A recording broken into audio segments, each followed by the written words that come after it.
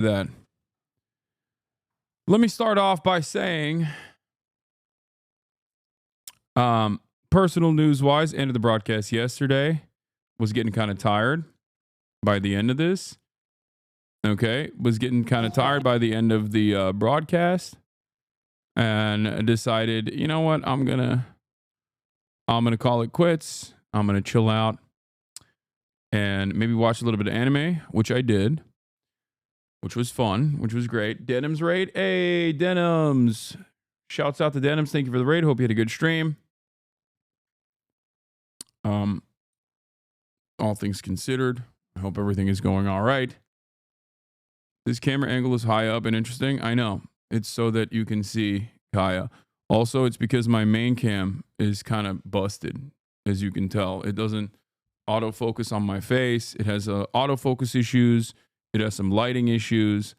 So in the interim, I'm just using the secondary because I feel like it's a little bit darker. It's a little bit better in general.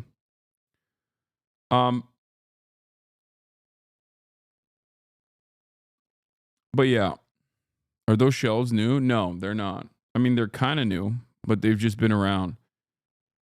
But in any case, folks, that's not the one I scratched in Japan. Also, we don't know if I scratched it. Let's be real. Personal news wise, what have I done? I watched a lot of anime last night. I went to bed at like 10, which is, pretty good. I was able to basically stay up until 10 p.m. And then I woke up at like around 3, watched a little bit more anime, and then went back to sleep. And basically woke up early in the morning, went to work out, and we're freaking back. Can you please address the criticism here? What is this? Stream and talks at the same time. Okay, but that's based. You're just based for that. Like, you're literally just based. Okay? What? Like, you're right about that. And you should say it. And we should all keep saying it. What? And he should stop pulling a Kamala by saying, I am speaking. Sorry. I'm speaking. We should keep saying it. I don't know what's going on here. Maybe if enough of us push him, he will stop doing it, okay? What? Maybe. Great clip that cuts off the initial context. Yeah. There's criticism here, but I don't even know what it is. Denim's on Hasan speaking with his mouth full. Yeah, I'm not going to stop. Yeah, I will never stop eating on stream, and I will never stop speaking with my mouth full.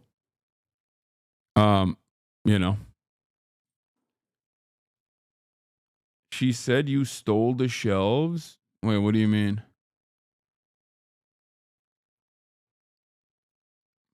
You got to blame my mom for that. Nothing. They're saying that another content creator has the same exact shelves behind her, and I'm saying that you are responsible. Yeah, my mom is the one who bought them and chose them. My mom is a big Denim's head. I think that's why. Well, yeah, that's the person who had the shelves. Yeah. Yeah, my mom can't even figure out Twitch to watch me. Okay, so your voice stops the room from spinning. Okay, nice. Did you see the new HasnAbi hit species just dropped? The way my rabbit doesn't give a damn about me when his favorite show, the HasnAbi broadcast, is on. Oh my god. I know that I have this aura on cats. I didn't know that it also existed for rabbits as well.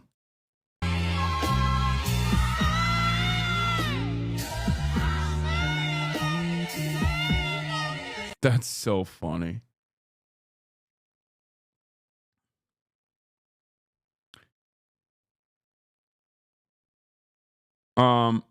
Sorry, Sam, but is it possible to see that pic with your giant dog up close somehow? I can't stop looking at it, but it's too far away, and I'm curious if it's painted or computer generated or whatever. Do you have it posted somewhere maybe? It's painted, and no, there's no way that I can take a picture that is framed, a painting that is framed on my wall, and bring it up closer to you. My cats sense your cat hating aura and sit in front of my screen all the time when I'm watching you. They want me to stop. It's really an awful noise, though. I legit have to turn you off when you eat. Not saying you should stop eating on stream, but like, could you at least try to eat away from the mic? Misophonia is a real thing, dude. Yeah. Suck me is my answer to that. And the reason for why I say suck me is because I have the greatest, strongest noise gate in the game, and you very rarely ever hear mouth noises. So, you know, that's it. That's literally it. Guess Hasan can't watch the video now? What is this? And it'd be a shame if somebody was, well. Oh, is he going to claim he's going to sue? Is he implying he's going to sue Denims for violating his cot? Oh, please. That's insane. He's like up and down the timeline begging for people to watch the video because it's so damning. And now he's implying that he's going to hit a copyright strike.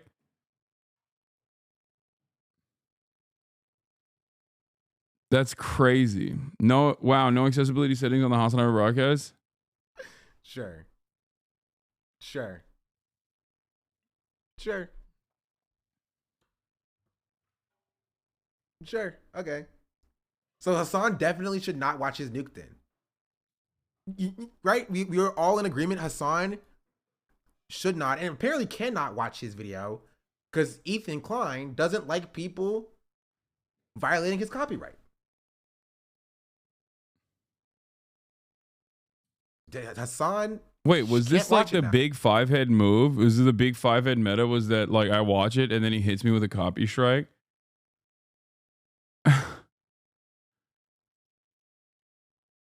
Like, what is happening? Anyway, I don't know. I don't really care. I've moved on from this. I hope everyone else can as well eventually. Who knows? Ethan going anti-fair uses a real Fetterman move. Oh my God. Did he also get hit with a stroke gun that makes you more pro-Israel than you were prior?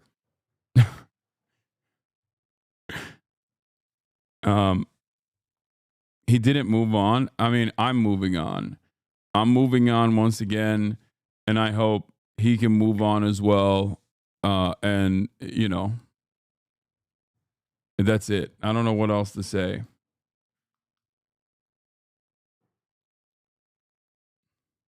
Throwback Friday, this cinematography and trains is why I will miss Japan. Oh, this.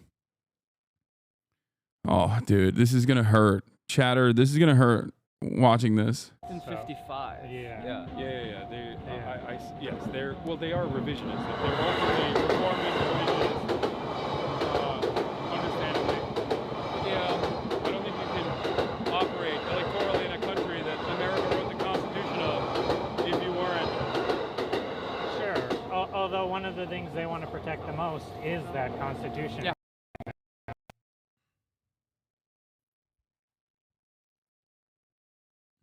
Did you read the JCP newsletter? They love the Constitution. Yeah.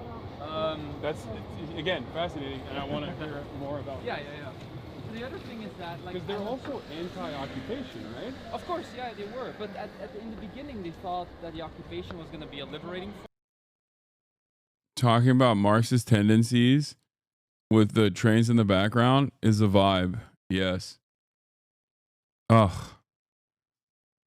Can you imagine walkable cities? Just for a brief moment, think about that. Walkable cities, adequate public transit. With the inauguration By the way, speaking of Japan, we're going to start off with this. Even stronger. Japanese Prime Minister is Today, here. I conveyed my willingness to cooperate together to elevate Shigeru Japan's investment Ishiba. in the United States Today, doing to a press conference. Right unprecedented after I amount came back, of he came back too. $1 trillion.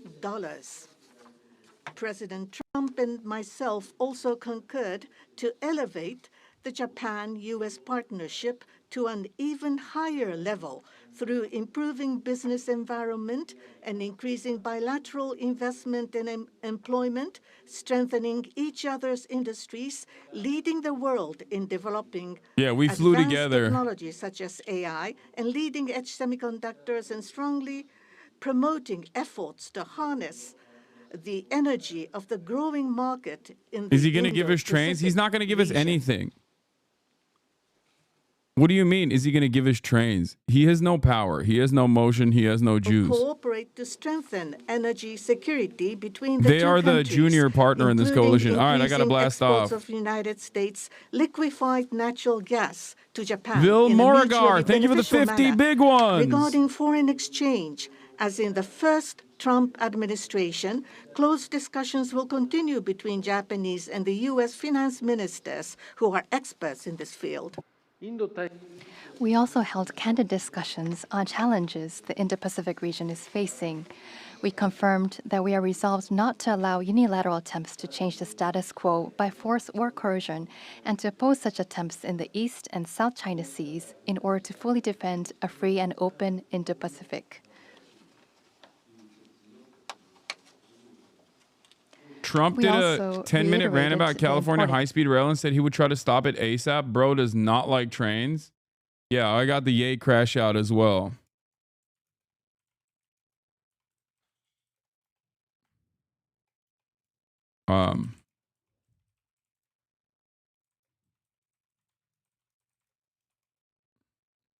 Hold on, Freaky Friday.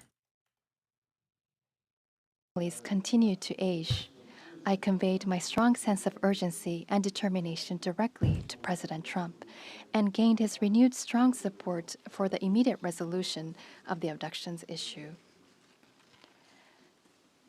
While this was my first face-to-face meeting with President Trump, we were able to openly and frankly exchange views. Do we have and our meeting turned out do we have to a be blast very off meme? productive and meaningful. As a result of today's meeting, which marked a new departure for the Japan-U.S. relations, we are issuing a Japan-U.S. Joint Leader Statement. This document will serve as a compass for further cooperation between our two countries. On the basis of these deliverables, I just used the Prime Minister's I look forward to working Trump together with President Trump, glaze fit who I respect immensely, as a to blast usher in off. a new golden age of Japan-U.S. relations. He's so scared, by the way. I look Like, forward to welcoming you to Japan. from what I understand, the Japanese politics is Excited about that like process. Japanese politicians are absolutely terrified.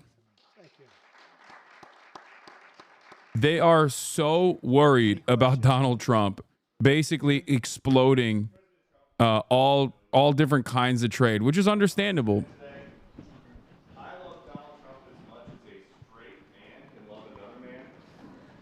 What does the first lady think about that? Oh, I think she'll be okay with it somehow. I'm trying to defend you in TikTok comments right now. I don't know how you do this every day. Keep up the good fight, soldier. Engineers have access to these treasury payments. The truth is the greatest answer to all defamation. They're saying that these systems are used to disperse trillions of dollars each year and contain everyday Americans' That was the question Trump was just asked. What does Melania think about this? bank accounts. Why does Doge I love real Donald Trump as much as a straight Well, it man can doesn't, love but another they man. get Yeah, it I very saw easily. this. I mean, we don't have very good security in our country, and they get it very easily. And what we're doing, if you look at what has just taken place with respect to some of the investments that have been made on another agency that people have been talking about for years, but nobody did anything about it, it's absolutely obscene, dangerous, bad, very costly. I mean, virtually every investment made is a con job. There's nothing of value to anybody unless there's a kickback scheme going on, which is possible. Having foreign leaders sit through Donald Trump's ramblings about how like foreign aid organizations are actually doing a con because they're, paying to make people more woke and gay or whatever Donald Trump thinks is happening is so funny. We're talking about trillions of dollars. It will be, in the end, trillions of dollars. Trump being just absolutely wasted, and misses perhaps the GOAT. illegally. I would say He misses certainly in Shinzo many Abe. cases illegally, That's what it but is. perhaps illegally overall. And I'm very proud of the job that this group of young people, generally young people, but very smart people, they're doing. They're doing it at my insistence. It would be a lot easier not to do it, but we have to take some of these things apart to find the corruption. We found tremendous corruption. Anne. Department of Education, what do you think when you saw Democratic lawmakers trying to get into the Department of Education earlier today? Well, I see the same ones. I see Maxine Waters, a lowlife. I see, all these people. They don't love our country. They don't love our country. We want great education. So they rank 40 countries in education. We're ranked dead last. But the good news is we're number one in one category. You know what that is? Cost per pupil.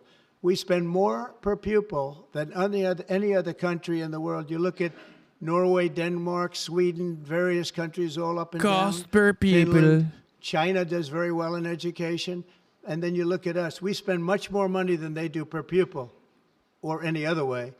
But we spend much more money than they do, and yet we're ranked. There's another one that we're number one at. Biden's last We're year, number one at another thing. Joe, School we're ranked shootings. Dead last.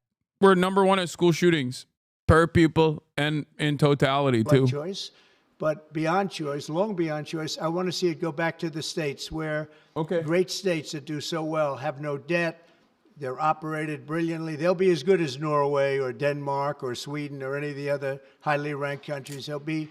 You probably have 35 to 38 states will be right at the top. And the rest will come along. They'll have to come along competitively. And by the way, we'll be spending a lot less money. And we'll have great education. As part of this DOJ talks about the cutting effort, one of the DOJ engineers was fired for some inappropriate posts. The vice president says, bring him back. What do you say? Well, I don't know about the particular thing, but if the vice president said that, did you say that? I'm with the vice president. Thank you, Peter. Yeah, go ahead, please. Yes, red dress. Thank you so much, Mr. President. Just how strong do you want Japan's military to be? And do you specifically hope that their increased military spending will deter China and North Korea? What did you talk about that today? Well, I want our military to be the strongest. I also no, not your military. Don't mind spending so much money. She's asking about the Japanese military. Also, that's like a child. Who is that person from? What organization is that journalist from? Because that was a question that was like a elementary student. Huh? Kapıda paket var büyük. Strongest military by far. We have great people. Was that like OAN or what was that? Was that the influencer? Having gone through the gauntlet, he went through a lot, but he got through, and he's going to be a tremendous. She was like, "Hello, Mr. President. Don't you think it would be sick if Japan had a big military? And is it because you want them to fight back against North Korea and China?" It's like, yeah, that's the entire principle for beefing up Japanese self-defense, okay, which is unconstitutional, as we found, as we investigated further with the JCP stream. Go ahead. America meeting with Japan after you come back, your influence is getting ridiculous, dude. This is Hiramoto from Nippon Television. My question, let me ask two quick questions. Sure. First, this is the first meeting between Mr. President and Prime Minister Ishiba. So what kind of impression do you have on him?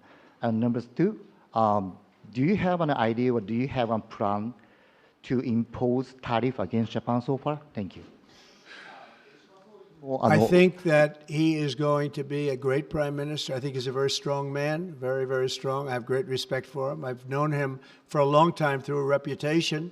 Shinzo Abe thought the world of him, and I think he's going to do a fantastic job as prime minister. A very strong person. I wish he wasn't so strong. I wish he was a little bit weaker than that, but that's what I got. I have to get strong guys all the time. He's going to be a great prime minister. I also, in terms of tariffs, I mean, we're going to have tariffs, mostly reciprocal tariffs, where we He go loves with, Shinzo, dude. Shinzo Abe. Monday or Tuesday, have an announcement, probably a news conference. This one looks but just probably like him. Reciprocal tariffs, where Liberals country say that's pays racist. so much or charges us so much, and we do the same. So very reciprocal, because I think that's the only fair way. They to brought do a it. new That way one for me. Nobody's hurt. Hopefully, They you charge protect us, your we charge six. them. It's the same thing, and I seem to be going in that line as opposed to a flat fee tariff. Okay. Yes, go, please. Please, go ahead. Why don't you go ahead?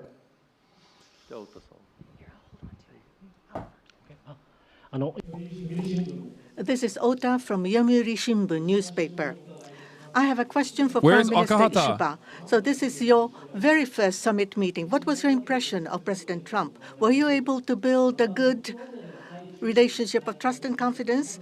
In Northeast Asia, there are many challenges, China, North Korea, and so forth. And with President Trump, what did you appeal to him, and what kind of understanding were you able to 940, obtain? thank you for On the 20 economic gifted field, subs. there is the acquisition of U.S. Steel, the buy Nippon Steel, and there are expansion of import of LNG. What were the Why communication no tariffs against discussion did you Japan? have with President Because Trump? he loves Shinzo. For the $1 trillion of investment from Japan to investment, what was his reaction? What about your communication on tariff front? This is the first time that I met with President Trump in person. So this was the first time meeting face to face. But for many, many years, I have watched him on television. So it was quite I was so excited to see such a celebrity on television, to see in person. On television, he is frightening. And he has a very strong personality. What the fuck? But when I met with him, actually, he was very sincere and very powerful and with strong will for the United States as for the whole world. Bro, I was able to feel that. This was the Shinzo method as well, this which is like aggressively not the glaze sort of Donald Trump. polishing, And be or one of the trying only to like world suck up leaders to that will him stand by his for side the world and hope that he peace doesn't and for roll the over your regional country. stability that both of our countries need to play our role. So he's and following the make Shinzo our method. endeavors and responsibility. As for the increase of our defense expenditures, it is not that we are told by the United States to do so. Japan, on our own decision, and on our own responsibility, we need to increase our defense expenditures. But of course, we need to communicate and consult with the United States. But the responsibility is with Japan, and the decision is with Japan. Now, on the tariffs, that if it is mutually beneficial, tariffs need to be set. And as for Japan, as Mr. President has introduced to us, an unprecedented investment will be made from Japan to the United States, and so many jobs will be created. So $1 trillion is the target. And this will be to the benefit of the United States, but also to the benefit of Japan as well. Investment is mutually beneficial. So be it What's with happening? US Are you Steel, lagging or is it me? as Am I Mr. lagging? President says, it is not acquisition, it is investment. So the Japanese technology will be provided, and the better quality products will be manufactured in the United States, and the U.S. Your Steel audio is will out of make sync? products which Audio will contribute stutter? not only to the United States and Japan, but also to the whole world. It is not one-sided. It will be reciprocal. It will be mutually beneficial. And I believe we were able to share on this, and that is the biggest result that I have seen today. Thank you very much. Go ahead, please. Yeah. I wanted to ask you about that U.S. Steel deal. So you're saying that is this a restructuring of the deal that's happening, and then will you approve? They're doing it as an investment, no longer a purchase. Okay. I didn't want to Rand purchase. 940, thank you for the 10 investment I love. gifted. and they're going to do a big investment, subject to getting the deal done. Floki, thank you for the 20 gifted. I'm okay with that, sure. And for the Prime Minister, what was your argument to the President? They're related to literally this like, deal? yo, And we what will were the invest so tariffs? much. We will invest a lot of money into the country. Please, please don't roll over us with global trade. Back and forth. What was the reception from Please, the no Japanese matter Prime what. Minister when you said that or when you talked Well, about we it? didn't discuss tariffs too much. We really discussed many other things, including the pipeline in Alaska, which I think is going to be maybe the most exciting thing with Doug and Chris. We discussed that at length, the pipeline. I mean, it seemed to be of great interest to them. It's, Did I do we some have lobbying for Trump while I was out there? potentially, Yeah. More oil and gas than in Saudi Arabia, just in Chat, Alaska. We have it's time to tell you the truth. in the world. It's a big asset for the United States. I'm actually a part of the USAID. I'm a USAID recipient. I've been working for Donald Trump. I actually went to Japan for on a national prosperity and friendship tour. Were in charge of it. They had no clue what they were doing. It's time to come clean. Big problem. I went to Japan with one purpose, and that was to ensure our partners in trade that their security was of our utmost importance, and that they will play a very significant role as the bulwark against Chinese communism. You might answer that question. He's Yeah. curious about that himself, I think.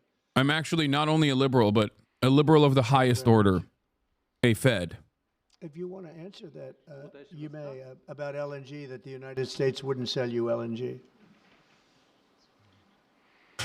The highest stage of liberalism is when you're a CIA member, when you're a part of the State Department, and that's what I am. That was a really unfortunate thing, but the current administration, the previous administration was not allowing the LNG to be exported to us. I believe that President Trump, on the day of his inauguration, allowed us to resume this importing. I think this is something that is really wonderful for us. And as the country of Japan, we are interested in importing not just LNG, but also bioethanol, ammonia, and other resources at a stable price. Listen, the only people that work for the State Department or are federal agents, or at least federal agent contractors, that criticize Israel as much as I do, are the ones who are overtly and openly anti-Semitic. Okay? That's it. Those are the only voices that are allowed for some obvious reasons. If you are not anti-Semitic, and as a matter of fact, aggressively against anti-Semitism and also simultaneously anti-Israel, you are the biggest threat. Because if you're an anti-Semite and you say fucked up shit about Jews and then turn around and say you also hate Israel, that's great. That's a great propaganda opportunity. You can go back and say, look, these guys hate Israel because they're anti-Semitic. Okay? If you are, on the other hand, someone who routinely combats anti-Semitism and simultaneously, from an empathetic point of view, are in support of Palestinian emancipation, well, then you're a real threat. You're a real danger.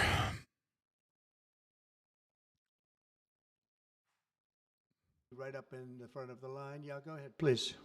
Go ahead. Mr. Prime Minister, I have a question for you as well, but Mr. President, I'll start with you. Quickly, to follow up on what Peter was asking, have you directed Elon Musk to review Pentagon spending, given it's the biggest discretionary spending in the federal budget? Yes, I have Pentagon, education, just about everything. We're going to go through everything, just as it was so bad with what we just went through with this horrible situation we just went through, and I guess 97% of the people have been dismissed. It was very, very unfortunate. You're not going to find anything like that, but you're going to find a lot, and I've instructed him to go check out education, to check out the Pentagon, which is the military, and sadly you'll find some things that are pretty bad, but I don't think proportionally you're going to see anything like we just saw. FBI has turned over a list to the Justice Department of the FBI agents who worked on the January 6 rioters cases. Are you planning to fire the FBI agents who worked on those investigations? No, but I'll fire some of them because some of them were corrupt. I have no doubt about that. I got to know a lot about that business, that world. Rand 940 with another 10. We had some corrupt agents, and those people are gone, or they will be gone, and it'll be done quickly and very surgically. Did you have a question for the Prime Minister? Talk up. I don't know. I don't know. I know we have some that are very corrupt and we don't like it. We're going to bring back the reputation of the FBI. Kash Patel is going to do a great job. And we're going to bring back the reputation of the FBI, which has been hurt very badly. It's been devastated over the last 4 years. You have just been meeting for the first time with President Trump. The last administration famously did not have hardly any, if at all, contact with North Korea. President Trump certainly did the last time he was in office. Would you like to see him resume that contact and also that in-person meeting that he had with the North Korean leader, Kim Jong-un?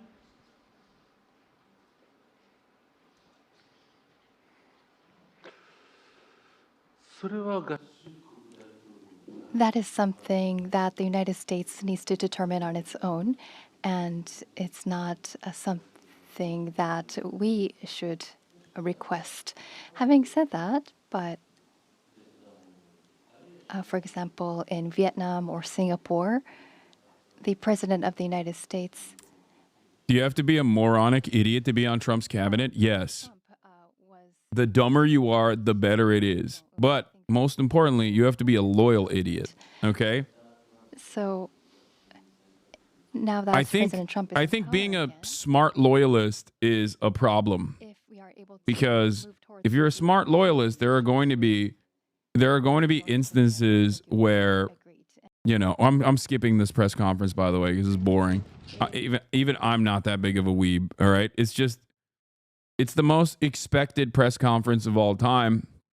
Obviously, Shigeru Ishiba, and I've been following this on the Japanese news side.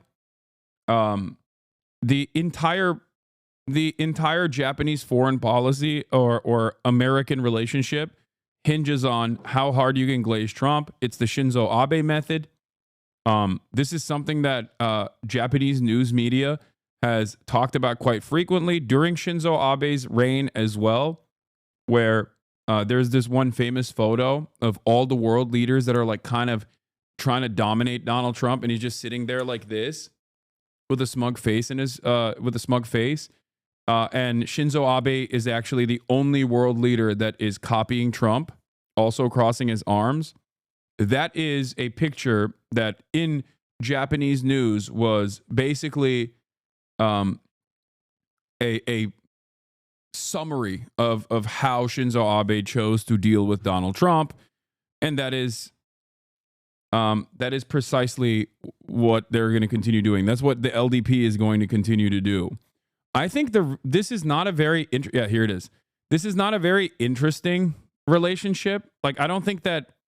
Yeah, as you can see right here, this was the photo that summarizes like the Japanese relationship with Donald Trump the first time around. Obviously, Shinzo is now dead. He was assassinated, but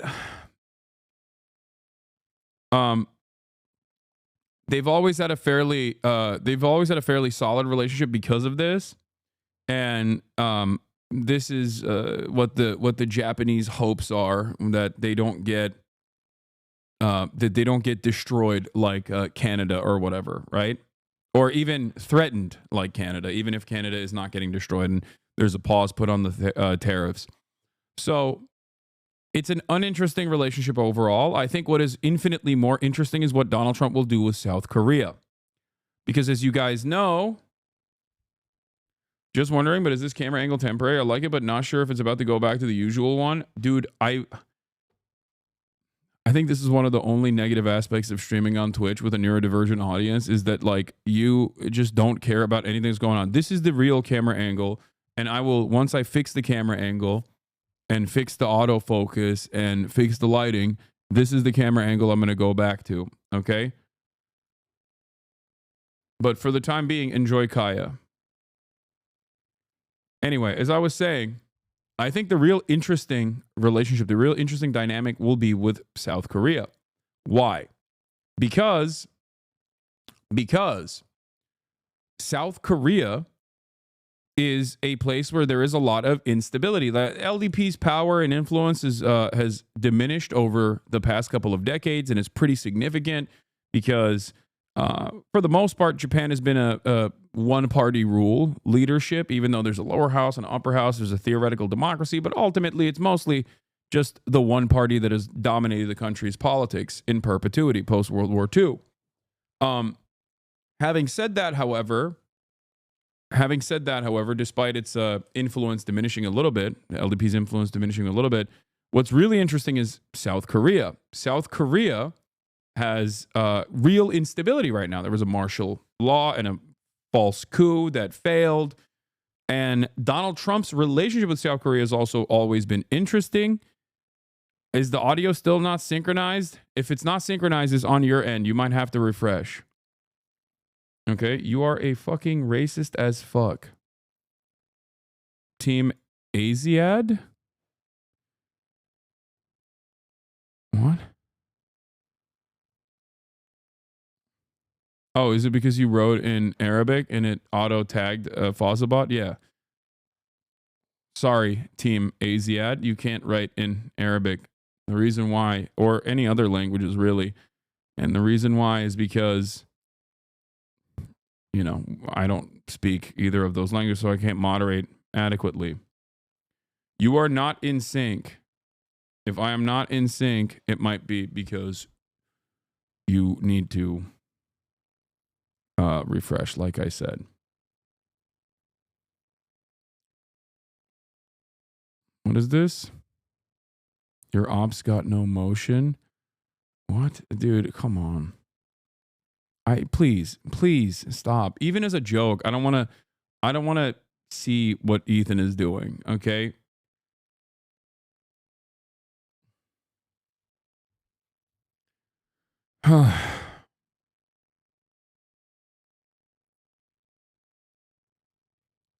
I'm over here trying to explain foreign policy. It's unironically desynced and refreshing does not fix it.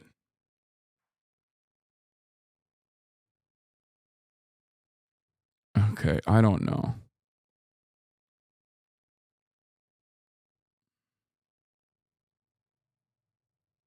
I don't know. I give up. I'm sorry. Anyway.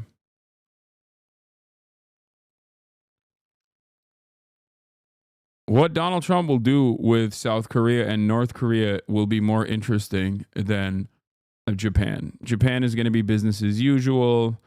Offer them defense contracts, beef up their army, even though it's unconstitutional. Okay? And that's it.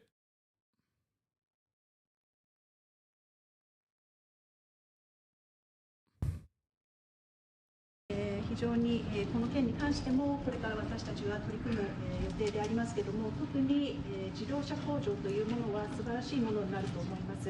米国への投資が進み、自動車を米国で作るということ、これは非常に良いビジネスになると思います。多くの国々からこういった投資がありますけれども、これはひとえに米国の税制があるからだと思います。ですので、こういった業務というものはこれからもどんどん進んでいくことを期待します。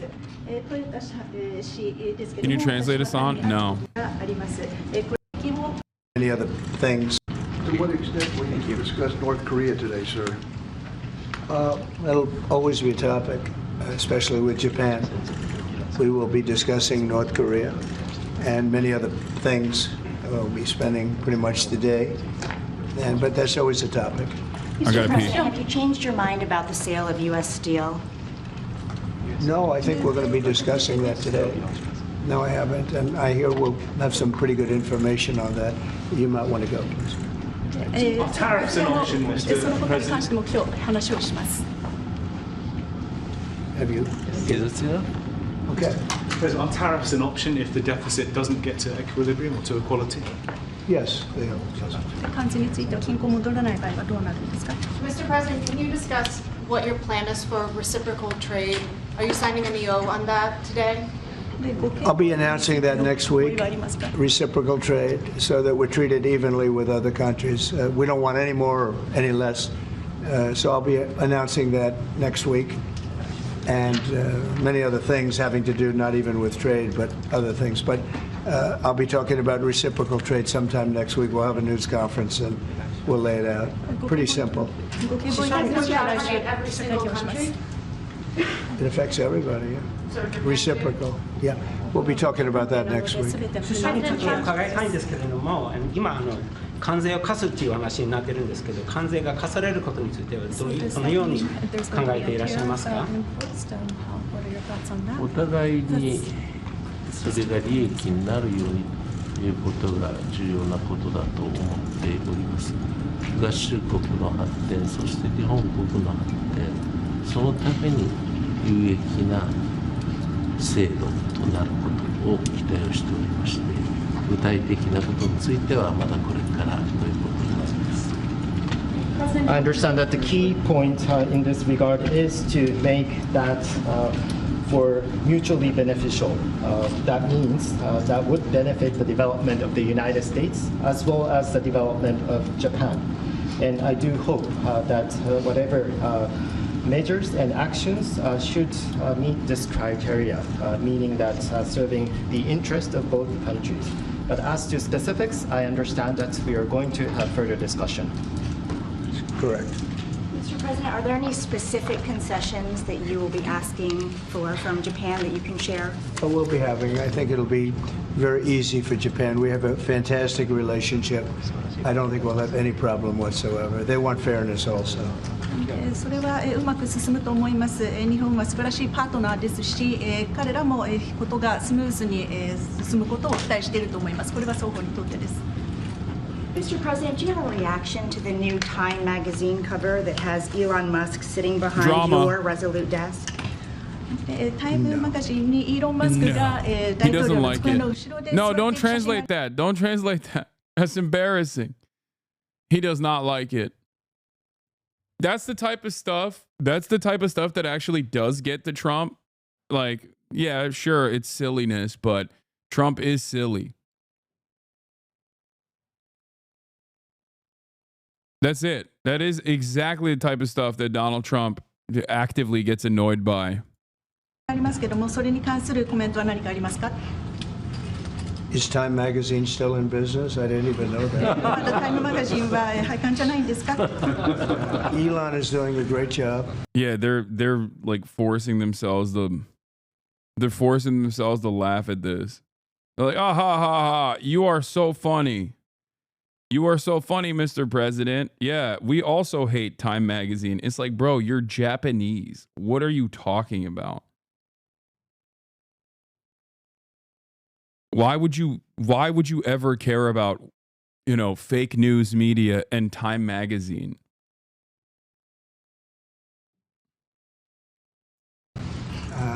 He's finding tremendous fraud and corruption and waste. You see it with the USAID, but you're going to see it even more so with other agencies and other parts of government. He's got a staff that's fantastic. He's wanted to be able to do this for a long time, and everybody else knew it was existent, but I think never so much when you look at USAID. That's a fraud. The whole thing is a fraud. Very little being put to good use. Every single line that I look at in terms of events and transactions is either corrupt or ridiculous. And we're going to be doing that throughout government. And I think we're going to be very close to balancing budgets for the first time in many years. I think we're going to be very close to, in addition to monies coming in from tariffs, et cetera, et cetera. But no, he's doing a very good job. I'm very happy with it. Will you put Elon Musk up on the podium for us to ask him some questions, Mr. President, at any point? Will you put Elon Musk up on the podium for us to ask him some questions? Oh, sure. He'll be. He's not shy. Elon's not shy. Any further deliberations on Gaza, sir? The timetable for a takeover? No deliberations. It's been very well received, where basically the United States would view it as a real estate transaction, where we'll be an investor in that part of the world, and no rush to do anything. We wouldn't need anybody there. It would be supplied and given to us by Israel. They'll watch it in terms of security. We're not talking about boots in the ground or anything, but I think the fact that we're there, that we have an investment there, I think would go a long way to creating peace. We don't want to see everybody move back and then move out in 10 years. This has been going on for 50 years, much more than that. We just want to see stability. That would be having us have that particular piece in that particular location, I think would show great stability and would lead to great stability in the area for very little money, very little price, and we wouldn't need soldiers at all. That will be taken care of by others. And the investments are taken care of by others also. So for no investment, I mean virtually no investment whatsoever, it would bring stability to the area, and others can invest in it later on. But we're in no rush on it. There's absolutely no rush. President Trump, do you believe DeepSeek is a national security threat, and how do you plan to collaborate on AI initiatives? On where? DeepSeek, do you believe it's a national security threat? No, I think it's happening. I mean, it's a technology that's happening. It's actually, I think we're going to benefit if it's correct what's going on now, that it'll be a lot less expensive. The AI we're talking about will be a lot less expensive than people originally thought. That's a good thing. I view that as a very good development, not a bad development. Mr. President, on autos specifically, in your first term, you tried to tariff autos. Is that on the table still? Are you trying to do that in your second administration? Auto tariff? Auto tariff? Oh, yeah, sure. That's on the table. That's always on the table. It's a very big deal. Because we are, we have cases where we don't supply autos and other countries do, and we have to equalize it. We have to stabilize it and equalize it. Will you have Vice President Vance meet with President Zelensky next week while he's in Europe? I will probably be meeting with President Zelensky next week, and I will probably. The amount of glaze that he offers to China is weirding me out. He even mentions that China's education is fantastic, which is odd because that's like a thing that you normally wouldn't hear from an American politician, even though it's the truth, right? Usually, at best, Democrats will glaze like Nordic style social democracies or whatever in terms of social safety nets.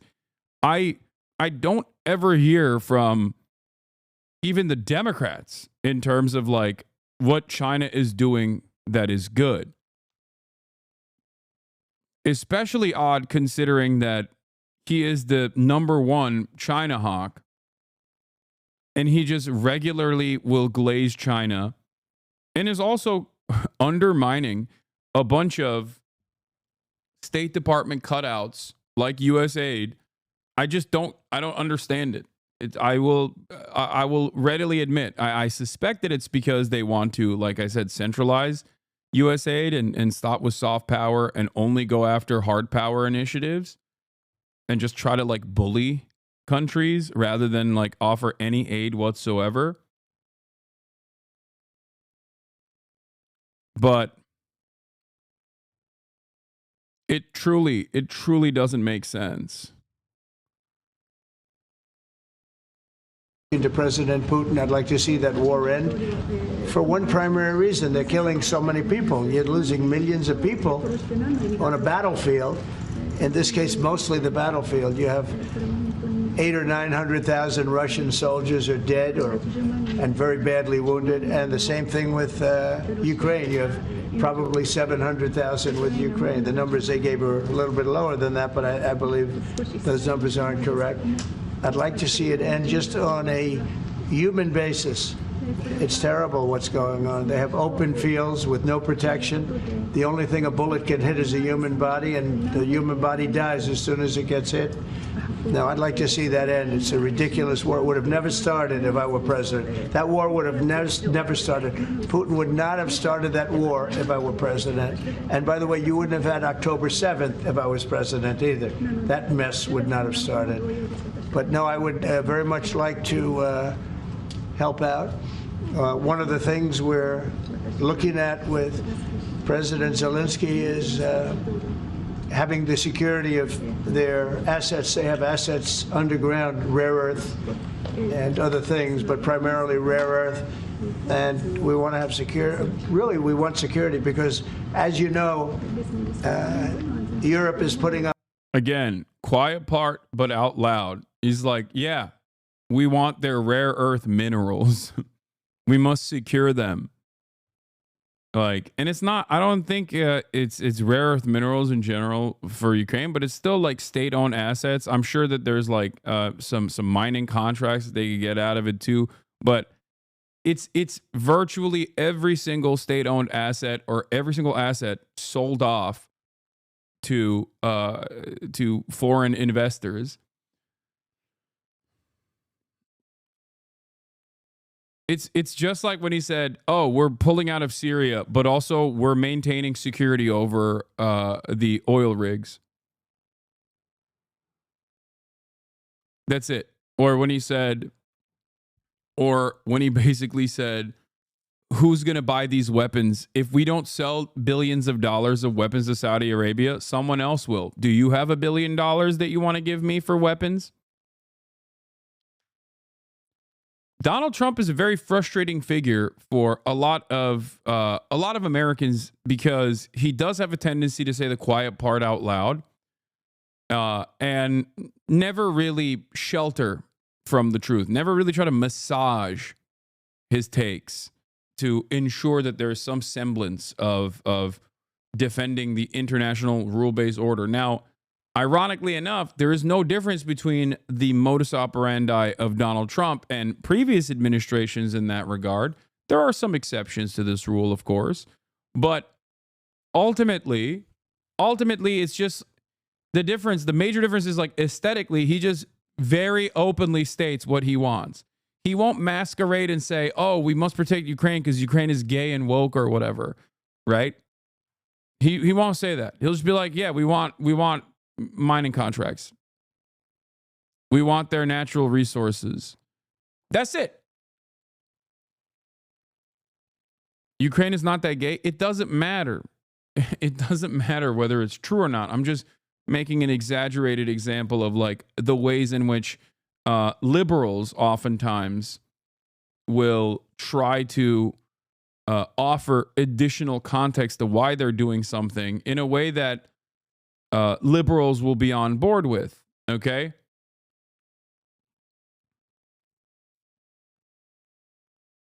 And the reality of the matter is people don't respond positively to that because when they are faced with the indecency, when they're faced with the cruel actions of the American state, they're like, "Oh, but I don't like that because it doesn't make me feel good." Right? That's it. Why is Hasan audio so delayed? I don't know. For some people, I'm still delayed, it seems. But for others, I'm not. So I don't know what's going on, honestly. I can't tell if people are memeing or not. Much less money than us. Much. NATO, Europe, call it whatever you want. And we're at probably 300 billion plus, and they're at probably, the real number is 100 billion. That's a lot. Do you want to do this real quick and see if it fixes I checked off on properties on my desktop audio. I checked off use device. Yeah, I don't think I have that right now. Like, I don't think it's... Yeah, it's not. It's not. Device timestamps is not on right now. So I don't know why there's a delay. Timestamps.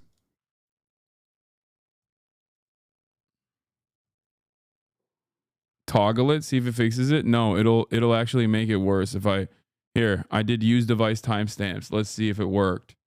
It's probably going to be worse now. A lot of money, but it's 200 billion less than us, and there's an ocean in between. And they need it more than us, so we're asking them to equalize and get even. But we're also asking President Zelensky for... It's worse now. Yeah, the video is probably worse. The desktop audio is worse. All right, I fixed it.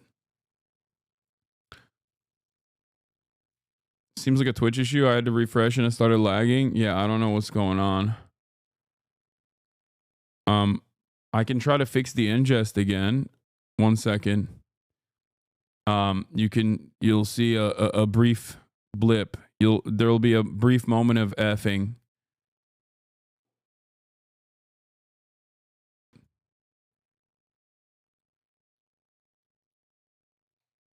Let's see. We're back. Is it better? Why does everybody say F? I know. You don't have to refresh. I'm changing the ingest.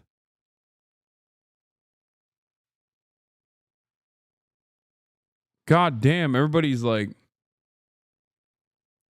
complaining about the F. There's no F. It's not a F. I did it. I did it on purpose. The security of, we're putting all this money up and we're saying, where does it stop? And yet we want to see it out to an end. We want to see it end. But we are going to be asking for the security, and we've already told him, of an equal amount of something where our money, the American taxpayers in for $300 billion. Biden never negotiated. He never told Europe to put in more money. And it got out of hand, just like NATO. Rando, NATO, with another 10 we were gifted paying almost subs. 100% of NATO when I first came in. Everybody was taking advantage of the good old United States, but not anymore. So what, and now, if you speak to the Secretary General of NATO, who was very nice when he was here 2 weeks ago, he said what Trump did was amazing. He got everybody to pay. And to do that, you have to ask. And Biden never asked. So we're in for probably close to $200 billion more than Europe. And yet, obviously, it affects Europe much more than us. So we would like them to stay, to equalize. They have to go more. And from our standpoint, we do want security and all this money that we're putting up. And you're speaking with him next week, sir? Is that what you said? You're going to speak He may meet next week, yeah. Whenever he'd like. I'm here. I'm here. Could be Washington. Well, I'm not going there. Are you planning to meet with President Putin, or are you just planning It could be, call? it could be. We've always had a good relationship. President Putin and I have always had a good relationship. That's why it's so sad that it happened. This would have never happened if I were president. It's so sad to see it happen. So many dead people. By the way, so many cities are demolished. They're like, you talk about Gaza? Well, take a look at Ukraine. So many of those cities are demolition sites. Demolished. So sad. Should have never happened. All those beautiful golden domes, but much more importantly, all those beautiful people are dead. And it should have never happened. Thank you very much, everybody. Thank you, President. Go, guys. Ukraine is so flat. The only thing stopping a bullet is a President person's Trump. body. All right. Update. After Trump just said he agrees with JD, Elon says his Nazi staffer is now back. Yeah, we're going to talk about that in a second. So, a couple things to discuss here. But before we get to, yes, we're going to talk about Kanye West saying he loves Hitler and all the Kanye West crash out as well. Okay. We're going to talk about all of that. Now, what did you see this pic, by the way? What is this pic? Oh my God.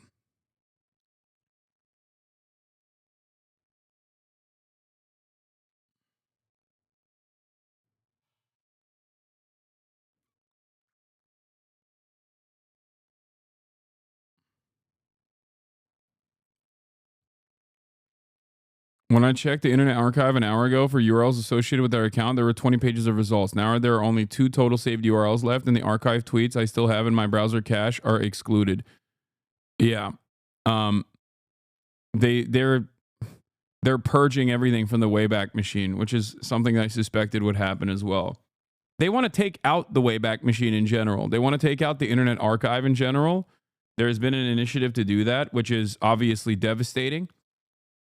But if they don't actually take out the archive, then they will basically delete certain parts of the archive, and the archive will play ball in order to, in order not to lose out on this valuable resource.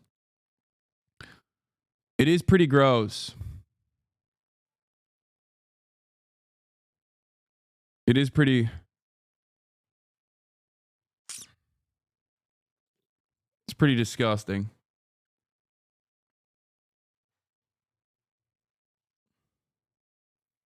We're going to talk about the Department of Education and how politicians are blocked from entering the Department of Education right now by some guy, just one guy. Here it is. This is what's going on currently this morning. They're blocking members of Congress from entering the Department of Education. Elon is allowed in and not the people. Illegal. And I said, remembering what the Korean politicians did when the president tried to use special forces to block them from entering the National Assembly. It's just one guy. He's not a federal. They have no right to do this. He's not a federal. They don't have the right to do this. Like this guy with this weird ass Band-Aid has no right to block people. You know?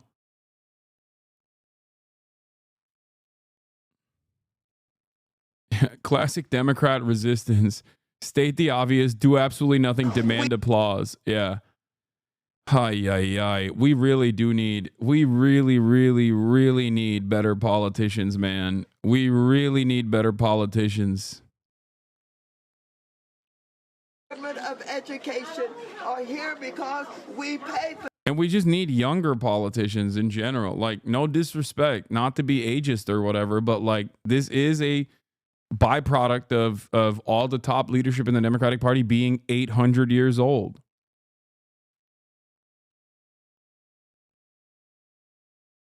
For them to be here.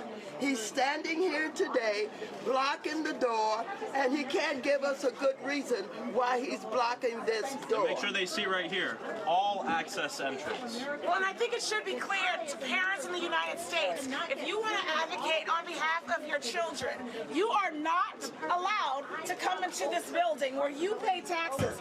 Parents who have children who are disabled, access is being blocked. You voted for members of Congress to advocate on behalf of your children with disabilities, for young women who have been victims of sexual assault in our classrooms, on our school grounds. Members of OCR are fighting for your children. We are not allowed in the building to talk to them. We are not allowed to advocate on behalf of America's children. America, we have a problem. Now, everybody stand. Department of Education. Like, even with Greg, he would become instant legend status if he just like said, hey man, you have no authority here. I'm just going in. There's not really much you can do about it. And then what? Okay, the cops arrested him. All right, so what? What do you think will happen? Like, what do you, this is how you're supposed to obstruct. Like, this is what you're supposed to do. Yeah, people are saying, oh, all right, there's cops inside. Okay. It is an illegal action. It is an unenforceable illegal detention. Yes, there are going to be some penalties in the process. What are we talking about? Okay, yeah, you get arrested. Do you know how much, first of all, as an elected representative, if you get arrested in that process for doing something that is within your rights, doing something at the behest of the public, okay, instead of sitting there and trying to say like, oh, look at this, this is so unacceptable. Yeah, you're actually getting a lot of momentum and more attention to your cause. It's a part of how you're supposed to do this.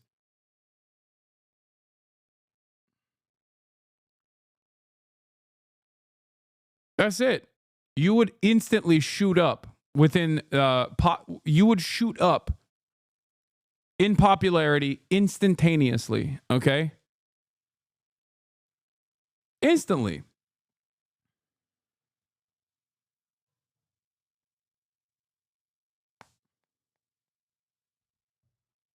If that's a part of political theater, then yeah, do some political theater. Do better political theater, because this kind of political theater is silly.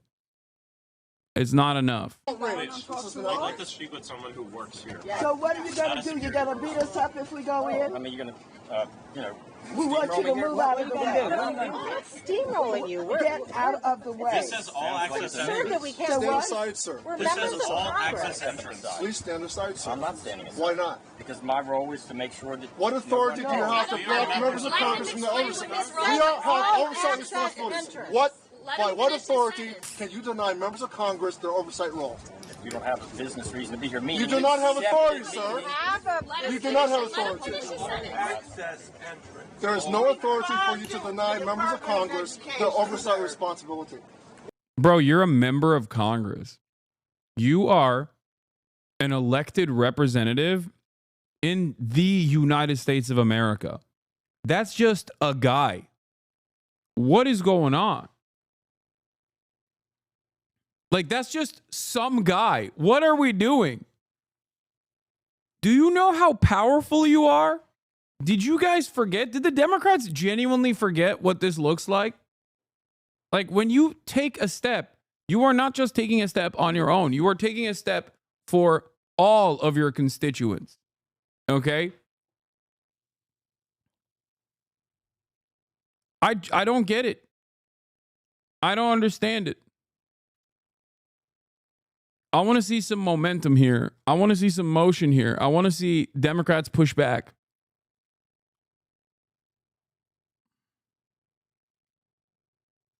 This stooge of the DOE door has the same power over Dems as the Senate parliamentarian does. Yeah, it's just...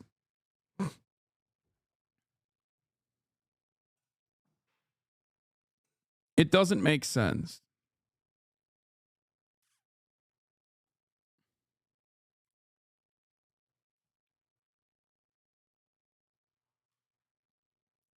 I just... Like, this is political theater, but it's bad political theater. Going inside would be good political theater. Getting arrested would be great political theater. Okay?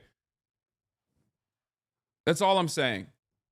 Not only would it be great political theater, but it also would get people to pay attention more to what is happening.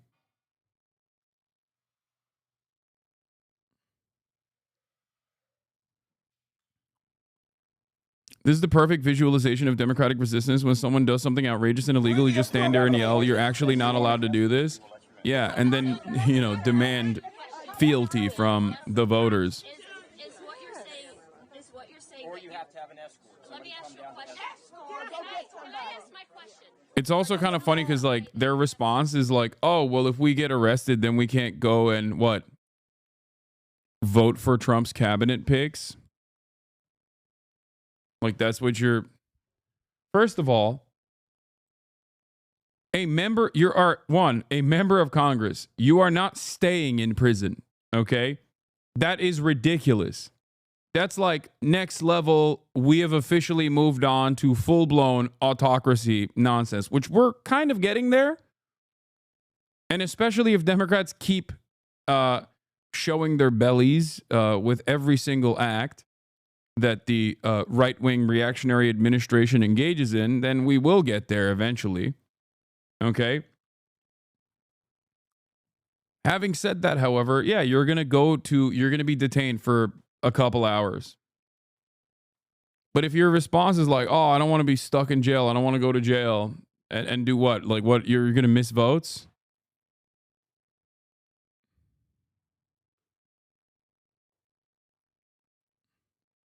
Like, what votes were you going to be voting for? Be on a guest list in order to come to the Department of Education. Either we are informed in advance if somebody's coming, or they knew we were coming. Like, peak liberalism is what we saw in the National Assembly in South Korea. That was where liberalism as a method and voting as like voting both as theory and as praxis actually worked. But that required politicians to actively not abide by whatever kind of illegal standards was being set by the administration in charge. Okay? Straight up. That is peak liberalism is what happened in South Korea. Yeah, here, remember, look at this. That's a member of the National Assembly grabbing the gun of one of the Special Forces soldiers. Like, that's insane, dude. Like, think about that.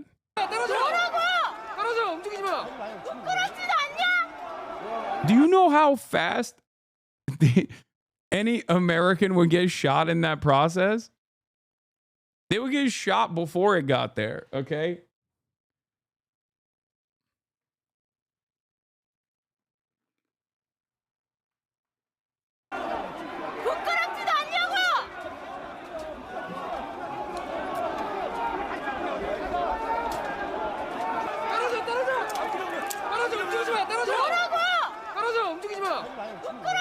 Yeah, that's also what happens when you're not 800 years old, I think.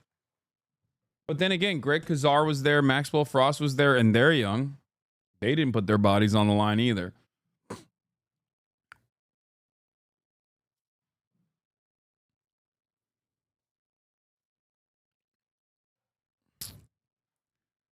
Just a sad state of affairs to watch, where liberals that present liberalism as the alternative, showing once again that liberalism, as a matter of fact, is not going to be enough to not only defeat, but even obstruct the Trump agenda. Because, like, breaking into the Department of Education, or getting into the Department of Education is not going to, like, solve this issue at all. But at least you are presenting a fight. You're presenting a fight and putting yourself on the line. You're showcasing that, like, you're showcasing that you're not afraid of sacrificing something. Hasan's chair is the hardest worker in the room. Yeah. This is true. Holds my fat ass up. My ass is very fat, chatter.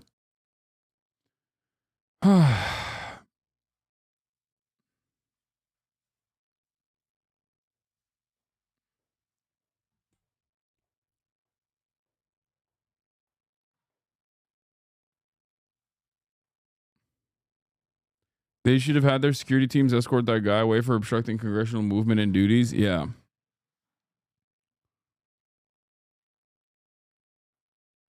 Anyway, God, I can't stand how corny these guys are. Speaking of how corny these guys are, here's what Elon Musk said today. I love @real Donald Trump as much as a straight man can love another man. Hey, not gay though, okay? Pause. No homo.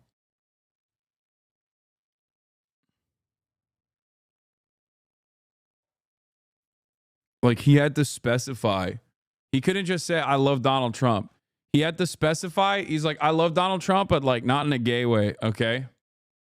Yes, I'm dick riding, but in a way where I'm not going to let him finish, you know, inside of me at least.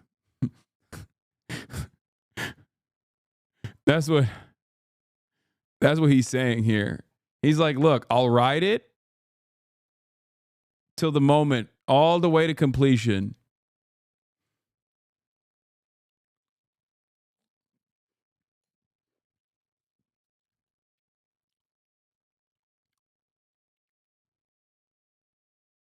Only one spin? No, multiple spins. And yes, they are bringing back the racist staffer. Elon Musk, 6 hours ago, post, bring back Doge staffer who made inappropriate statements via a now deleted pseudonym. JD Vance, who has Indian children. Okay? JD Vance, whose wife is Indian and has an Indian son. Now, the reason why I'm bringing this up is because one of the inappropriate statements that the Doge staffer made was something along the lines of, like, we should normalize Indian racism, or we should do more Indian racism. Something along those lines. Okay? Yeah, normalize Indian hate. I was racist before it was cool. You could not pay me to marry outside my ethnicity. 99% of Indian H-1Bs will be replaced by slightly smarter LLMs. They're going back. Don't worry, guys. That guy is now being defended by JD Vance, who has an Indian son. Okay? It's just like, I can't. Like, the only level higher, the only way you can be cucked even more on this issue is if you yourself were Indian and were like, yeah, this is actually pretty sick. I, as an Indian guy, also think we should normalize Indian hate. You know?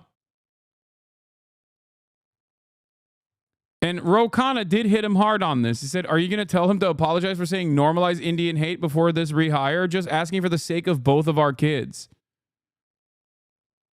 For the sake of both of our kids, grow up. Racist trolls on the internet, while offensive, don't threaten my kids. You know what does? A culture that denies grace to the people who make mistakes. A culture that encourages congressmen to act like whiny children. What do you mean? Dog, this dude is 25 years old. He's not a child, okay? While also simultaneously you're saying he's a kid for saying racist shit. He said it like 2 months ago. It's not like he was 14 when he tweeted that. He said it 2 months ago, you fucking asshole.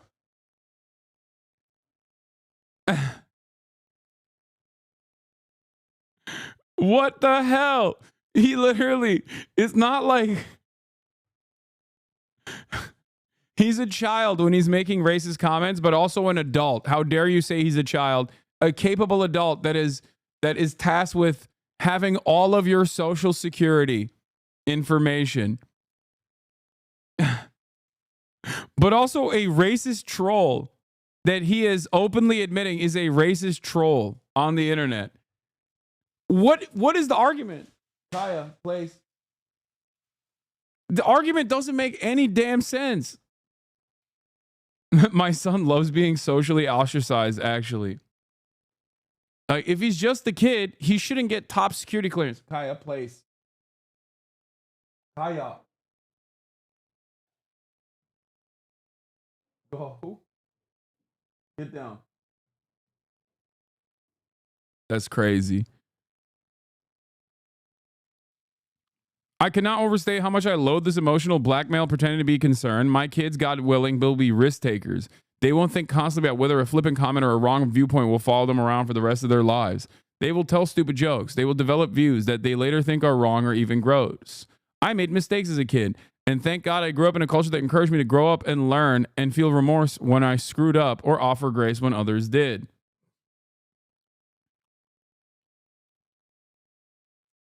Yeah, he said he wanted eugenic immigration policy and to repeal the Civil Rights Act 6 weeks ago. Okay? That is crazy. He's just like, come on. He's got a lot of growing up to do. But also, he's grown up enough that he should command the Treasury Department. Okay? He should have control over the Treasury in its entirety. He's grown up. But also, he has a lot of growing up to do in terms of his racist trolling.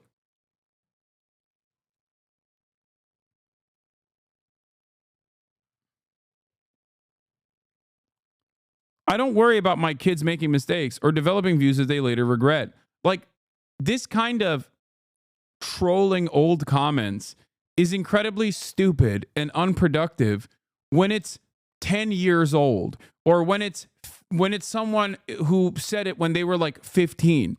But if you're talking about someone who wrote these takes, who is now going to be in the federal government, okay, who wrote these takes 2 weeks ago as a 25-year-old or 2 months ago as a 25-year-old, then what are we talking about?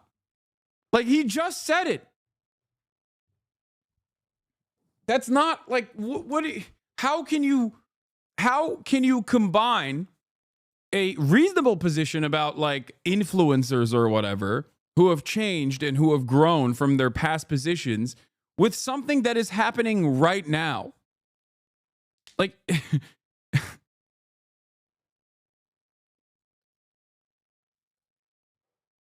it's so crazy. The next step here is basically when someone says like, oh, I think black people should be removed from all positions of power, right, in the federal government because that's DEI yesterday. And then people go, hey, maybe this guy who is very clearly a white supremacist shouldn't be in office. And then they go, oh, that was yesterday. He's grown so much. Okay? He's grown so much from his past mistakes yesterday. You don't understand. Why are you doing cancel culture to a guy who is wearing a Klan's robe? Excuse me. We all make mistakes. Nobody's perfect.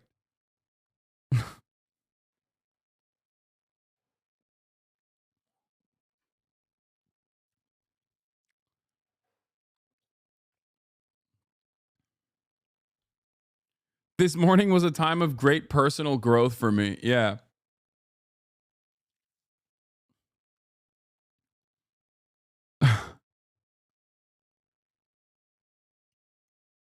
Why is the vice president airing beef on Twitter? Because that's just how it is nowadays. They'll grow up to be a U.S. congressman who engages in emotional blackmail. They'll grow up to be a U.S. congressman who engages in emotional blackmail over a kid's social media post. You disgust me. A kid? So if he's a kid, then maybe he shouldn't be in a federal agency. He shouldn't have control over a federal agency. Like, which one is it? He's not. Is he a kid? Is he a racist troll kid? Then maybe he shouldn't have this much power.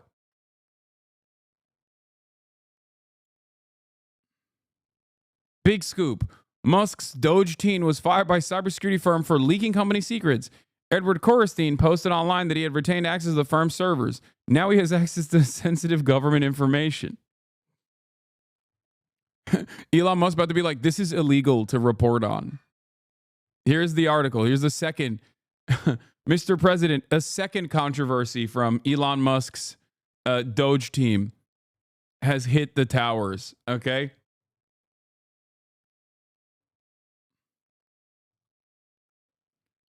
Edward Korestein posted online that he had retained access to the firm's servers.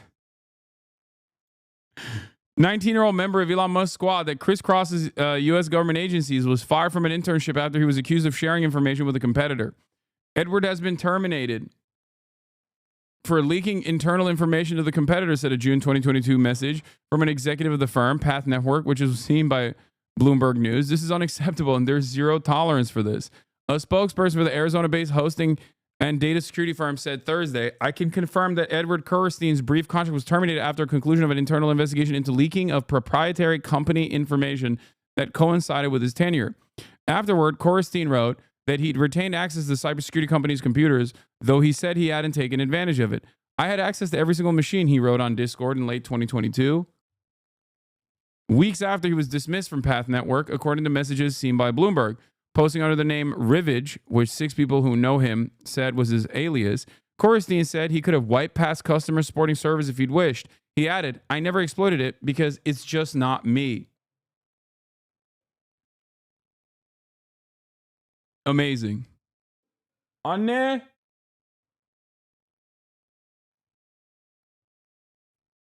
You don't understand. If he gets fired from his job, this one job, it will ruin his life. We have to let him have all of our social security numbers so that he won't ruin the rest of his life, because no one has ever come back from being fired. I write from a job I got after being fired hella times.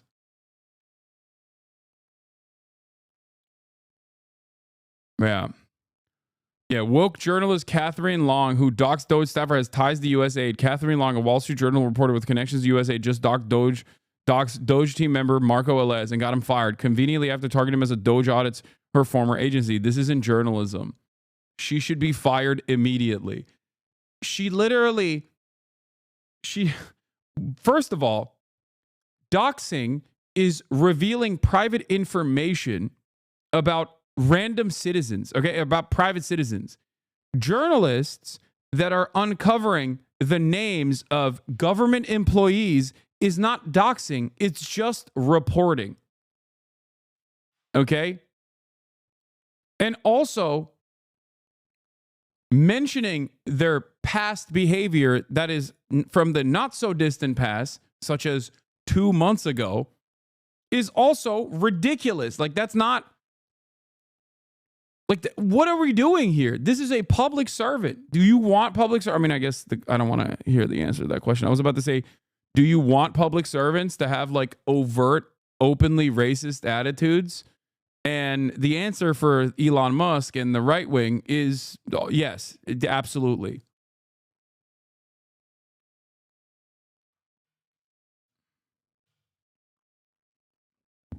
They do want that, yes. Also, wasn't it Wired, not Wall Street Journal, that dropped their names first? Yeah.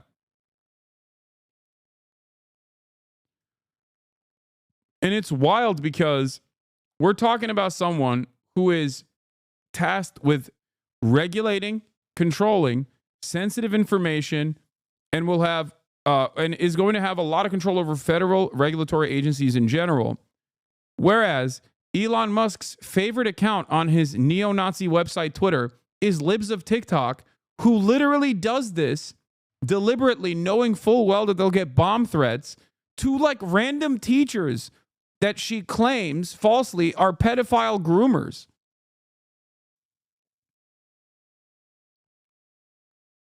Okay? Like, none of this makes sense. They want every single political enemy that they have decided is bad to suffer repercussions for the crime of, I guess, for the crime of, being gay while teaching. But also at the same time, if you are a government employee, God forbid we go, hey, you said really racist shit like 2 months ago. I feel like maybe you're not the best person, considering that you have no background, like no competent background whatsoever. And this is one of the craziest aspects of this also is that this is the team DEI, okay? Team anti-DEI.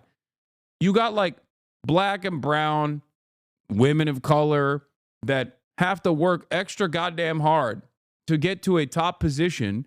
And immediately they're like, oh, they only got there because they're black. Or they only got there because they're brown. Meanwhile, the anti-DEI team is hiring 19-year-olds with broccoli haircuts with no competence whatsoever. Like, what the fuck are we doing? We want the most competent people to be tasked with this job. That's why we hired this 19-year-old white kid who apparently in the past was fired from his internship for leaking proprietary information. His comments made in a Discord server focused on another competitor company worried executives of Path Network who believed there was no legitimate reason for a former employee to access their machines, according to a person familiar with the incident. The person asked not to be named, citing the sensitivity of the matter.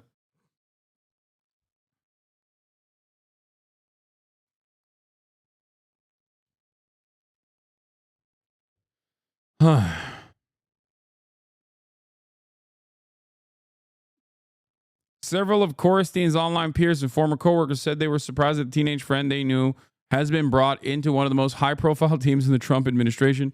His 2022 dismissal and the circumstances surrounding it add to questions about how he arrived in his new job with Musk's Department of Government Efficiency and how he'll handle sensitive government information that comes with it.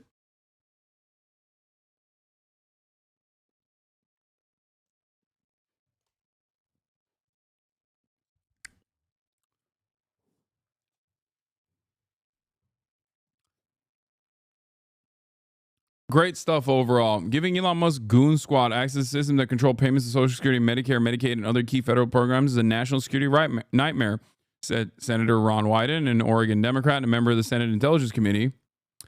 Every hour, new disturbing details emerge to prove that these guys have no business anywhere close to sensitive information or critical networks.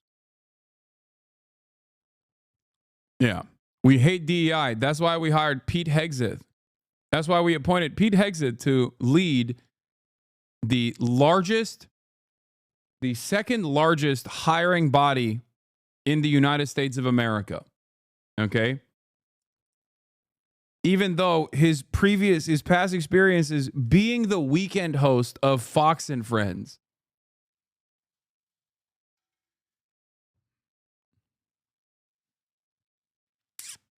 Like, think about DEI hires in terms of like the previous head of the DOD.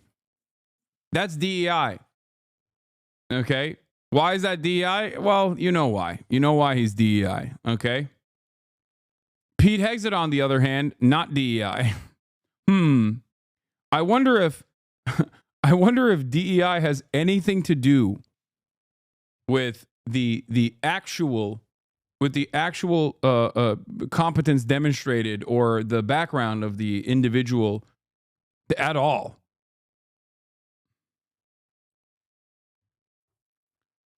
Just like everything else, DEI is, lo and behold, shocking to absolutely no one, at least in this community. DEI just means like they want to do what they think DEI is, but for white people. It's not merit-based at all, unless the only merit you care about is being white. Or being racist, really. Or being a troll.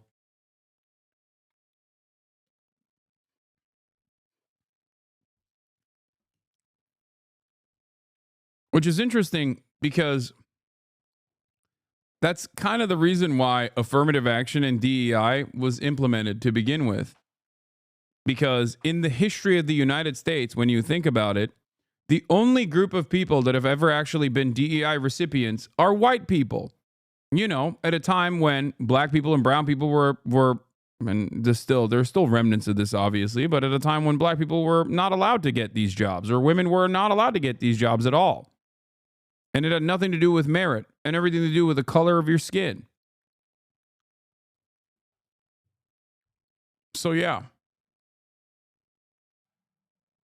There's never been a moment in American history where people were like, oh, are you black? Okay, you're hired. There have, however, been a lot of moments in American history where someone simply gets hired because they are not black or not a woman. Seems to me like that's what people are trying to go back to desperately. But in any case, the other racist Doge guy is restored. His position is restored, so fear not. This is the other one. This is the broccoli cut one. That's a separate Doge guy. He was fired by cybersecurity firm for leaking company secrets. And the other Doge guy is now reinstated.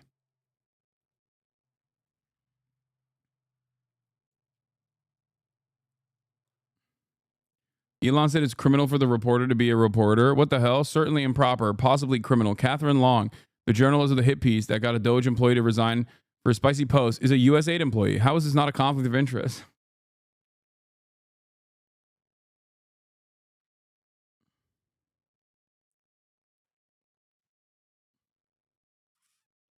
Yeah, another example of white people DEI, or hiring a white person, not based off of merit, but simply because they did some racist ass shit, is Daniel Penny being hired by Andreessen Horowitz. Literally no experience whatsoever, with the exception of being a high profile guy who went through the court system after murdering with his bare hands a black homeless person on a New York City subway. And now he's got a job at Andreessen Horowitz. I wonder why he got hired there. The irony here, of course, is Elon Musk talking about a conflict of interest being possibly criminal, when now he is, for the price of $256 million, he is now in charge of every single government regulatory agency that has either active court cases against many of the companies that he owns, all of them, or have prosecuted him in the past for impropriety. So, I don't understand how this is a conflict of interest when a journalist is doing journalism. Okay? Wait, what? Have you covered that in the past? What?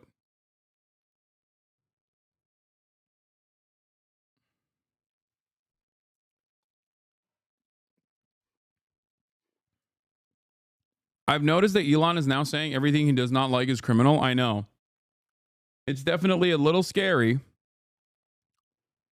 It's definitely a little scary that Elon Musk gets to say things that he does not like are criminal now.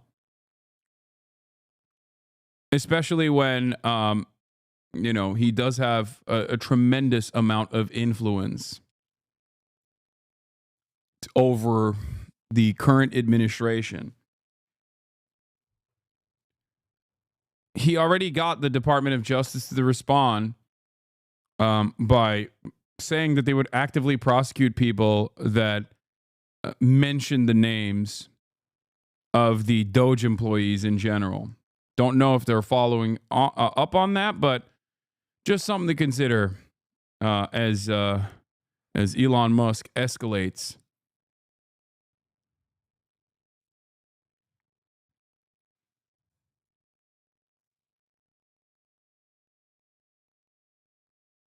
Anyway.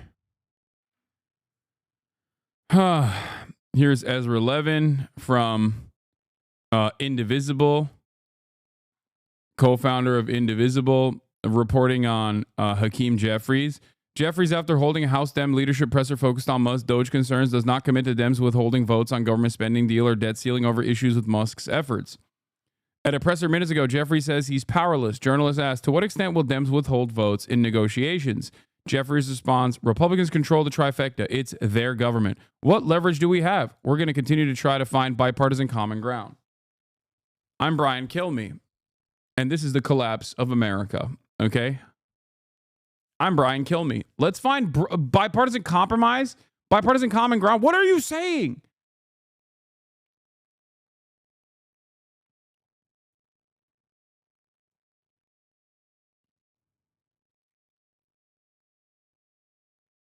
Yeah. Trump mega donor Steve Wynn has filed a petition asking the Supreme Court to overturn the landmark 1964 decision in New York Times v. Sullivan, which protects the media's ability to aggressively cover public officials.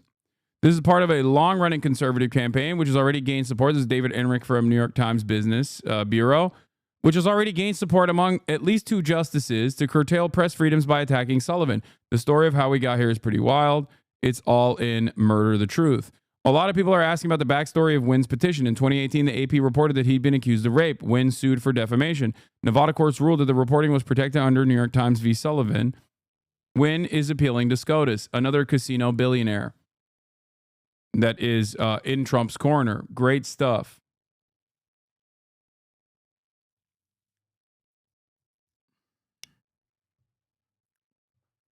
Great to see Democrats complaining about the filibuster for 4 years when they're in power, but when they can't be bothered to use it themselves. I know. Trump.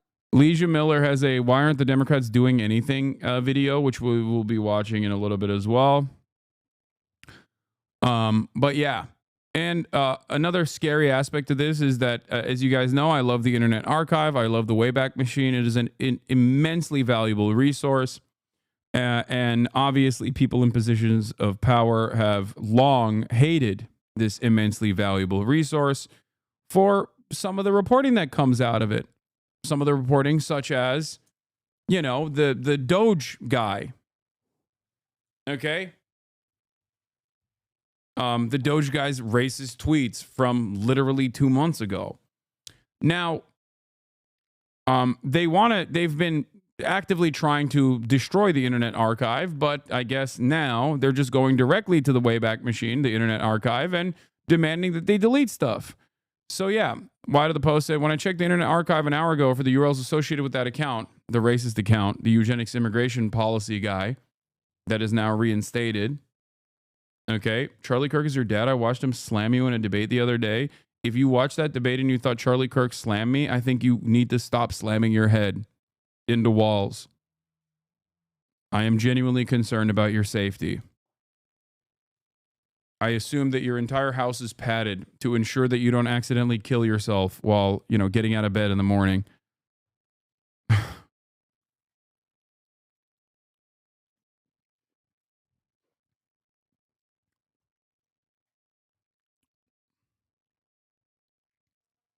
Anyway, now there are a total of 2 saved URLs left, and the archive tweets I still have in my browser cache are excluded. Everything referenced in the Wall Street Journal reporting has been purged. This is all that is left visible. They're rapidly scrubbing the record on this, so all that's left is a Wall Street Journal recap that everyone references and can't verify. It's great. Great stuff happening on that front in terms of, you know, destroying the truth. Yeah, we already covered this MHUD, the other Doge kid who leaked potentially proprietary information when at a cybersecurity firm. Rand 940 with another 10 gifted subs. Yeah. I obviously disagree with some of Elez's posts, but I don't think stupid social media activity should ruin a kid's life. We shouldn't reward journalists who try to destroy people ever. So I say bring him back. If he's a bad dude or a terrible member of the team, fire him for that.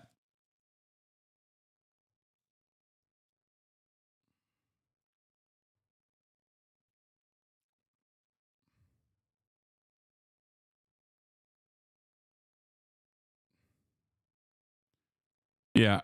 He will be brought back To err is human, to forgive divine. Great stuff. Yeah, he's changed a lot. It's just a continued lapse of judgment. And Elon Musk's drive to reshape and slim down the federal government. Hours before a midnight deadline, a judge temporarily blocked the buyout that's been offered to some federal employees. Senior political correspondent Rachel Scott is tracking this from the White House. Good morning, Rachel. Rebecca, good morning to you. And at least 60,000. Oh, speaking of like going after information, going after reporting the truth, aside from the New York Times v. Sullivan court case that we just talked about, another thing that I suspect they're going to start doing is actively go after reporters that cover ICE raids and leak ICE activity before it happens. This is something that Thomas Homan has been very angry about. They might even go so far as to make it illegal to tell undocumented migrants what kind of rights they have. Now, of course, I won't stop doing this. I won't stop reporting on this stuff, but I'm just letting you know that that is what I suspect is going to happen, because they're very upset that undocumented migrants that they're trying to falsely imprison and detain and deport for no reason whatsoever are actually aware of their rights, and that is very frustrating because they can't easily violate their Fourth Amendment rights. Makes it much more difficult for ICE to do their job because their job revolves around the violation of people's Fourth Amendment rights.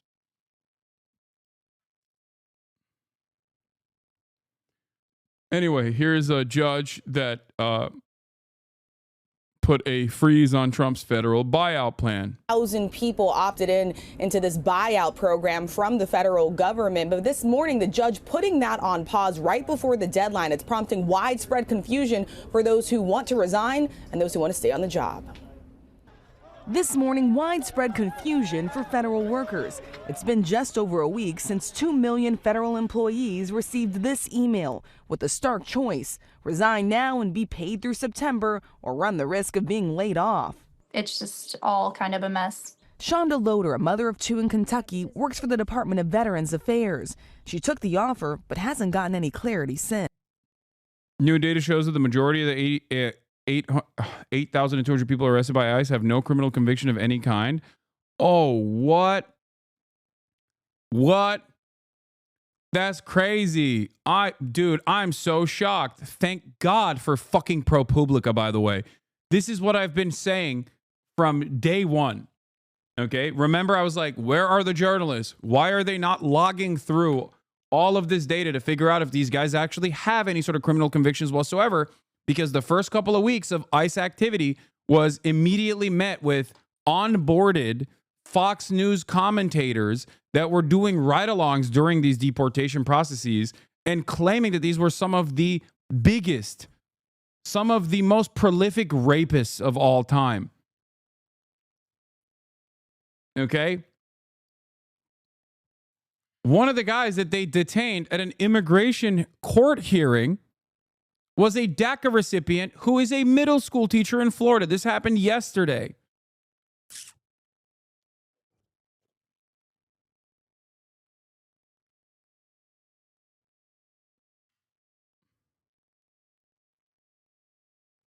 All the most prolific rapists work at Fox News or own it? Exactly. Yeah, I told you. The notion that they're like going after criminals aggressively is ridiculous. And by the way, 50% of them have no criminal convictions whatsoever. And I'm willing to bet that the remainder, okay, the overwhelming majority of those who have any sort of criminal acts in their past are probably for minor things, like the guy we saw in Guatemala who literally was in the country for 15 years and they got him on trespass. Like, he was deported for trespassing. Okay?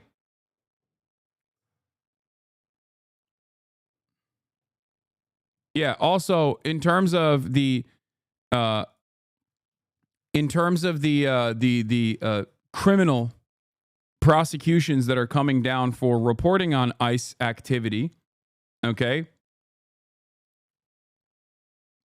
The FCC is now investigating San Francisco radio station that shared the location of undercover ICE agents. Wonderful stuff.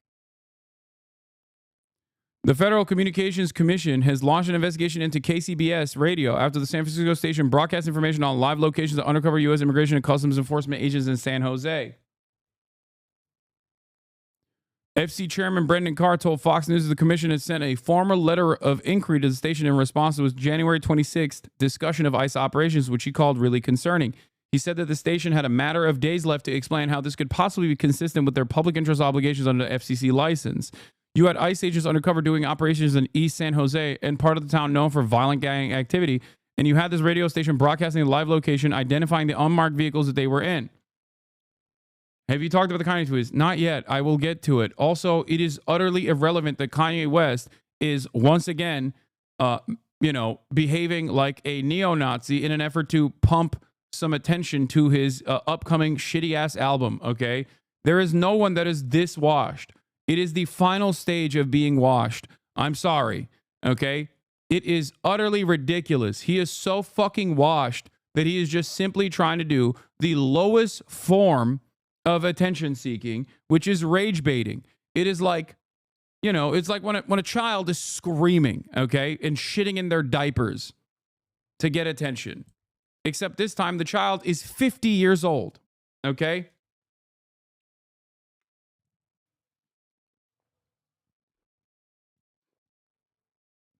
I think he's just a Nazi now. He has psychosis, not rage bait. Yeah, it's weird that he wasn't tweeting about being a Nazi in the interim.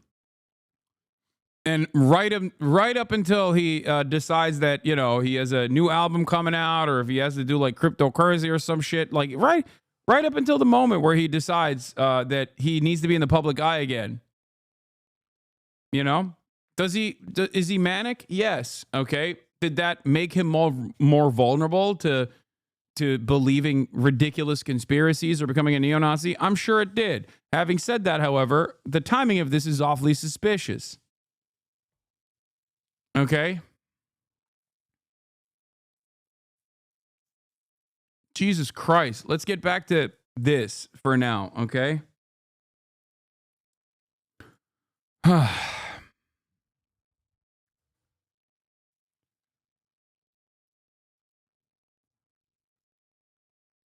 We're talking about a group of Gestapo soldiers actively coming after the so-called free press in the United States of America, where the First Amendment is supposed to protect this sort of thing, okay? And going to another federal regulatory agency to basically take away their broadcasting license because they don't like what they're broadcasting. Do you understand where we're at right now? You're talking about fucking Kanye West. Like, who gives a shit? Is Kai still collaborating? Again, doubly who gives a shit? Like, this is what I mean. You just want drama, okay? I don't know. Why would I know that? Why would I know the answer to whether or not fucking Kai is going to still collaborate with Kanye West? Like, what a stupid fucking question. Democracy is falling apart, or the theoretical democracy, what is remaining of theoretical democracy is falling apart, and you're like, is Kai still collaborating with Kanye West? I don't know. What the fuck? Go ask him when he's live.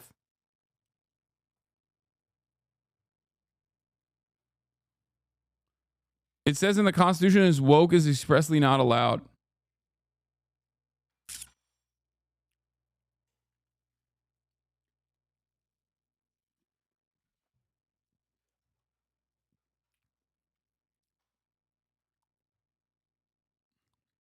Anyway,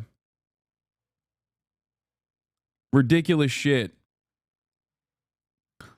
On January 26th, the host of KCBS Radio Weekend News shared the location of agents and the vehicles they were in based on the information from the Rapid Response Network in Santa Clara County, a community organization developed to protect immigrant families from deportation threats. The county's response network says that agents in San Jose were in unmarked vehicles, the host said, describing the color, make, and model of the vehicles before listing the streets and locations they were spotted. which is awesome that they were doing that, by the way. Respect. The Communications Act of 1934 requires that broadcast licenses operate in the public interest, convenience, and necessity. The FCC reserves the right to fine a station or revoke his license if it's found in violation of the public interest standard. How is that not in the public interest? It is directly in the public interest. Trump first appointed Carr to serve on the FCC in 2017 and tapped him to lead the commission in November. During his interview with Fox and Friends on Thursday, Carr said he was trying to look on the bright side, which is that an unprecedented number of deportations have taken place, and for that, thank goodness for President Trump. Fox host Brian Kilmeade noted that Carr previously opposed the effort of billionaire George Soros, a vocal supporter of Democratic candidates and causes, to become the majority shareholder of Audacity by purchasing $400 million of its debt in 2024.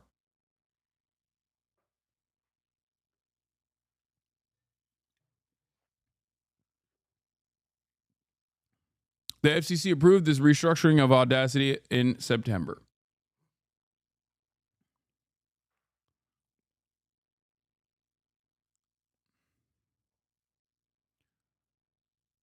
You think more than 48 hours after the start of ICE raids in Denver, Aurora, we'd know just how many people were detained and then taken into custody. We don't.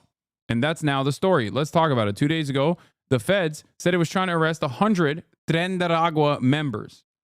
I believe the number of Tren de Aragua members that were arrested is 1.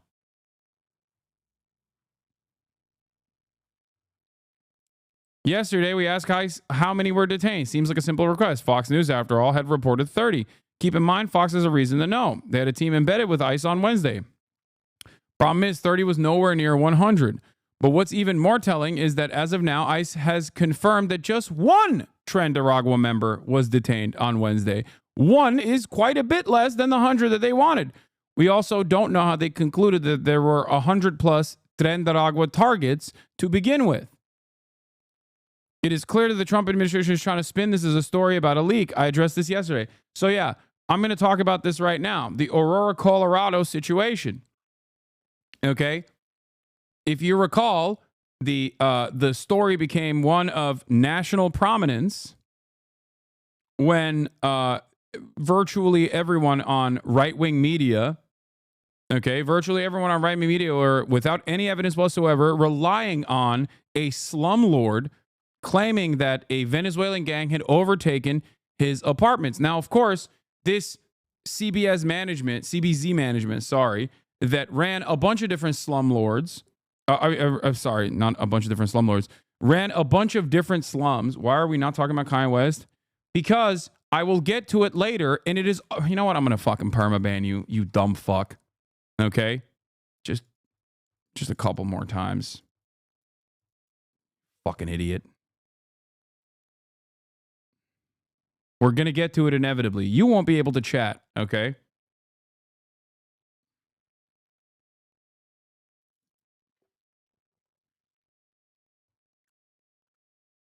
Because I'm a political commentator.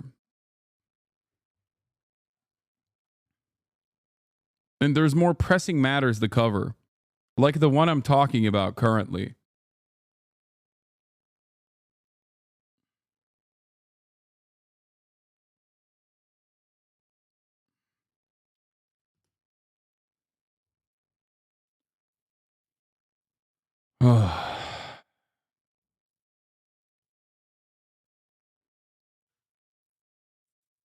Anyway.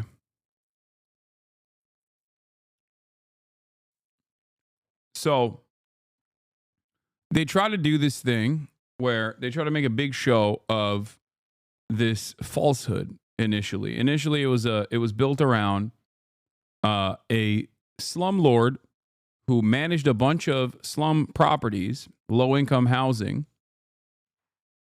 that were in a dire state, so much so that the local government there had sued the slums and actually declared it unsafe to live inside of these slums because of how awful the situation was. This management company had gotten thousands of complaints across numerous properties that they manage, not simply the one in Aurora, Colorado. Okay? Just remember that.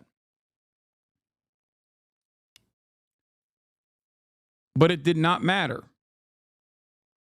It didn't matter. They still kept going with this narrative that like, oh, well, despite the fact that another one of the properties was actually investigated and found to be uninhabitable years before Venezuelans actually even came to Aurora, Colorado. And the second court case that came down for this famous property came down before Venezuelans actually, quote unquote, took over this Aurora, Colorado slum, right? But everybody went along with it. You don't treat the people who bought you that house well, do you? No, I don't. Okay, Stalin, I don't. And the reason why I don't, and the reason why you permanently got banned is because you're selfish. There are 33,540 people in here, okay? You're being unimaginably selfish and going, me, me, me, me, me, me, me, me, me. Please, cover me. Cover what I want. Cover what I want you to cover. Okay? Yeah.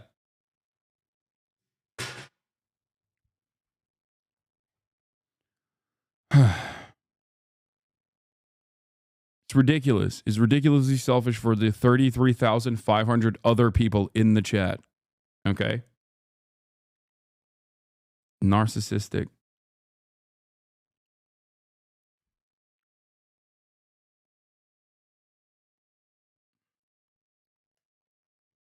Anyway, I believe there's some really good local news reporting on this, and I want to pull it up and watch the reporting. But basically, Fox News is straight up like doing even more nefariously than in the past. Fox News is just doing straight up propaganda. Okay?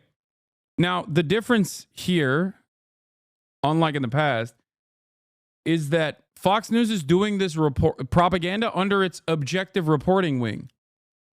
Okay?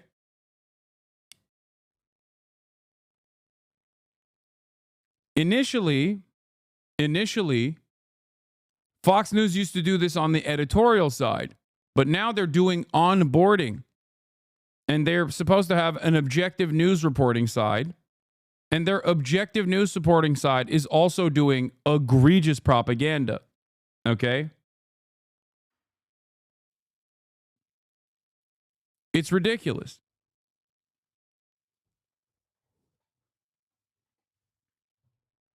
So I'm glad that ProPublica has been tasked with at least figuring out what the truth is. Micah Rosenberg writes, alongside Perla Treviso, that Trump's immigration policies and what has been tried before, data we obtained shows less than half of the 8,200 arrests from January 20th to February 2nd have criminal convictions. Okay?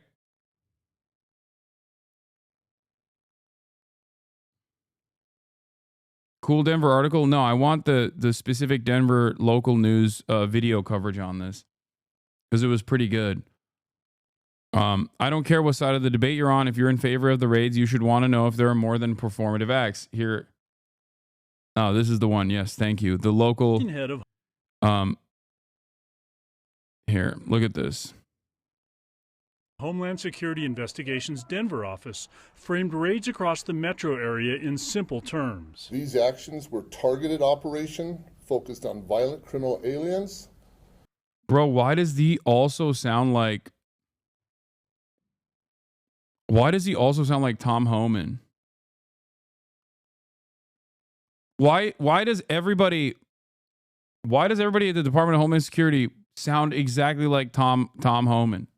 And look, they're so ogre coded. TDA members and those who are a threat to our public safety. What he would not say was how many people they arrested, how many were wanted for serious crimes, how many were members of that Venezuelan gang. We know more about a raid 11 days ago in Adams County, where federal agents said they were looking for dangerous criminals with guns and drugs and handed out video of the arrests. I think the people in the city of Denver woke up today to a safer city. The Drug Enforcement Administration's top Denver agent hit the airwaves. These are dangerous criminals. You've seen from those videos that came out of Aurora a few months ago. These guys are carrying pistols and AK-47. These are serious bad guys. Now, 9 News Investigates has confirmed that no criminal charges have been filed against anyone in that case. None by the U.S. Attorney. Dangerous criminals with AK-47s. And all they did basically was go door to door, harass and try to detain random people that they suspect of committing the crime of being brown while living on U.S. soil. None by the Adams County District Attorney. It should surprise everyone that we're using government resources like the DEA to go and round up people who have no criminal legal case against them. Laura Lunn is an attorney with the Rocky Mountain Immigrant Advocacy Network, and she says there's a very big difference between facing a criminal charge and being held for an immigration violation. Immigration detention is civil detention. Civil detention where people seemingly disappear. Without a name, there's no way to find out who's being held or what they're accused of. I think it's very intentional that people in immigration proceedings are detained so that folks don't have access to them to gain information about what their experience is.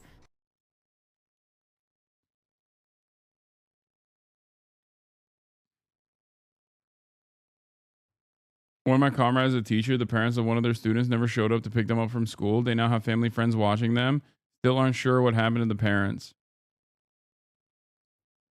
There were raids yesterday in my apartment complex. I live in Aurora, Colorado. Also, I will be picketing in solidarity at my local King Super this week for the Kroger union strike. Yeah.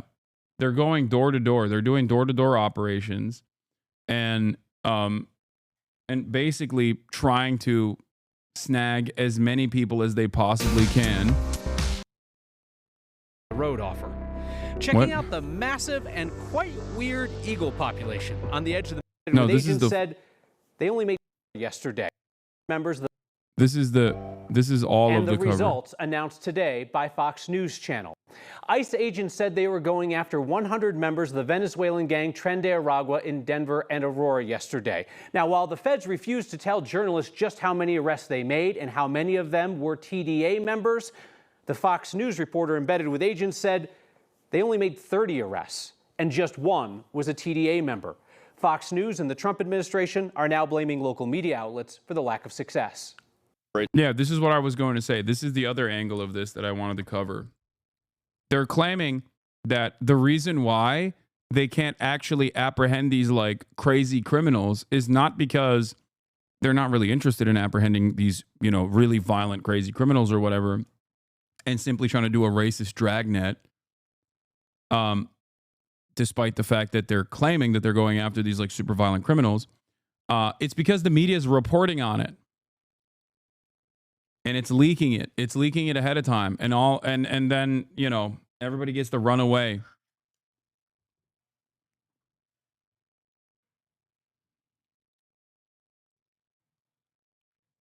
It certainly felt like everybody knew this was coming, including the targets and the local media. There were some leaks from local media that tipped off the local activists on the ground, and it made your jobs difficult. We've already identified how this operation got leaked. I'll deal with that today. Immigrant communities in Denver and Aurora have been expecting yesterday's raids ever since Donald Trump campaigned on a promise that he would start his mass deportation here. Many of the properties involved in the raids were also no-brainers. They're linked to CBZ Management, the landlords that made national headlines by claiming takeovers by the Venezuelan gang. And as those raids played out publicly for hours yesterday, community members and activists gathered to heckle agents from afar, shouting legal advice to the people inside apartments as agents went door to door asking people for their papers.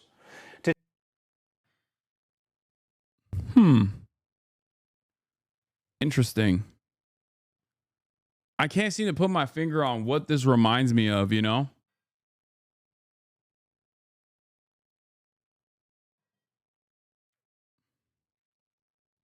Straight Nazi shit.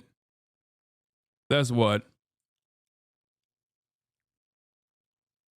Today, Trump's border czar Tom Homan threatened federal prosecutions for people he says are... What happens if you don't open the door? Nothing. Nothing. And you shouldn't. Okay? It is illegal for them to break in unless they have a search warrant.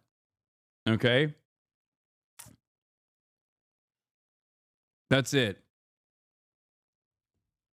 The fact that they're just like trying to go to every single person door to door with the hopes that they can nab someone who is not aware of their rights, their constitution protected rights, is ridiculous. They need a search warrant signed by a judge to be able to go into your home. Okay?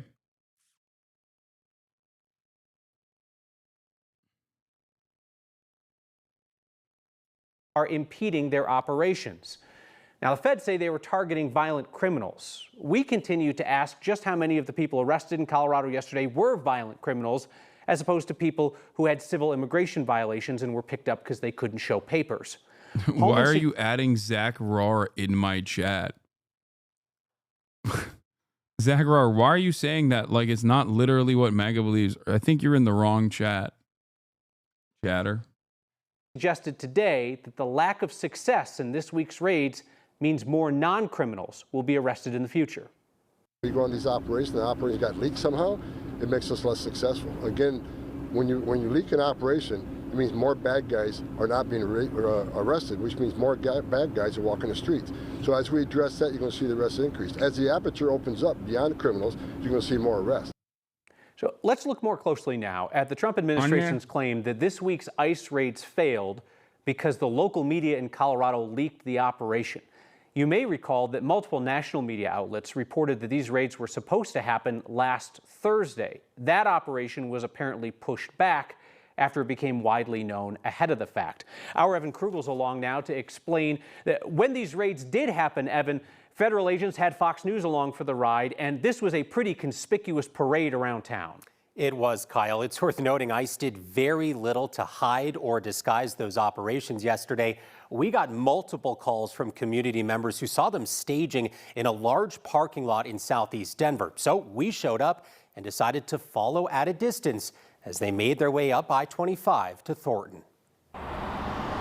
This local reporting is fantastic, by the way, and I'm so glad that there are still people out there doing real fucking journalism. Holy shit. It was clear even before sunrise Wednesday that ICE operations were underway. Agents gathered with buses and armored vehicles in high-traffic retail parking lots, including one in southeast Denver, where a photojournalist and I found a convoy and followed it more than 20 miles down I-25 to Thornton, where officers spent another hour prepping an armored vehicle as a cable news channel tagged along for the ride. It didn't take long for people to see them and for activists to show up at the park. And what is happening with President Donald Trump is that he is, and his administration is, creating a spectacle. Kareem El-Damanhouri is a journalism professor at DU and says he was not surprised to see such a visible operation and to see select national media invited along to showcase it. He says look no further than President Trump's campaign promise in October to target Colorado. We will have an Operation Aurora at the federal level.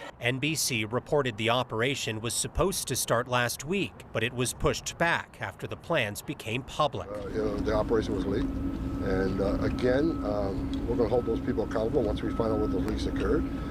This isn't a game. Border Czar Tom Homan said Wednesday's operation was less successful because of supposed leaks. We may have to stop the media ride-alongs because I'm not pointing the finger at them, but the less people that know about these operations, the safer it is for our agents. Some leaks can be harmful to certain operations, some leaks aren't. So it's just a matter of social responsibility in a way, both by the politicians and by the media. So it applies both ways. El-Damanhouri says journalists will play an important role in the weeks to come as we wait to find out how many people were actually arrested and why. People tend to forget, or certain things tend to dissipate. So this is, again, role of the journalists to try to follow up on those type of stories and find out, what has been going on, what are the updates of people who might have been caught up in the midst of that. To be clear, we as an organization are not accepting any invitations for ride-alongs with immigration officials at this time. We will, however, continue to respond and report on what we see at those operations. Kyle. You know, another thing that I heard today on Fox News was surprised that when the immigration agents got to some of these infamous apartments in Aurora, that they were largely empty. I mean, we've been talking about in the local media for months now that a lot of people have moved out of those problematic apartments. That's been going on for some time. Yeah, they did this specifically. They did this specifically because they wanted to make a show of it. Most of the immigration enforcement actions that you're seeing, all the way from the messaging surrounding it, constantly claiming that these are like really, really violent criminals and whatnot, is all done to basically beef up the Trump agenda and to justify increased enforcement. Okay?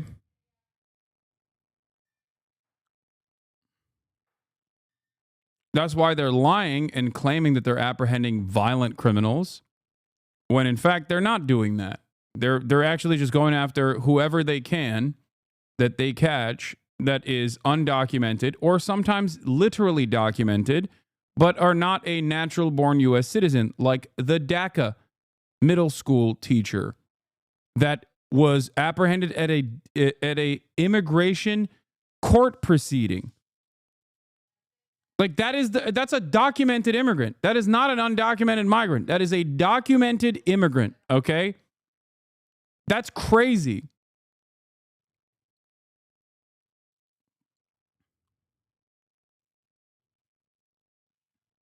They're also detaining people for speaking Spanish and not having paperwork on them. So even if you are a documented natural-born American who happens to be speaking Spanish, you can still be detained. That should probably reveal to all of you what the actual intention is here. They're going after tribal members, Native Americans. Think about that. Think about what that means, why that's happening. Yeah, the edge at Lowry, Whispering Pines, these were pretty obvious places for operations to begin. We still don't know why they made their way to Thornton to that mobile home park. You heard Fox News. They had some information from ICE on who they were going after there. We repeatedly pressed ICE for that information today and did not get it, Kyle. That will be a big story here. Who gets information moving forward and when? Yep, because at the end of the day, public wants to know what's going on, right? Yep. That's the end of the story. All right, Evan Krugel, thank you. There's finally been a conviction for... Anyway, that's the end of that. That's the end of that. Tamam. My mom is trying to talk to me. This badass lady is cursing ICE on Fox News. Anyway, oh yeah, when they did the Operation Ride Along, like the locals were shitting on ICE apparently too. Here, let's watch ICE this. was met by activists who taunted them.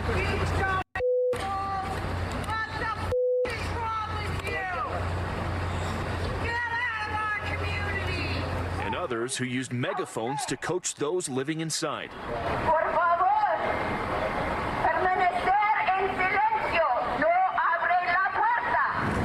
DEA agents used flashbangs inside while serving a warrant. That led to a handful of arrests, but no TDA gang members. A stop at another apartment complex netted no arrests. That first woman in the parking lot holding her coffee cup and cussing them out, they described her as an activist.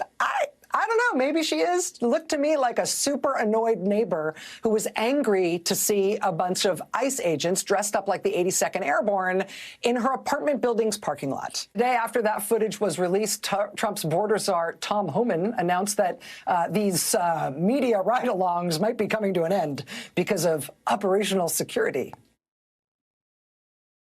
Yeah. They thought they could get away with captive media. They thought they could get away with like, Fox News onboarding on these things to make them look cool and badass and just do propaganda. And then, obviously it shows the depravity, the moral depravity of the entire situation. So they might actually stop these highly televised, publicized media ride-alongs.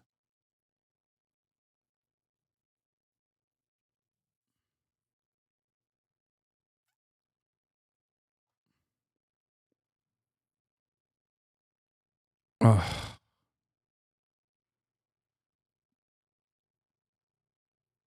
It's truly insane what is going on right now. The fact that we don't have accurate information instantly on the detentions and how many of them are violent criminals and what kind of crimes they have been charged with, whether or not there has been a court process. I mentioned this a couple of weeks ago. I mentioned this when I was in Japan as well. A lot of people got mad at me when we were looking at the first ICE ride-alongs that Fox News did. If you recall, the question I had was, who are these people? And if they are truly violent criminals that went through the court system and were convicted of doing crimes, why were they walking free? I don't want violent rapists, no matter what their background is, whether they are of Venezuelan origin or homegrown white rapists, to walk freely on the streets after they have been charged. Okay? And especially after they've been convicted. So what happened here?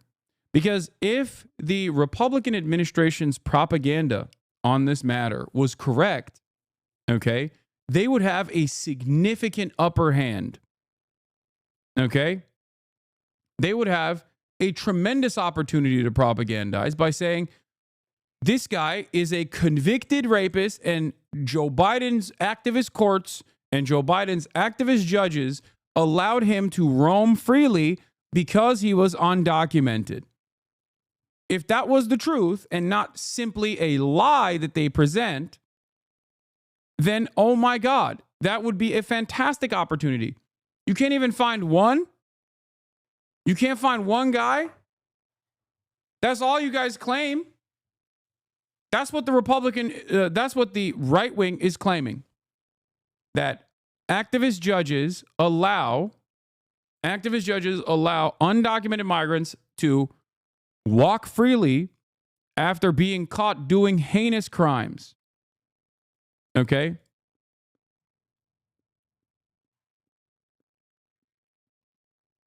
They're being caught doing heinous crimes, and activist judges are just letting it happen.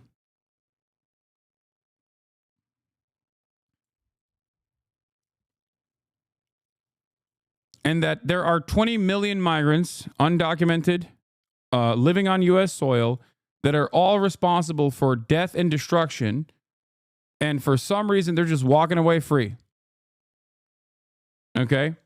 If that was real, that would be an insane revelation.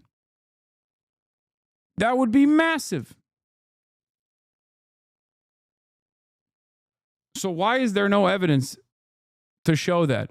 Why is the only thing that we have to rely on Fox News onboarding and doing ride-alongs with ICE, where they basically put the camera on someone and claim that they're a rapist? Why is there no paperwork that we can look at? That's why I think the ProPublica reporting on this is very important. They actually dove into the data and found that with the increased ICE immigrant raids, they've actually detained 8,200 people so far for deportation, and more than half of them had no criminal records whatsoever. That directly contradicts the argument that the Trump administration was making, that they're only going after violent criminals. Except 4,000 plus were not criminals at all.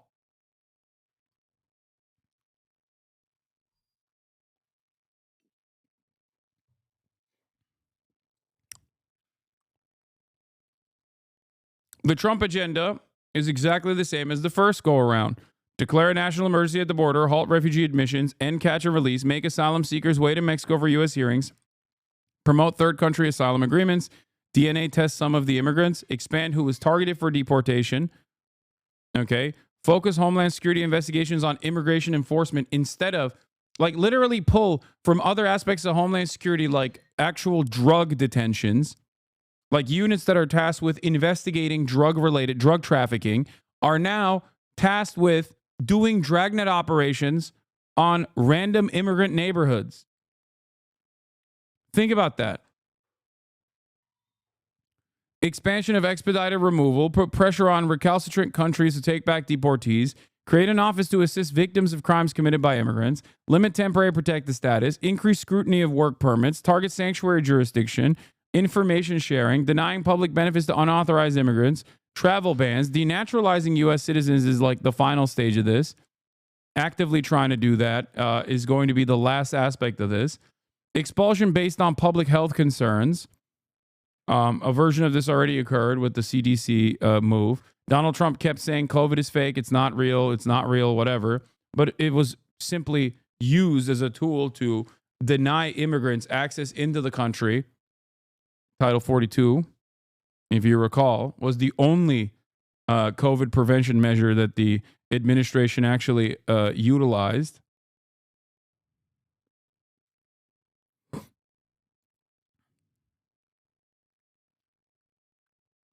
Deploy military troops to the border, build border barriers, land acquisition for border barriers, ramping up criminal prosecutions of people crossing the border illegally, expanding detention, local cooperation for immigration enforcement, increase immigration agent hiring, and enhance vetting.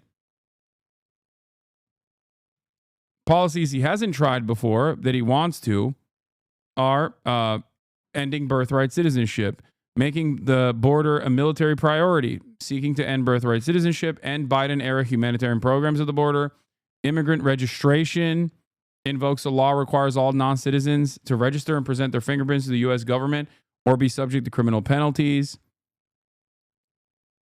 ending and clawing back funding from organizations that support migrants, designating international drug cartels and gangs as terrorists so they can further deny habeas corpus, deny due process to the people that are being prosecuted for criminal activity. And, then you can fucking torture them and stuff too. The problem here always, as is the case with all matter of criminal enforcement, is that once you take away those constitutional rights, you are going to apprehend people that you claim are gang members, and now you're treating them like terrorists. Terrorism already is a vague designation created specifically to deny people their human rights anyway.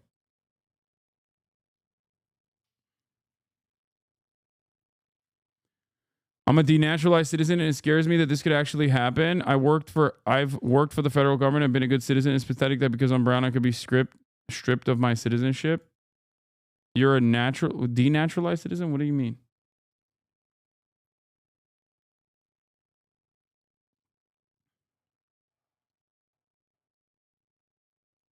How do you reason with those that don't have a problem with deporting even people without criminal backgrounds because of an impression that they're taking a decent money out of our taxes? It's incorrect.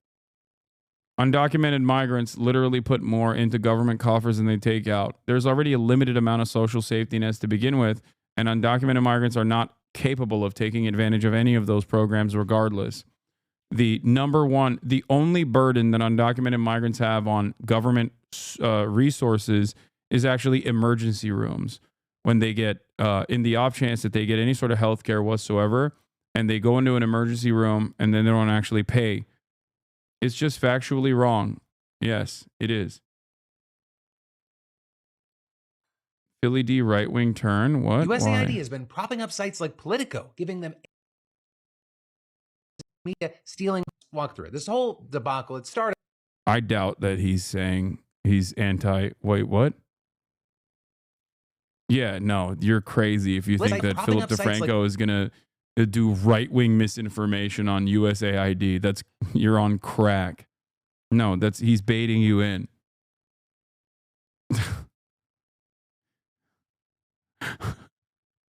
That's funny. Politico, giving them $8 million in taxpayer funds in just one fiscal. Philly D is a massive lib, chatters. fiscal year, meaning the Politico is state-funded media stealing from you, the taxpayer. Except that isn't really accurate. And the truth, it turns out, is much less sinister. So let's walk through it. This whole debacle, it started when Politico was late with the payroll this week. And that, thanks to what they said, was a technical error that was resolved by the end of the day, so everyone got paid. But then what we saw is that with that, you had posts including screenshots from a government website tracking federal spending showing that Politico received $8 million from the government in the 2024 fiscal year. With former Fox News producer Kyle Becker sharing these screenshots and saying, fun fact, Politico received USAID funds. Dude, this is such a funny, I think this is such a funny cope. USAID does pay journalists, okay? Except they pay foreign journalist operations that are tasked with undermining whatever foreign adversary or, you know, sometimes even spreading misinformation about foreign adversaries, okay? They don't need to pay American journalists to do the bidding, okay? They don't. American journalists literally do it because that is the profession.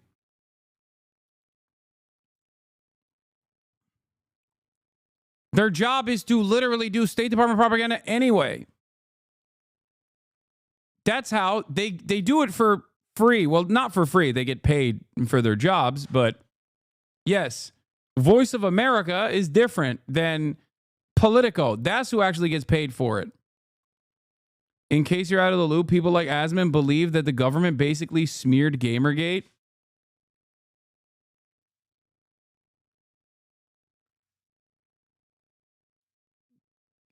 What?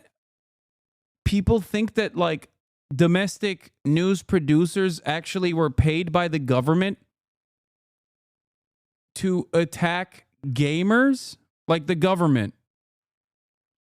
The government was doing Gamergate?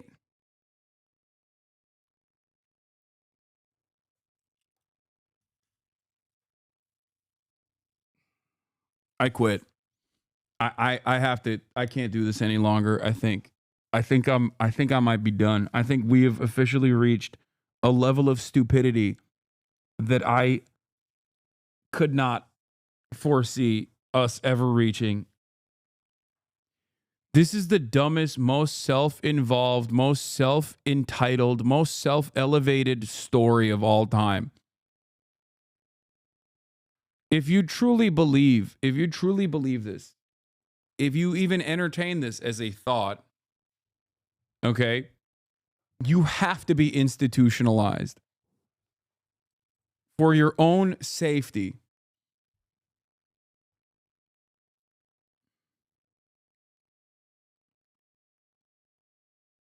This is the dumbest thing that I've ever heard.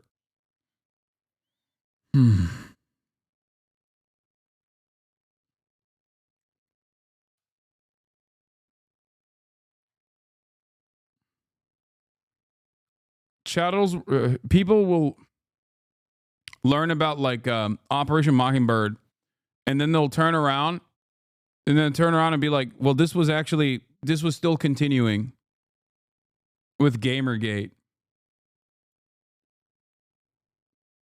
Right here. Asman Gold hits the nail on the head about woke journalists. I want these people to suffer because that's what they did to me. What goes around comes around, and we're coming.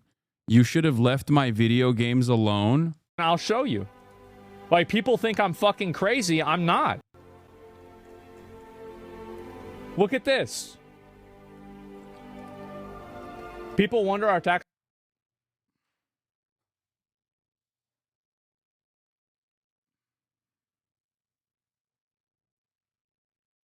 Oh my God. Oh my God. Dude, what's ironic is something, dude, if you ask me one more time if something is going on with YouTube, I'm just going to end the broadcast. I don't know what the fuck you're asking. Why do you keep asking this? Is YouTube being hacked right now? I can't open it. Something going on with YouTube? Is something going on with YouTube? Am I Google? Do I look like Google to you? Why do you keep spamming? Is something going on with YouTube?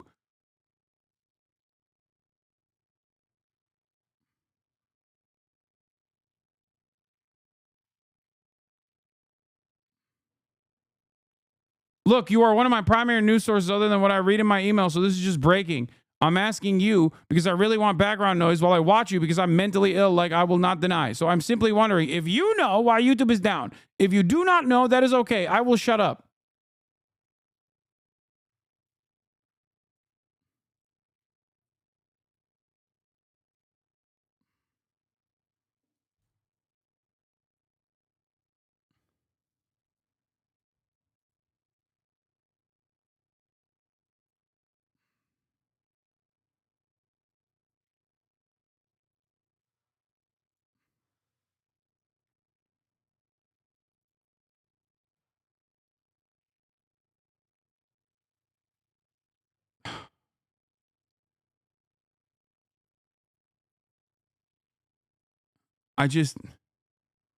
That's a sincere answer. It's still stupid. Please. I am not Google. What is happening?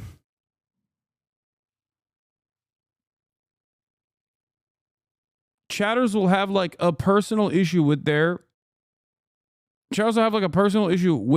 own computer and will come in here and be like, can you please answer my question? Should I turn my computer on and off?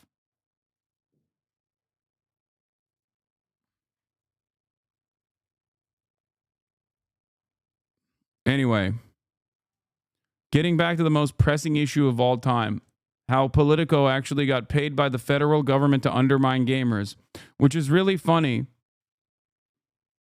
because the exact opposite actually happened, where someone actually did work with gamers in general and was very closely associated with Donald Trump. His name is Steve Bannon, and he actively used Breitbart to try to drum up Gamergate narratives, knowing full well that they would be very helpful. They'd be willing participants who would be helpful in doing propaganda for the Trump administration if he were to win. This is literally real. So if there's one aspect of the government that has been pro-gamer, it is Steve Bannon and the Trump administration by way of Steve Bannon. Remember that this is the average American IQ before the Department of Education is dismantled.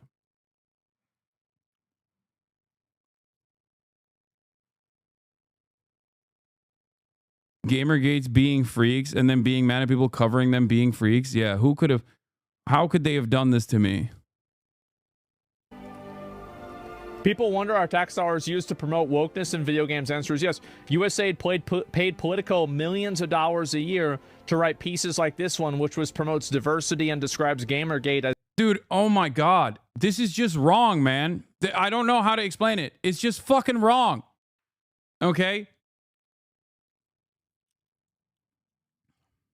The worst part about it is that things like what they are suspecting with USAID have occurred in the past in terms of like the State Department aligning itself with media directly, the CIA actively infiltrating American media as well in an effort to manufacture consent. Nowadays, it's more nefarious. Nowadays, there is no direct involvement, especially when it comes to domestic media, okay? Or the direct involvement is out in the open when you have a guy like John Bolton speak on CNN, okay? And say things like, yeah, I've done a lot of coups. In terms of USAID, they paid for a subscription-based service similar to a Bloomberg terminal, okay? Politico Pro. It's real-time. It's a real-time newswire. That's it. It's worse than what these guys suspect. They don't need to pay Politico to do pro-State Department propaganda. Okay?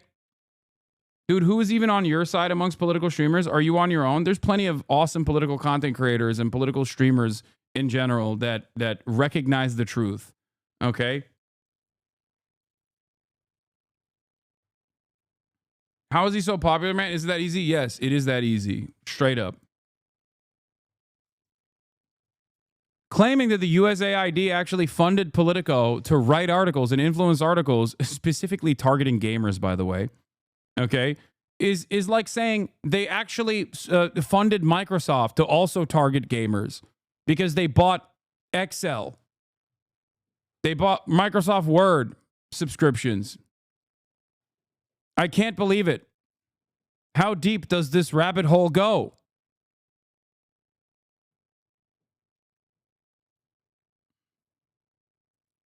It's ironic, though, because the real way that there is like active glad handling happening with American media when they're covering domestic issues and the American government is done by way of access journalism. There are a million different ways in which the government could also actively fund these outlets as well, whether it be giving them grants or whether it be, buying advertising space if they chose to do so. And they do that sort of stuff anyway. Doing it through USAID would be one of the silliest ways to do it. As disinformation and harassment campaign. So this is the thing, guys. Yeah. They covered Gamergate because USAID has a designated task force in between trying to, I don't know, undermine the Cuban government by setting up like a fake internet, okay? Or I don't know, another failed initiative where they try to like task rappers in rapping about how Fidel Castro sucks or whatever, on Cuban soil. They're actually on the weekends spending time attacking gamers. Nobody gives a fuck. In the grand scheme of things, nobody cares about gamers. If you think that there's this level of interest in the government oppressing gamers, you are out of your mind. I don't know what to tell you. I cannot believe that this is like actual commentary on the realm of politics, and it's getting a lot of motion. It's 700,000 views. Yeah, the U.S. government made Stellar Blade's titties smaller. We must investigate. We are the most persecuted minority. I can't believe that we have actually we've gotten here. This is reality now. With the glass ceiling broken, all the oppressed groups shall prosper, especially the most oppressed group of all, gamers. That's where we're at now. Like, low key, this is not even something shit that we used to joke about in terms of like, oh no, you came after gamers, is like unironically a rallying call now. Okay? It's no longer a meme. It's reality. People do legitimately believe this. It's crazy. Yeah. Asmongold is the Fred Hampton of Gamergate, okay? A real threat to the established order is gamers. The American government does not want you to jerk off to big-tittied main characters, okay? They do not want that. They will do everything to stop that. These people to suffer. Because that's what they did to me. I want to set an example. What did they do to Asmongold? Like, what is happening? What have they done to Asmongold?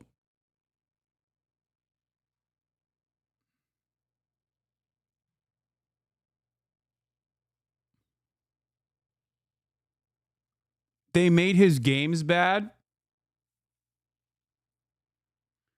Oh my God. Get rid of these people. Put them like completely out of their jobs. Get rid of them. Make an example of them. Say, listen, this is what happens. Gamers rise up. What goes around? Yep, what goes around comes. How did they, someone in the chat said, how do they make you suffer? Comes around, and we're coming. 4 years of a destruction of my favorite games. Fight fire with fire.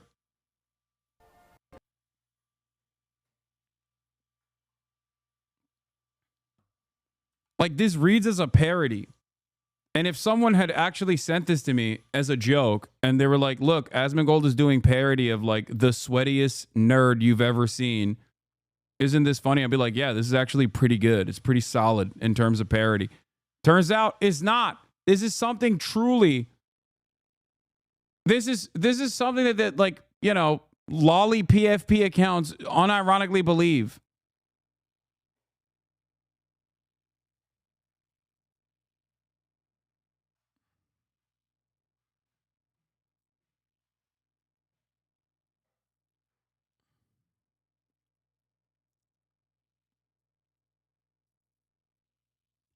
I don't know.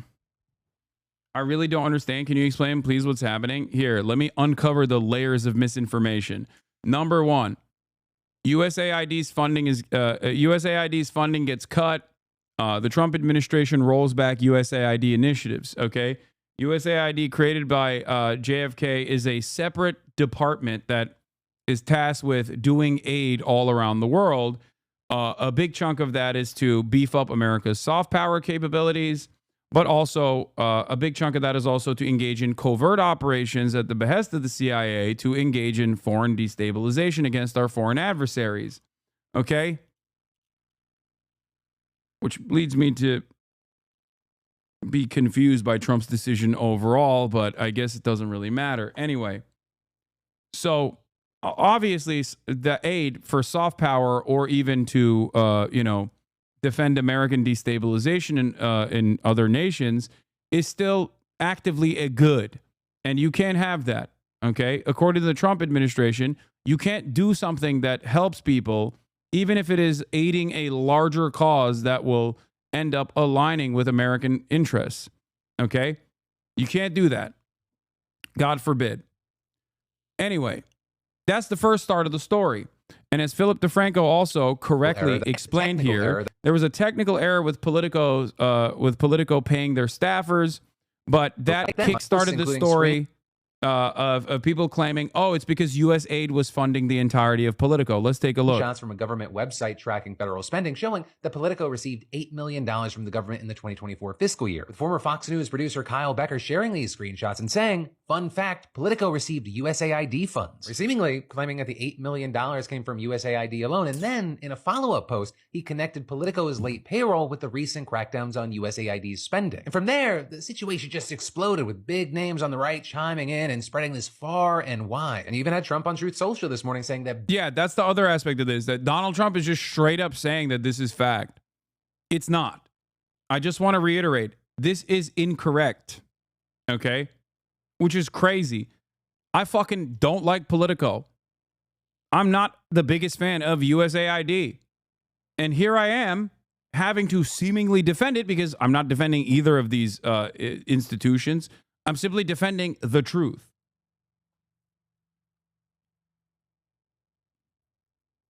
Also, double L stolen. Looks like billions of dollars have been stolen at USAID and other agencies. Much of it is going to the fake news media as a payoff for creating good stories about the Democrats. The left-wing rag known as Politico seems to have received... By the way, Politico is not a left-wing rag. Politico is not left-wing at all. What is happening here?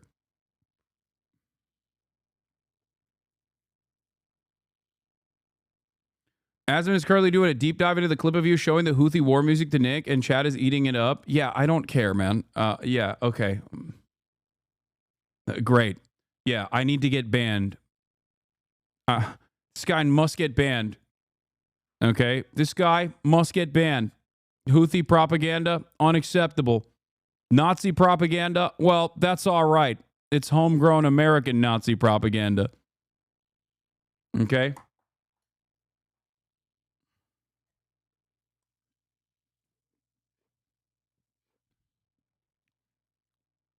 Saying that Politico is a left-wing institution is insane. It's owned by a right-wing German guy. Okay? And not only that, but also, it's just not left-wing at all. Their coverage is not even remotely left-wing at all. It's not the point, and some people won't believe it, but Biden, White House hated Politico. When I worked there, the Biden team constantly complained that Politico embodied the problem with journalism today. Too insidery, too focused on horse race coverage scandal, and too both-sidism. They're not. Also, I'm not even. This is ironic because the Biden White House was actively and aggressively anti-media for no reason whatsoever. Okay. But he didn't want to cover the Epstein stuff. Oh yeah, Asmongold didn't want to cover the sex pestiny stuff, but he has no problem rehashing the same fucking shit over and over again. Hasan showed Nick a music video of the Houthis. I wonder why. And sex pestiny goes after Asmongold all the time, and I think it's partially because he's afraid. He's afraid of the Diddy G wrath. He does not want Diddy G coming after him.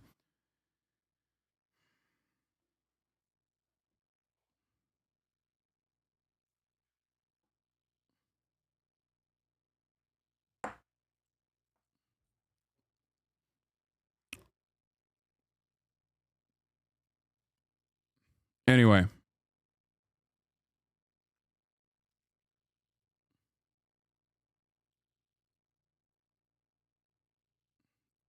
Hey, I'm sorry. Can you explain what any of this has to do with gamers, Gamergate, or Asmon? It literally doesn't. The truth has nothing to do with gamers, Gamergate, or Asmongold. But the truth does not matter. Okay? That's the point.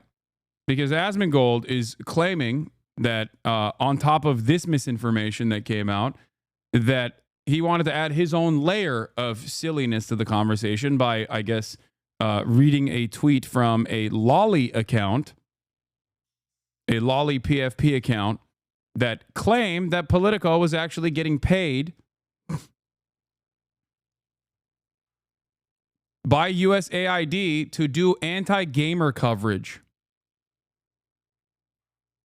It's probably the most ridiculous thing that could have come out of this. It's so ridiculous. I feel like even the Fox News people would laugh at this shit.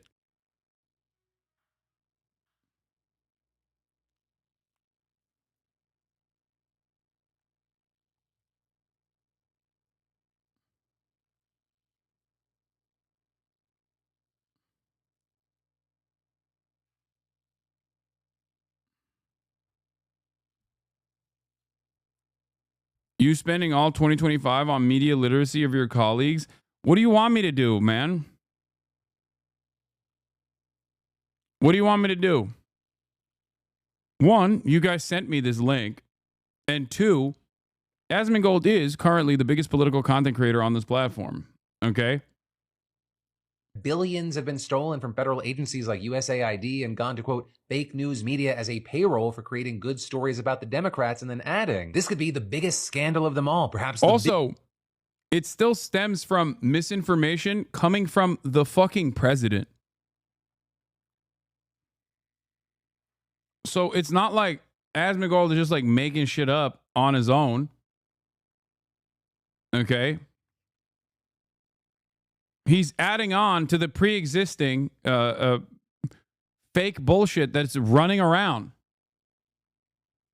Biggest in history. But then, with all this, there's been a whole lot of pushback against this narrative. With, for example, the Washington Post pointing out that if you look deeper into the government spending website, you'll see that USAID gave Politico only $44,000 during the fiscal years of 2023 and 2024. Right, and that was reportedly for subscriptions to an energy and environment publication that the company produces. And then that $8 million, right, the amount the entire government spent on Politico last year, most of that reportedly came from contracts from subscriptions to their premium services. In fact, you had the Post reporting that just days ago, the White House's Office of the National Cyber Director signed a $35,000 contract for a Politico Pro premium subscription for 15 users. With that service, tracking, analyzing, and providing updates on the entire public policy landscape. I mean, for example, the Post reports that committees led by Republicans dropped $500,000 on Politico subscriptions in the first 9 months of last year, with 38 Republicans in the House reportedly spending $300,000 for subscriptions within the same time period. But follow to stay in the loop.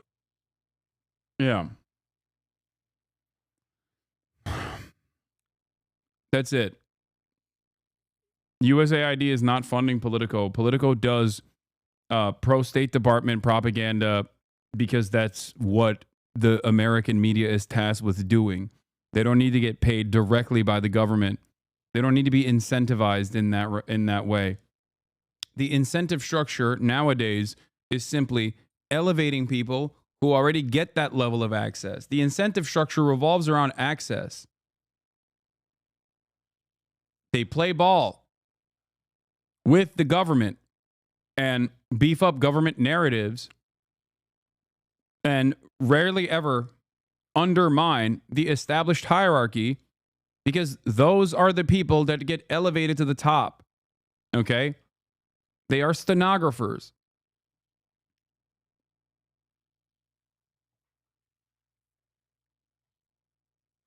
But in terms of like the USAID paying for a political subscription, political pro subscription, that makes sense. What do you want me to do? I don't know. Use your position as someone with money to do on-the-ground journalism. You could be the only person live streaming the barricade of the Department of Education, but you're home. Do you have a teleportation? Do you have a teleportation device? Do you understand that news teams have thousands of people that they employ so they can be everywhere all at once to do on-the-ground reporting? I'm a commentator. That's why I say I'm not a journalist. Sometimes I do engage in journalism, okay, do some original reporting. But if you think I would be capable of flying to every single event before it even happens, you fundamentally misunderstand how travel works or how logistics work. Your haters are the dumbest people alive. I know.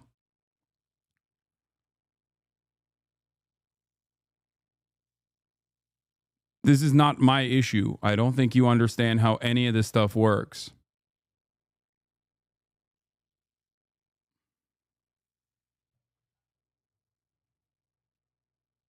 Yeah. Let me just hop on a plane. And instead of doing news commentary and informing the public on what's going on as to the best of my ability, I should be flying around the country every single day, nonstop. It's pretty funny because, like, you also want me to be at the barricade of the Department of Education, which is probably one of the most low. It's literally one of the dumbest fucking stories to actually fly anywhere to do. There's ice raids happening. You could have said you could fly to Colorado and try to report on the ice raids, but instead you were like, why don't you go to the barricade of the Department of Education, which basically shows the limits to your processing power to begin with.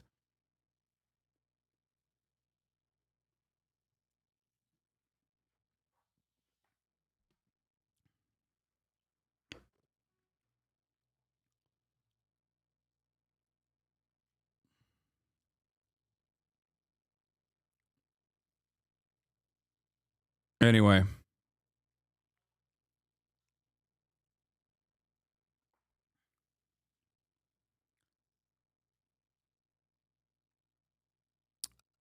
Is USAID something that was exclusively used by the Democrats? No, of course not.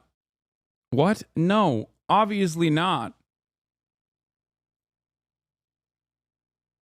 No, it is just like everything else with foreign interference or foreign policy is uniparty. It's bipartisan. Something tells me something tells me they weren't saying that in good faith. I know, but it doesn't matter because that person actually succeeded. Because there's always, and this is a consistent thing that's always occurred in this community especially, which is a chatter with no genuine intention whatsoever says some of the dumbest things that anyone has ever said, okay? And launches it as though it's constructive criticism, and a long-term community member will immediately defend it and be like, nah, that's actually sick. Why don't you do that?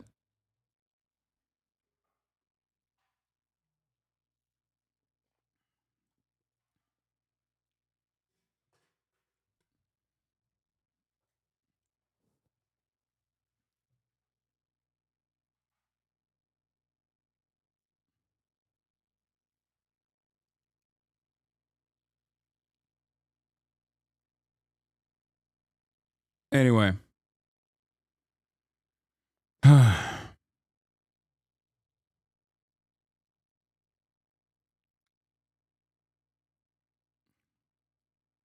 Bait and clip. That's what Epstein and ZZZ does.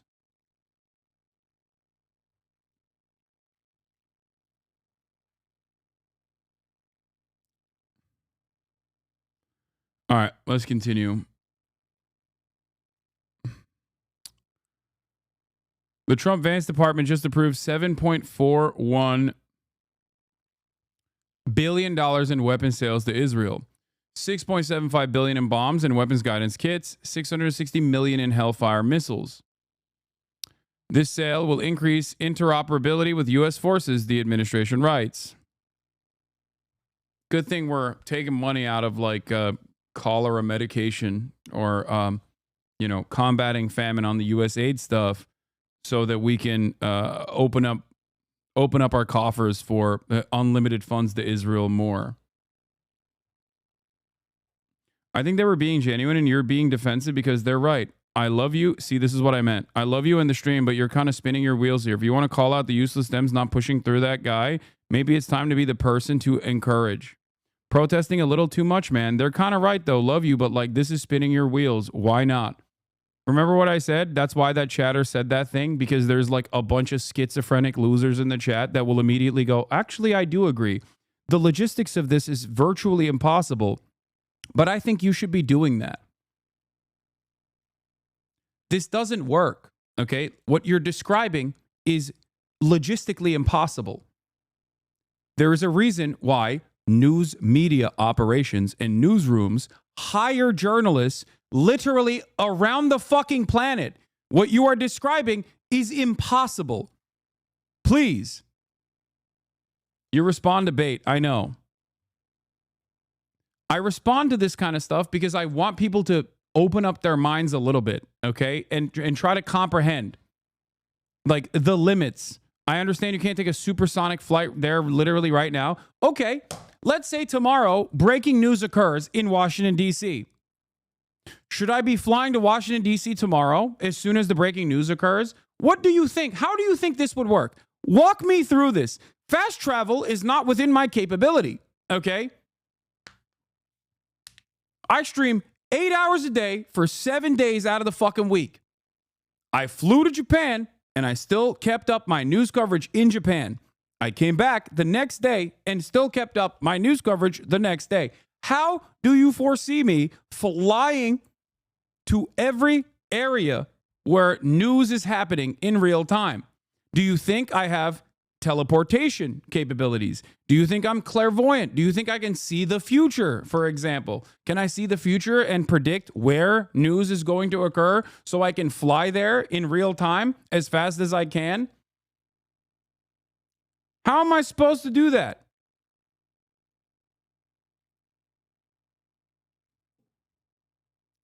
Why do you think the New York Times employs 7,000 journalists if one guy could technically do all of this on their own?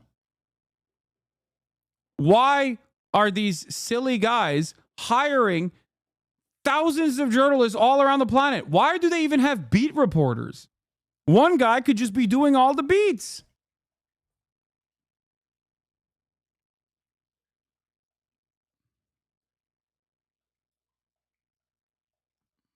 You're extra grumpy today? Yes, because I'm back in the United States of America. That's number one. And number two, people are just extra dumb today.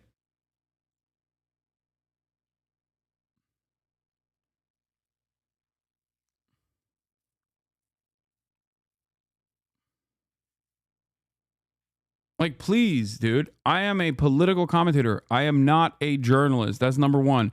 Number two, even if I was a journalist, I would have to keep to a specific beat. Okay? I would also not be able to do this thing that I'm doing, informing as large of a group as possible. Okay?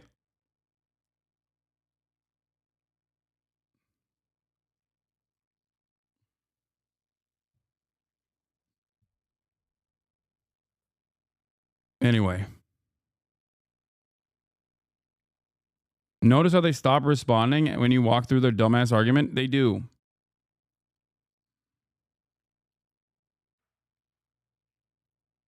I feel like people are just getting dumber and dumber every single day.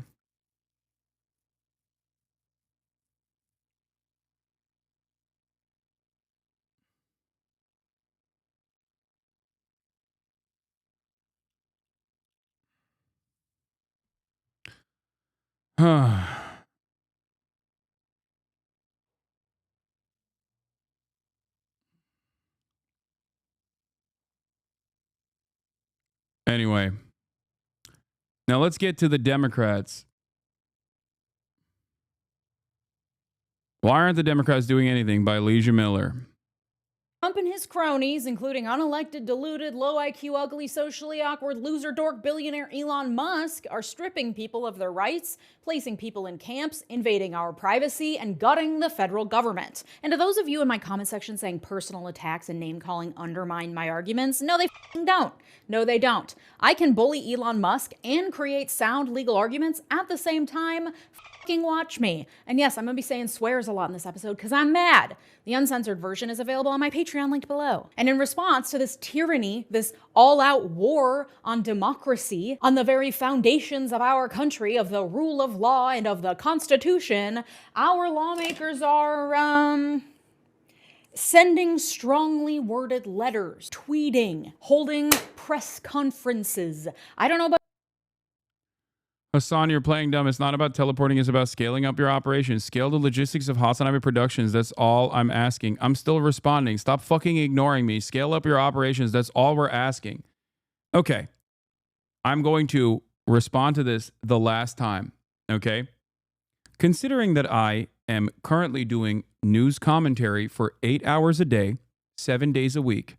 This is the only thing I'm good at, and it's the only thing I've done that I've actually been able to scale up within the bounds of reason, okay?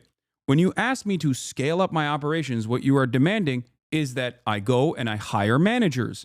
I maybe go to private equity to actually go and get more capital and be beholden to a constant profit seeking by banks and other investors that are now tasked with growing this operation. I go and I hire journalists all around the country.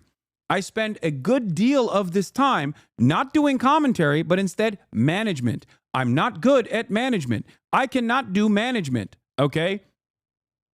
You want me to become a corporation. I'm not good at that. I'm good at this. That is precisely why I do this, okay?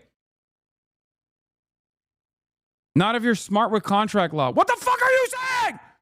Shut the fuck up!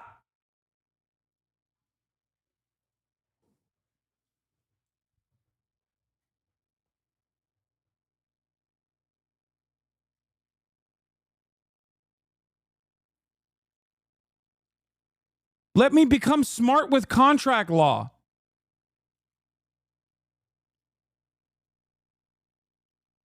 about you, but it feels like not enough. Today, we're going to talk about what the Democrats are and are not doing, what they should be doing, and what to do about all of it. Let's get into it. But first, a very big palate cleanser. It's almost Valentine's Day, and whether you're partnered up in a throuple, single, and ready to mingle, or in a never-ending series of situationships, you deserve to celebrate. And listen, in these trying times, finding anything to celebrate is a major win. What better way to celebrate love than with the most comfortable underpants of your life? Thank you to MeUndies for partnering with me on today's video. MeUndies offers insanely comfy and sexy underpants and loungewear to buy or gift this holiday season. They have something for everyone, from basic black to fun prints, and you can get a matching set for yourself or get a set that matches your partner or even your pet. And they have loungewear too, including joggers, hoodies, onesies, and more. It's comfy, it's responsibly sourced, and hey, if you don't love your first pair, it's on MeUndies. That's how confident they are, and I am, that you'll love your MeUndies. But how could you not love them? Look at this sassy little Kiss My Peach set I got. We're keeping it PG here, so calm down, but just know they're flattering and comfy as heck. No, I'm not raging so hard I forgot I'm watching an ad. This is a day ago from Leisha Miller. It's Ethical Reacts. Okay, of course we're going to watch her ad. We're watching her video This Valentine's overall. Day, give the gift that'll always have them thinking of you and get 20% off your first order, plus free shipping at MeUndies.com/Leisha and enter the promo code Leisha. That's MeUndies.com/Leisha. Enter promo code Leisha. Thanks, MeUndies. So let's get the lay of the land here, because as I keep saying, the point is to overwhelm us to the point of not caring. So we need a big picture moment to understand where we are. Trump passed a ton of executive orders right away after his inauguration. I went over all of them in a previous episode. They then started an avalanche of administrative actions that agencies under Trump within the executive branch are making in order to carry out his executive orders and proclamations. Those are things like the order to expand expedited removals of illegal immigrants, the closure of USAID, the creation of DOGE with loser Elon Musk at its helm, despite the fact that he's not appointed or elected and is just acting in his individual private civilian capacity, and acting illegally to cut as many federal programs as possible. Lots of lawsuits are coming down the pipe to stop DOGE, to challenge the end to birthright citizenship, and so much more. So that accounts for 2 of the 3 branches of government. Trump and his loyalists and government agencies are shutting down, freezing spending, and gutting agencies of their institutional knowledge and personnel. Within the executive branch, lawsuits are being filed by state AGs, private citizens, nonprofit orgs, and more, and judges are using their injunction power to stop various of Trump's orders from going into effect until these lawsuits play out. And while it is incredibly tedious and slow, it is that injunction power that is standing in the way of a lot of these things from playing out. So the judicial branch is doing its part in the checks and balances scheme to step in where it can as Trump continues to overreach. So that leaves one branch, one sad little useless limp branch that doesn't seem to be doing much of anything in its checks and balances powers to counteract the actual insanity unfolding in the executive branch. And that's the legislative branch, where our legislators, the ones we elected to represent us, the ones who are supposed to be the essential part of the democratic workings of our government, where they sit around with their thumbs shoved up their asses doing jack shit to stop any of this, all while lamenting, well, we just don't have a majority. Leisha is also a lib, like, for the most part. I really like her commentary, but like, she certainly is I think closer to the Democratic Party than myself. Okay, so for her to provide this blistering criticism, I think, is a pretty solid read on how a lot of regular institutional Democratic Party voters, I mean, she's not fully on board with the Dems either, but she definitely is like an active supporter who does not shy away from openly stating that she likes the Democratic Party. I think she's more left than you think she is. Yeah, I mean, yeah, she is definitely more progressive than the average Dem. But having said that, I think she is overall. I think she's overall like, yeah, 100. Like Elizabeth Warren Dem is a good way to look at it. Yeah.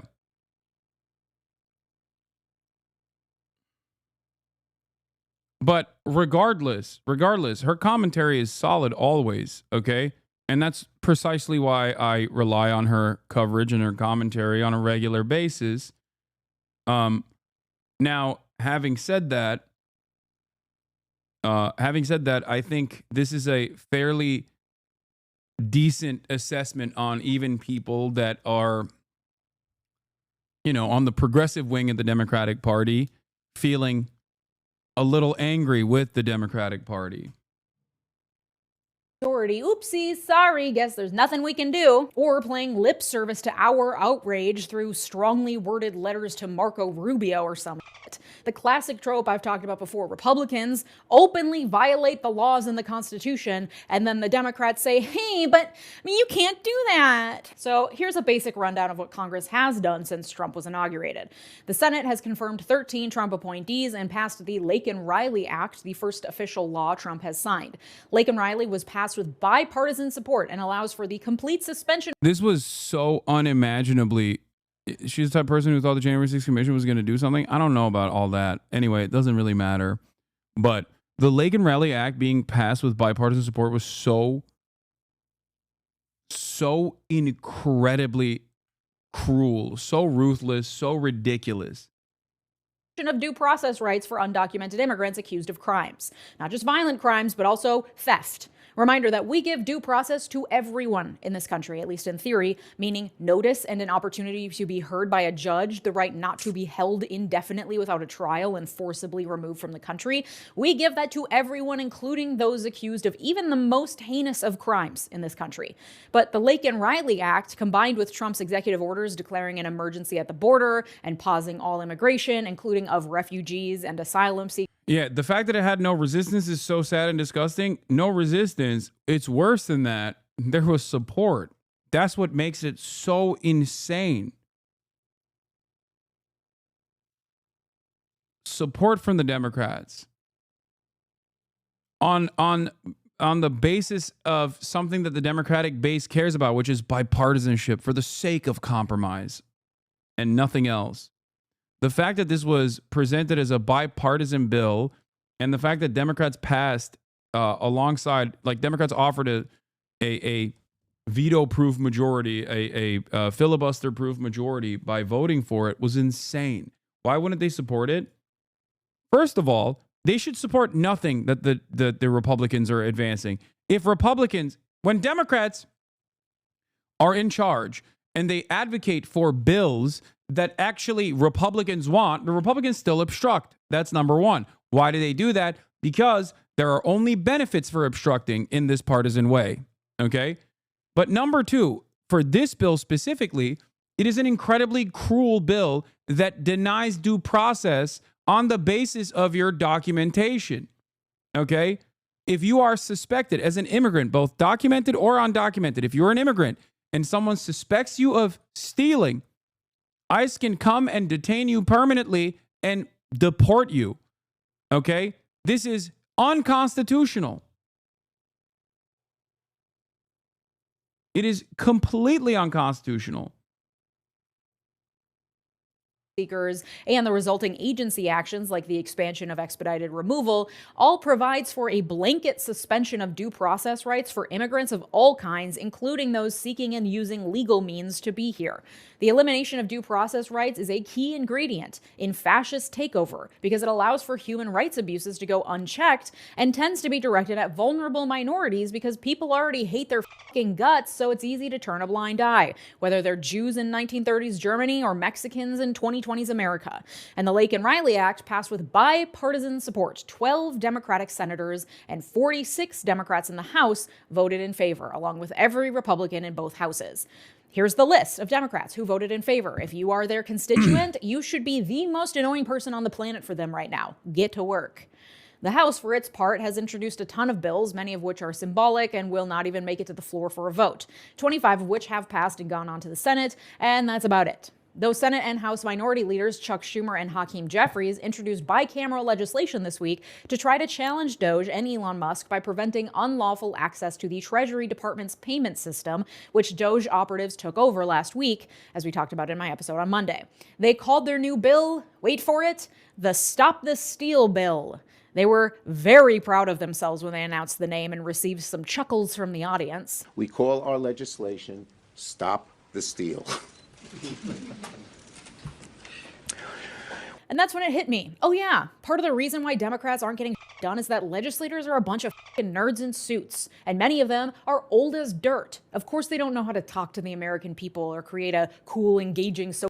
Yeah, the older you are, the more seniority you have in the party, which means the longer you have actually stayed in office. The longer you've stayed in office, the more out of touch you are from the average person. In theory, the longer you've been in office must mean that the longer you've actually talked to your constituents. Is the exact opposite. You get tunnel vision. You get bubbled into this. The only access you have to the outside world is oftentimes lobbyists that are there to push for a corporate agenda. So they are just completely delusional to the needs and wants of the average American. Okay? social media campaign and are terrified of youngsters coming in and using unconventional tactics to get done. Also, they're probably sleepy because most of them should be in retirement homes at this point. Theoretically, they would hire PR people to make up for being big giant dorks, but I don't think they'd know relatable, cool messaging if it hit them across the face. And Republican lawmakers are also dweebs, but so are their constituents, so it works. I think I've solved the problem, guys. Everyone can go home. The literal only reason we thought Kamala was cool was because of some sweet fan cam edits on TikTok. She certainly didn't convince us on her own after literal decades in public office. It took some lefty weirdos getting control of her TikTok account to win any of us over. Did it get her elected? No. Obviously, the entire messaging problem on the left that has alienated a huge swath of the working class and other groups that would historically fall under Democratic umbrellas cannot be solved by a slick TikTok campaign. But as it is, these Democratic lawmakers are speaking to literally no one except for a few policy wonks and some boomers. A couple of younger representatives have come down the pipe and actually feel inspiring and know how to speak like humans. AOC, Jasmine Crockett, Katie Porter, but name me a single cool Democratic senator that can speak like a human and makes you excited about politics. I'll f***ing wait. They got Cory Booker on the social media game. Literally, Chuck Schumer confirmed, according to Mother Jones, that Cory Booker is in charge of the Senate Democrats' social media, with the New York Times reporting, and I quote, "Last week, Mr. Booker delivered a PowerPoint presentation to fellow Democrats about how to deliver their message online. In the slides, which were obtained by the New York Times, Mr. Booker offered his colleagues guidance on how often to post on each platform. Instagram once or twice a day, Facebook once a day, LinkedIn 3 to 5 times a week, X." This part is so crazy. Like Cory Booker is like a alien, dude. Like, no disrespect. Some people just don't have it, you know?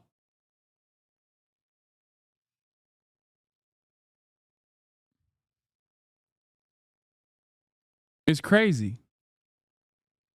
It once again shows me that, you know, it just shows me that we're just completely removed. Like, the Democrats are so removed from the needs, wants of the American public. Okay, but like, this is decent social media training for boomers, or at least their staffers. 2 to 5 times a day. TikTok 1 to 4 times a day. Like, their social media strategy is about how often to post. This is you learn in like a poorly made intro to social media management for dummies course. Cory Booker is a fucking dork, guys. We have nothing to work with. And because much of the high-profile work is being done by the Senate because of their role in confirming presidential appointments, a lot of the focus and ire is on the Senate. So while House members definitely play a role in counteracting the horrors coming from the executive branch, it is the Senate where a lot of the work is to be done. And no, I'm not talking about introducing silly, fun, cool, tongue-in-cheek legislation like the Stop the Steal Act. We all know that the bill is dead in the water. It's being done for show, and so that our legislators can point to something and say, see, we are fighting back. Meanwhile, we're all out here getting fucking annihilated by breaking news story after breaking news story of some new horrific thing Trump and his cronies are doing, while our lawmakers chuckle at sassy names for bills no one will read or pass. Get a grip! I think there's a time and a place for introducing snarky legislation. This is not one of them. This is not business as usual. This is not a simple, well, we'll get them again in 2 years. Yes, the midterms will be important, but we need to actually have a functioning fucking government to hold a... You said the Democrats are marketers, but they're not even good. The Democrats are literally just marketers. They don't do actual work. They're always selling an idea. Yeah, but they're not even good marketers. They're marketing a product that no one wants. Elections in the first place. And they're not even doing a good job marketing said product. That's why they are unimaginably unpopular right now. Trump is causing damage at breakneck speed that will cause years of chaos and rebuilding. This is mission critical, all hands on deck shit, and our legislators are sitting on their hands, shrugging their shoulders, despite the fact that Trump is following the Project 2025 playbook word for word, line by line, the playbook they've had access to for a year and a half at least, and yet they did apparently nothing to prepare for. I made an episode ringing alarm bells about Project 2025 in September of 2023. Why are they just now starting to realize that, maybe this is pretty bad? Literally just this week, I think they're starting to get the memo, with House Minority Leader Hakeem Jeffries sending out a 10-point plan to counter the hostile takeover of government we're seeing, and even that is pretty weak. One of the 10 points is the Stop the Steal Act I just talked about. They also include calls to increase efforts to communicate with the American people about how awful everything is, with zero concrete advice on how to do so. The only real tangible plan they have at this point is to challenge the appropriations process that they'll go through in March. Remember how the government almost shut down and they kicked the can can down the road to keep it open? Well, they kicked the can to March. And because appropriations bills require a larger majority to pass, Democrats will actually have some sway in that process, especially because there are some Republicans that just straight up will never vote in favor of an appropriations bill because they believe the government shouldn't spend any money at all. And until March, I guess the plan is... Yeah, like gift after gift handed to the Democrats. Like ridiculous executive orders that your job is to communicate how ridiculous they are, to get media coverage surrounding it. A group of Republicans that are in the party that refuse to abide by the wishes and the best interests of the party. You have all of these wonderful opportunities to make a big stink. I'm not expecting the Democratic Party to overnight become revolutionary Marxist-Leninists that are trying to build a militant vanguard. Okay? I'm just saying, be a competent fucking party. Be a competent liberal party. Right now, at this stage, they are not even a competent liberal party. That's crazy. Is tell people things are bad. Even Democratic governors hopped on a call with Chuck Schumer, according to reporting for the New York Times, literally begging him to get the senators to do something to stop the onslaught, suggesting better media and messaging strategies, and lamenting that they, the Democratic governors, are bearing the brunt of angry calls from constituents while also being the ones heading up a lot of the legal battles as well. And old Chucky Schumer was like, well, I can't force anyone to do anything. Plus, Cory Booker's doing a great job with the social media. Pathetic. Okay, so that's the lay of the land. Executive branch, fuck it up. Judicial branch, the one string holding back the worst of the onslaught. Legislative branch, dog shit. The good news is that at least in theory, the legislative branch is the one most responsive to the people. That's us. And as much as the moneyed interests do control our elected officials, the one thing they fear, probably even more than losing money, is losing elections. And if you understand that their main and all-consuming goal, the thing that they think about with every vote and every public move they make, is re-election, you can start to understand how to leverage that as someone who votes on whether or not they get re-elected. But we can't apply pressure if we don't know what to pressure them to do. So what could Democrats, especially in the Senate, be doing? Well, we know it's not passing legislation. Their minority status and partisan gridlock means that's nearly impossible. I think the first step is obstructing every step of the way, even if it's like seemingly a good thing. Okay? Just obstruct.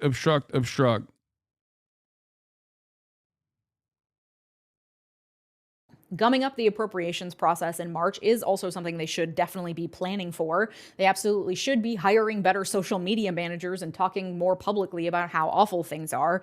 But the real way for Democrats to fight back, to get down and dirty and make the day-to-day passing of bills and Republican tomfoolery slower and more painful, is by wielding the bureaucratic, mundane, day-to-day processes of Senate sessions. 100%. What the organization Indivisible calls procedural hardball. A lot of what I'm about 100%.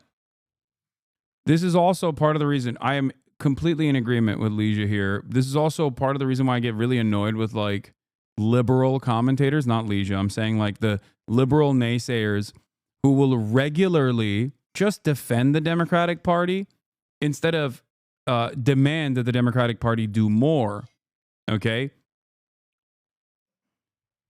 Liberals who are tasked with defending the Democratic Party are always playing catch up.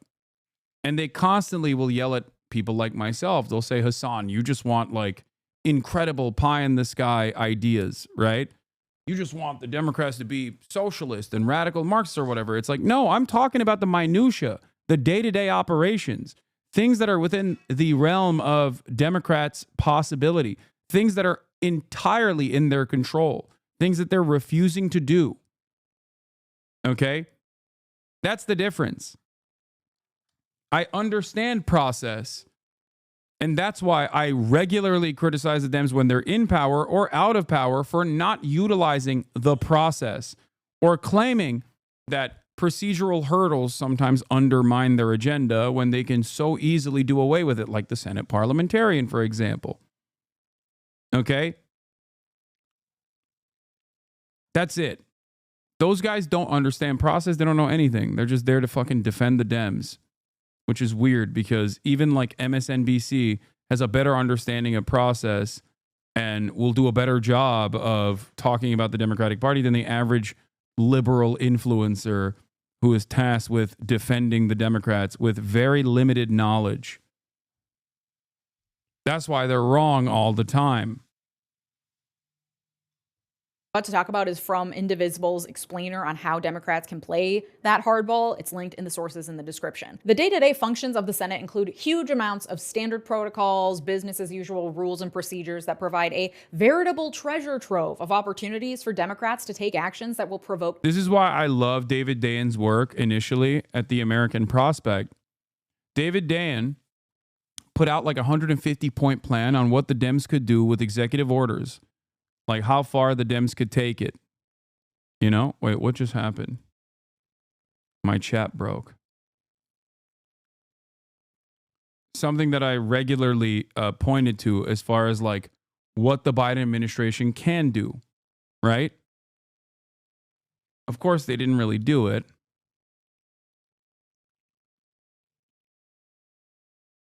Yeah, they had an executive action. They had an executive action tracker. Like, this is boring process shit, okay? Out of 111 actions, there are 23 yes, 19 partial, 6 no, and 1 no longer applicable.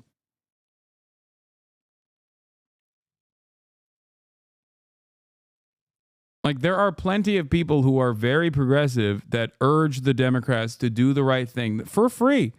They're putting this out there, okay? They're putting this out there for free. If the Dems would follow through on any number of these different suggestions, they would be infinitely more popular.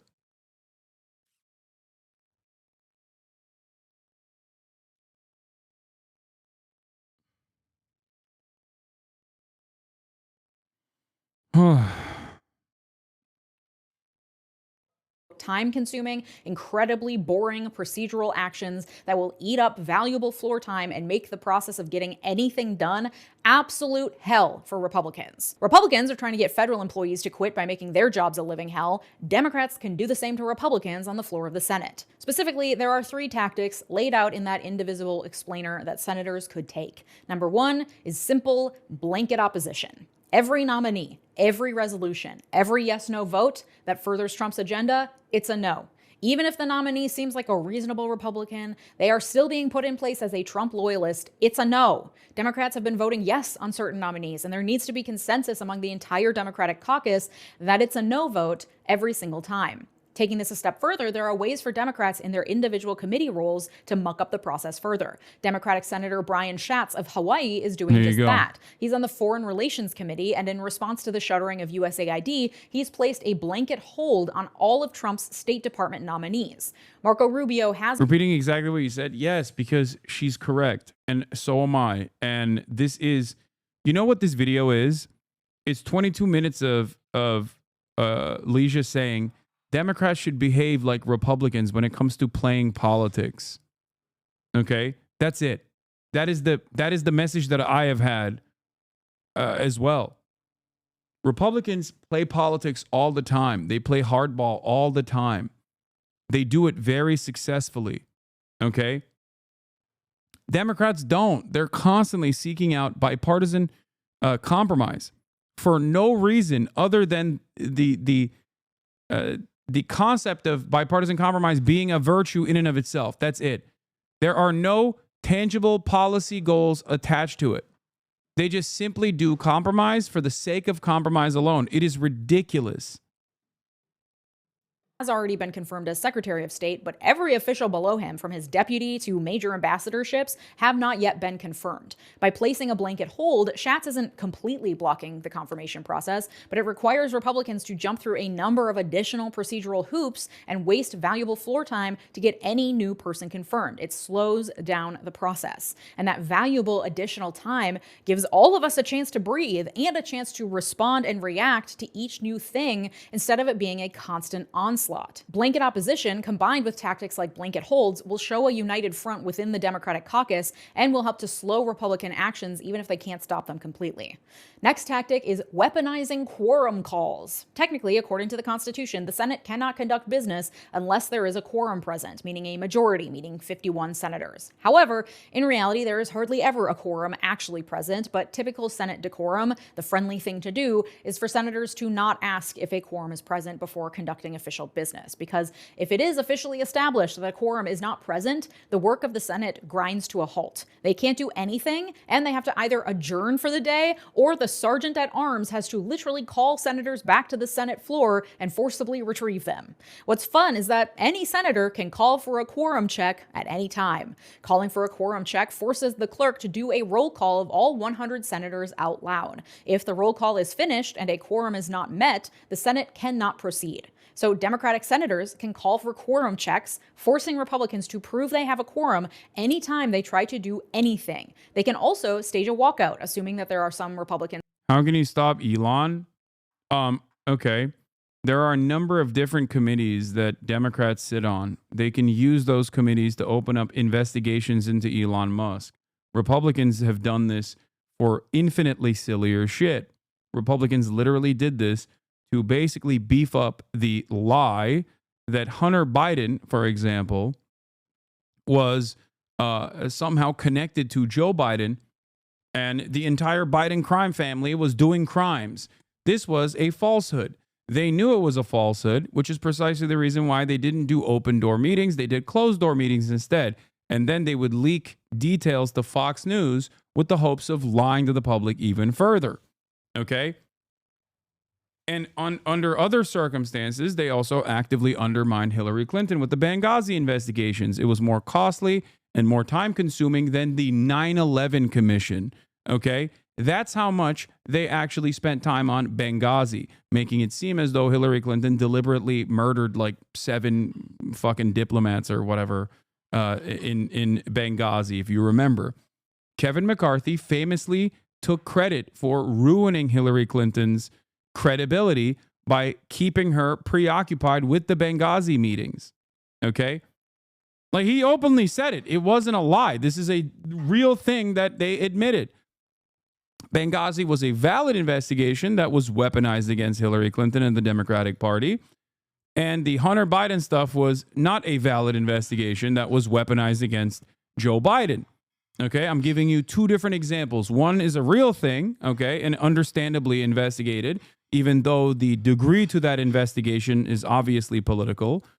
The other is a ridiculous investigation that was built around a falsehood. Okay? Democrats could do both if they chose to do so. Democrats could at least do valid investigations into the likes of Elon Musk, for example. Go after Jared Kushner's business dealings. Those are valid investigations. Those are worthy investigations because there's violations there. Okay?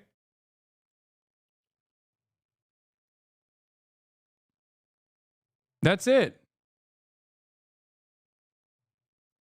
Not present, which usually some aren't, meaning that there would not be a quorum present if all Democrats leave the Senate floor. But even if technically there is a quorum present, they can still call for a check at any time to gum up the process. This will be incredibly boring. It will make Republicans' jobs really boring and bad. It'll be so annoying, and it'll go against decorum and protocol, and that's the point.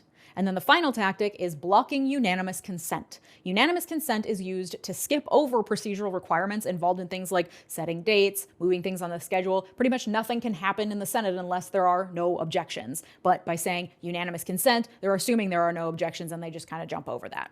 Senators request unanimous consent for things to happen, and usually there's no objection and things move forward swiftly. I imagine you can see where this is going. Senators can object. Refusing to work with bolster Republicans and make them look like the good guys, that's so silly. You're so wrong. Walk out on quorum calls, the stupidest idea I've ever heard, respectfully. Yeah, we have to keep working with the Republicans because then they'll look like a bad guy. What are you saying? When have Republicans ever worked with the Democrats? They don't. The people are begging the Democrats to actually fight back against the Republicans. Even if what you're saying was completely unpopular, it would still be the right thing to do. But luckily, it's also not unpopular. It's a popular thing to do. Partisanship is the name of the game. Yeah, working with them on every single literal issue has been so fruitful so far. That's why their popularity is historically low. You know, like the bipartisanship on the Lakin Riley Act.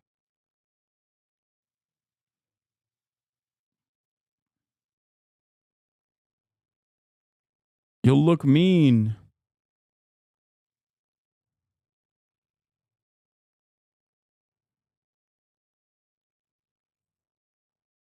To anything, any procedural step, any request, anything a Republican senator wants to do, no matter how small, cannot move forward if a single Democrat objects. Things will probably eventually move forward if the objection is like frivolous, for example, but when a senator objects, it starts down a rabbit hole of further procedural hoops that must be jumped through, including, for example, roll call votes, debates, and delays. Democrats can take it a step further by using their entire allotted 30-minute debate time whenever it's available. It means zero fast-track confirmations. It means, again, making Republicans' jobs as hard as possible, as boring as possible, as tedious as possible. It's making their day-to-day work nearly impossible. Not completely impossible. They still have a majority. They'll still get things done, but the pace would be dramatically decreased. You know, we always complain about how it feels like Congress can't get anything done.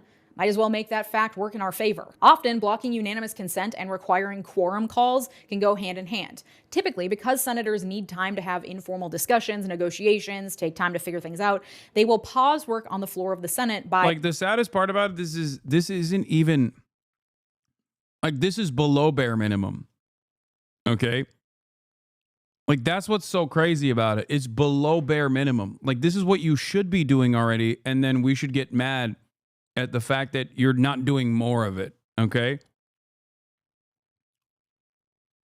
Like, procedural hurdles and obstruction across the board is literally not even expecting the Democrats to do their jobs. It's to expect the Democrats to do less than what their job is. A competent party on top of that would be trying to find bipartisan compromise in areas that actually suit the Democratic agenda. What are your thoughts on Asmongold talking about you promoting a terrorist propaganda clip? I don't know the story. Yeah, that's me.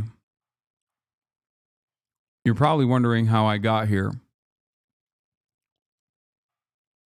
By suggesting the absence of a quorum. This requires the clerk to then read out all 100 names and take a roll call. And the clerk will do that usually incredibly slowly on purpose, knowing that it's just being called to give senators time to discuss or until the next senator wishes to be heard. It's just part of the business of day-to-day operations in the Senate. You could go to senate.gov and click watch live Senate floor proceedings on any given day, and you'll see this in action. A senator will make their statement. Yeah, here, look. Hakeem Jeffries met privately with Silicon Valley donors in a bid to mend the fences from Politico. Here's a remarkable quote that really gets to the heart of what mending the fences means in this context. There's a significant fear that these tech folks who have been with us for a long time will say, fuck it, we're going with the other guy, said Alex Hoffman, a Democratic donor advisor who works with donors across the country but did not attend the event. These donors are also pissed, watching former and current colleagues have unlimited unchecked power and getting richer off of this, and they're not.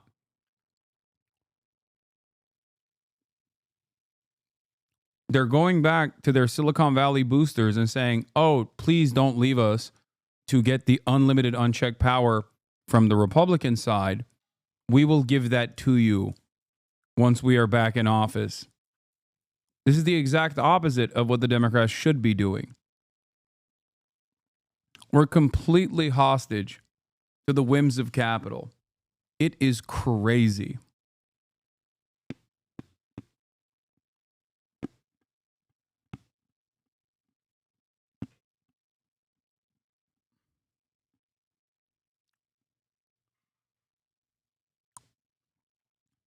And then suggest the absence of a quorum when they're done. That's By the way, if you're wondering why they don't routinely shit on billionaires and become like a true populist, left populist party, that's the reason.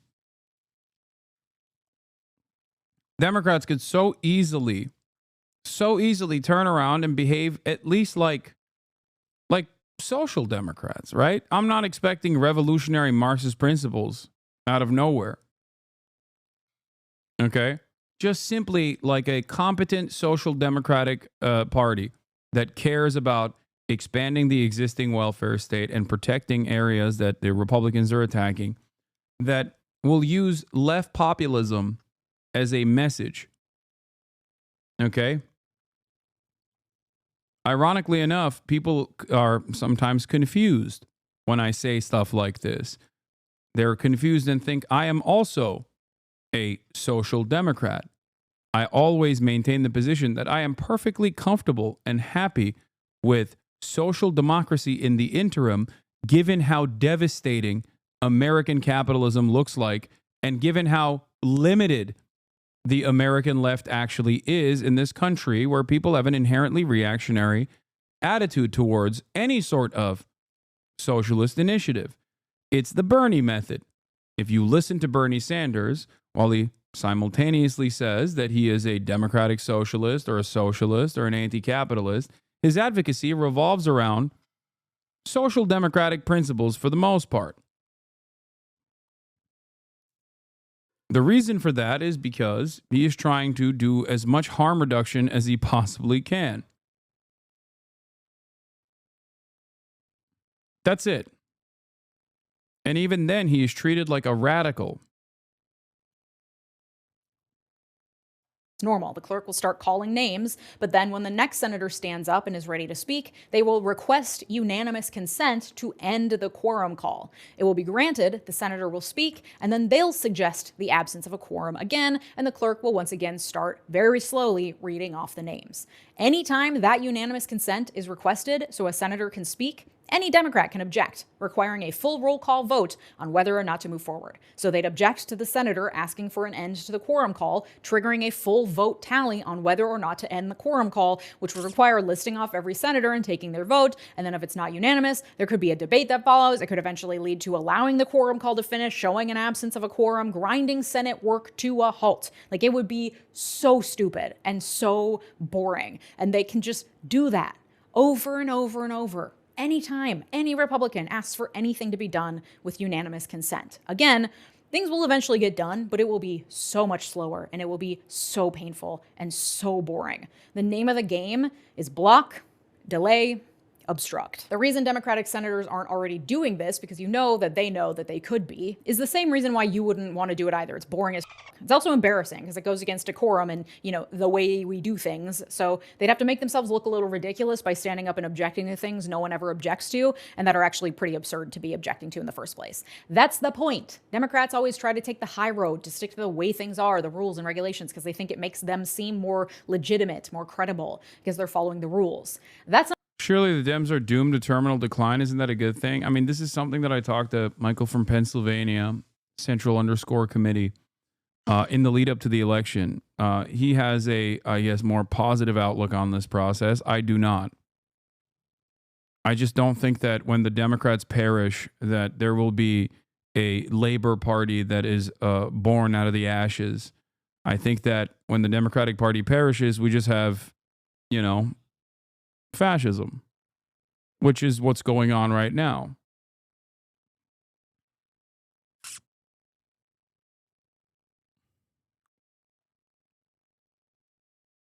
That's not the protocol right now, though. It's time to play dirty, and this is the best way to do it. The trick is to make sure that these senators are also communicating why they are doing it, so people don't look and see them gumming up processes and making a mess in the Senate and think, wow, what is wrong with this person? They aren't doing their job. Democratic messaging has to be, we are doing our job to protect this country from the complete takeover of fascist rule. This is how we do it without a majority or any power. We are slowing the process down for you. That needs to be the message. Okay, so we're blocking, we're delaying, we're obstructing. But how do we, as individual private citizens, use our voice to push the legislative branch, the one that's supposed to be answerable to us, to do what we want it to do?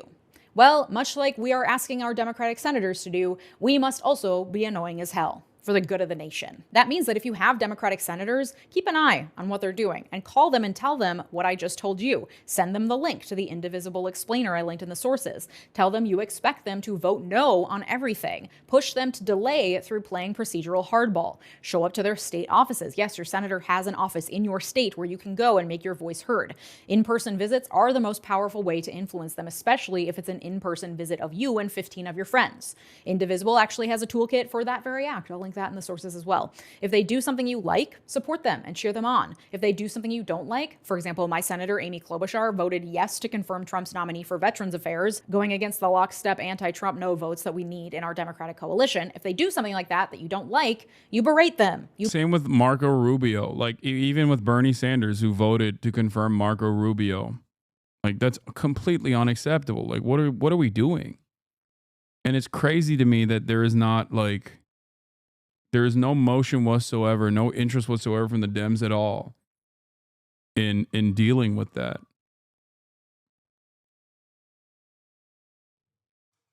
And doing anything. You'll be so annoying. Yes, I'm familiar with David Graeber. He's great. Rest in power. Call, email, show up, petition, nag them on social media, all of the above. And at the state and local level, you can also berate your elected officials to make sure that they're fighting against every MAGA move coming from the feds and implementing policies that will counteract the worst of it, like sanctuary policies and others that protect vulnerable communities. In fact, Indivisible has a whole guide with different directives depending on if your elected officials are Democrats or Republicans and what you can do to influence them. I will also link that in the sources. This isn't sponsored by Indivisible. They just have a lot of really helpful resources that I really leaned on for this episode. If the name of the game for Democrats is block, delay, obstruct, the name of the game for all of us, their constituents, is pressure, complain, annoy. For the good of our nation, we must all become the most annoying people on the face of the earth. It's time for you to rise to the challenge of being annoying as hell. And you can join me over on my Patreon community, where I just launched the Why America Co-Learning Lab, a learning community having discussions and making connections, along with a monthly syllabus curated by me. All year we'll be covering topics under the umbrella theme of Eat the Rich, building solidarity in the new Gilded Age. February's topic is all about how to build a movement even when you're feeling overwhelmed as hell. This is all hosted over on Patreon, which is linked down below. If you're interested, please join us, patreon.com/Legion Miller. Thank you to my multi-platinum patrons, Sarah Shelby, Art, David, RH. All right. Now we're going to move on to at least one aspect of the government that is resisting to a certain degree, the courts. President Trump's federal buyout plan has been delayed by the judge. President Trump and Elon Musk's drive to reshape and slim down the federal government.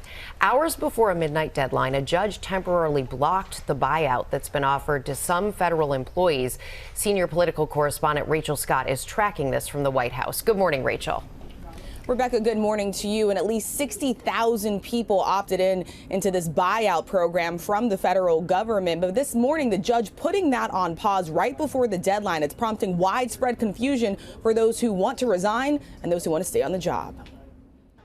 This morning, widespread confusion for federal workers. It's been just over a week since 2 million federal employees received this email with a stark choice: resign now and be paid through September, or run the risk of being laid off. It's just all kind of a mess. Shonda Loader, a mother of two in Kentucky, works for the Department of Veterans Affairs. She took the offer, but hasn't gotten any clarity since. Everyone is they're all shooken up and they're all scared, and it was very much a scare tactic, and it definitely worked. The offer now on hold until Monday as a legal challenge plays out. Unions calling it arbitrary and unlawful. But the administration insisting the program is not being blocked or canceled. We encourage federal workers in this city to accept the very generous offer. Sharia Smith, the civil rights attorney at the Department of Education and a union official, says the offer is flat out insulting. So we're being asked to give up our careers, give up our commitment to the public in a week's time with very conflicting and oftentimes erroneous information given to us. The email's titled Fork in the Road, the same one billionaire Elon Musk used when he slashed the workforce at Twitter. Now Musk, who last night posted this photo in the Oval Office, and his team on a blitz through federal agencies looking to cut costs. Sources tell us USAID, the relief agency that brings food, water, and health care to victims of natural disasters, will soon have its global workforce reduced from roughly 14,000 people to fewer than 300 employees. An internal email shared with ABC News shows just 12 employees to be assigned to the entire continent of Africa and only 21 to the whole Middle East. It's an agency whose work the First Lady praised in 2018. We care, and we want to show the world that we care. And I partnered and I'm working with USAID, and that's all I want to show, that we care. And this morning, the New York Times identified more than 30 studies that have now been frozen, from trials for malaria treatment for children in Mozambique to nutritional support for children in Ethiopia. A 25-year-old staffer connected to Elon Musk's Department of Government Efficiency has resigned after the Wall Street Journal reached out to the White House about social media posts they described as racist. ABC News has not independently verified those posts, which have now been deleted, but we are learning that staffer did have access to sensitive information over at the Treasury Department. So now all of this once again prompting questions about who exactly is working for Elon Musk and what they have access to, George. And whether what they're doing is legal. And in the latest, in a series of personnel moves that appear to be illegal on their face, the president moved to dismiss the chairman of the Federal Election Commission. Yeah, George, and the FEC was created by Congress to be this independent watchdog over our election system. Well, overnight, the chair of the FEC, Ellen Weintraub, says that she was fired by President Trump in a letter. She is a Democrat, but this is a bipartisan commission, and under law, the president is supposed to first nominate her replacement. In a statement on social media, she says there is a legal way to remove her, and this is not it, George. Rachel Scott, thanks very much. Elon Musk says it is, quote, a viper's nest of radical left Marxists who hate America. Supporters say it saves lives and projects American power and influence. So what is USAID? Well, the United States Agency for International Development was set up in 1961 by President John F. Kennedy. If we were not so heavily involved, our voice would not speak with such vigor. And as we do not want to send American troops to a great many areas where freedom may be under attack, we send you. By 2023, it had a budget of $40 billion, covering an estimated 120 countries. But on his first day in office, Donald Trump implemented a 90-day freeze on foreign assistance, taking quite a different view from JFK. The whole thing is a fraud. Very little being put to good use. Every single line that I look at in terms of events and transactions is either corrupt or ridiculous. Now, more than 10,000 people had been employed by the agency, but that workforce will now go down to a skeleton staff of just 611 essential workers. And the USAID website is now down with only this message saying, in order to be consistent with the president's executive orders, this website is currently undergoing maintenance as we expeditiously and thoroughly review all of the content. Now, this is the sort of content that puts USAID in Trump and Elon Musk's sights. The White House highlighted these specific programs, the pet projects of entrenched bureaucrats, as it called them. Among them, $47,000 allegedly spent on a transgender opera in Colombia, $70,000 on a diversity-themed musical in Ireland, and $2 million for sex changes in Guatemala. Now, these claims are all quite controversial in themselves, as are others. For instance, one account on X alleged that Ben Stiller and other actors have been paid by USAID to do photo calls with Ukrainian President Volodymyr Zelensky. Elon Musk himself retweeted that, but Ben Stiller has rejected that accusation completely. And actual funding recipients that have riled Musk include mainstream media outlets like Politico, as well as the BBC's international charity, BBC Media Action.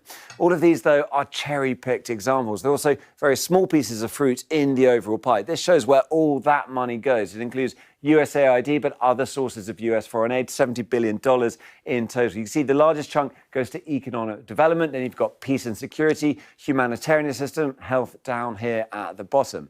And Ukraine is the top beneficiary by quite some way at the top there of USAID money, followed by Israel. Military aid to Israel is exempt from this. Now, how is that money all spent? Well, it includes funding for media, in this case, independent outlets to counter. Thank God the Israeli aid is exempt. For a second, I was worried, Russian information efforts, but also more tangible things like prosthetic limbs for amputees in Ukraine, $150,000 of aid towards a contract to supply those. Or go to South Africa. It alone received $440 million. Much of that goes to HIV programs. At least 8.5 million people living with HIV, they are reliant on USAID money. So whatever arguments can be made about individual funding grants and whether they are or are not worth the money to US interests, this total pause on funding means that entire programs are being removed. What links this shelter in eastern Ukraine with this HIV clinic in Cape Town? It also connects this hospital in Thailand for refugees from Myanmar with this human rights activist in Uganda. It's USAID, the American government agency that provides humanitarian assistance around the world. But its budget has come under criticism by the new cost-cutter-in-chief, Elon Musk, with funding frozen and staff laid off or placed on leave. Why? Because according to the White House, this humanitarian agency is part of the woke agenda. These are some of the insane priorities that organization has been spending money on. $1.5 million to advance DEI in Serbia's workplaces, $70,000 for a production of a DEI musical in Ireland, $47,000 for a transgender opera in Colombia, $32,000 for a transgender comic book in Peru. But if this is about cost-cutting in government, those programs just mentioned account for less than $2 million. That's 0.005% of the USAID budget. And the USAID... Amazing. This is what people who believe that America is a moral rot on the planet would consider a dream. Nice. Streaming someone else's content while you eat with zero input to ads. Such a good content creator. Yeah, I'm stealing from Channel 4 News. The small content creator, Channel 4 News. Anyway, ironically, while I was also giving input that you had to chime in. But having said that, this is like people that say America is an evil empire couldn't even dream of taking out the USAID.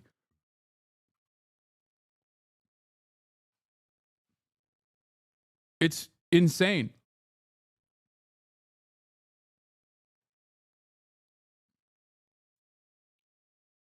It's actually, seeing news as content says a lot about that person. Like, I don't understand like what the Trump administration is doing here. This is even dumber than the tariff stuff. Truly. The budget of $43 billion is itself just 0.7% of overall federal spending, which stands at $6.3 trillion. Reports suggest the USAID workforce will be cut from more than 10,000 staff to just 611 essential workers at midnight tonight. And key projects will be affected. What will happen to maternity and sexual health plans in Afghanistan, Pakistan and Bangladesh? Or the President's Emergency Plan for Aid Relief, PEPFAR, which ensures 20 million people receive HIV treatment, worth $400 million in South Africa alone. The United Nations today warned that millions could die. So as UNAIDS, we estimate that if PEPFAR wasn't reauthorized between 2025 and 2029 and other resources were not found for the HIV response, there would be a 400% increase in AIDS death. That's 6.3 million people. Protests have taken place across Washington this week as a weakened opposition finds its voice. Critics are concerned about Elon Musk's Department of Government Efficiency gaining access to sensitive data in its drive to cut costs. Democrats are worried about overreach. President Trump has no such concerns. Elon is doing a great job. He's finding tremendous fraud and corruption and waste. You see it with the USAID, but you're going to see it even more so with other agencies and other parts of government. But critics say this isn't about efficiency, it's pure politics. Take Musk's approach to his country of birth, South Africa. He's accused the ANC government of pursuing openly racist ownership laws, and stripping the country of US funding sends a message.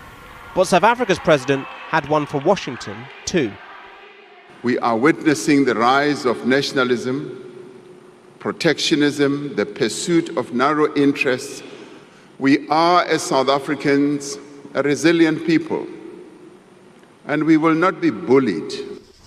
With Ukraine also receiving billions of USAID funding since the start of the war, Foreign Secretary David Lammy today warned this could all be a big strategic mistake that might benefit other powers like China. But President Trump wasn't listening today, as he wrote simply, "Close it down." The Joe Rogan Experience. Hasan took the red pill. What? Why tie it to CIA money then? Never mind. Congress will not act. All I'm saying is, wait, Joe on the crazy USAID spending being uncovered? I just never thought I could spend years and years talking about USAID being utilized in incredibly inappropriate ways. Okay. And these guys are just destroying. These guys actively have destroyed that. They've undermined it. It's like saying the CIA is woke. We need to shut it down. Oh my God. Can you imagine? Like Joe Rogan starts talking about how the CIA is doing woke and gay in other countries and we have to put an end to it, you know? And then they do.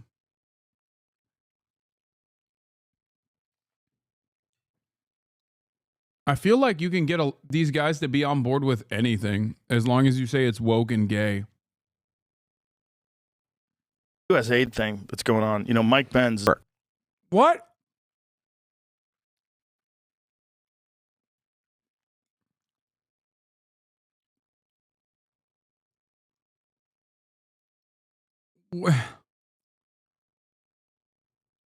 What are they talking? Chat, I'm asking in all sincerity. I have no. What is the George Soros prosecutor fund? I know that conservatives always say like woke DAs are being hired by George Soros.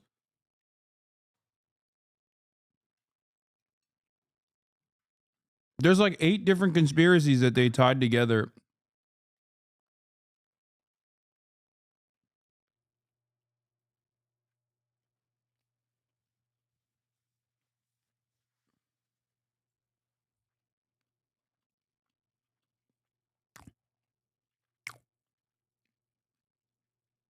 Wait.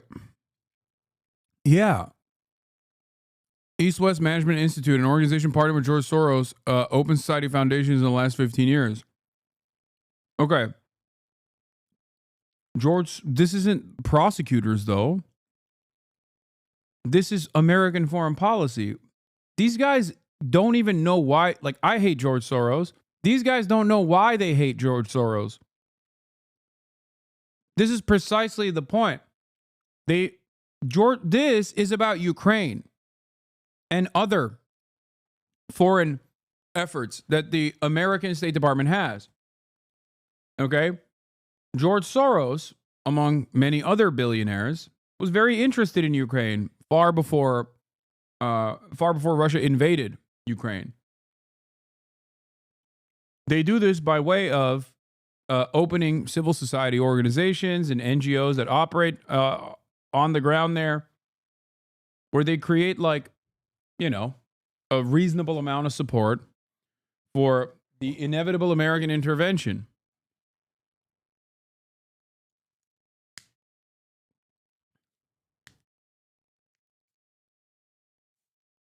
I feel like if you were to explain to Joe Rogan like what USAID actually does, like if David Pacman sat him down and explained it to him as a positive, I think Joe Rogan would be on board with it. Many Republicans would be on board with it.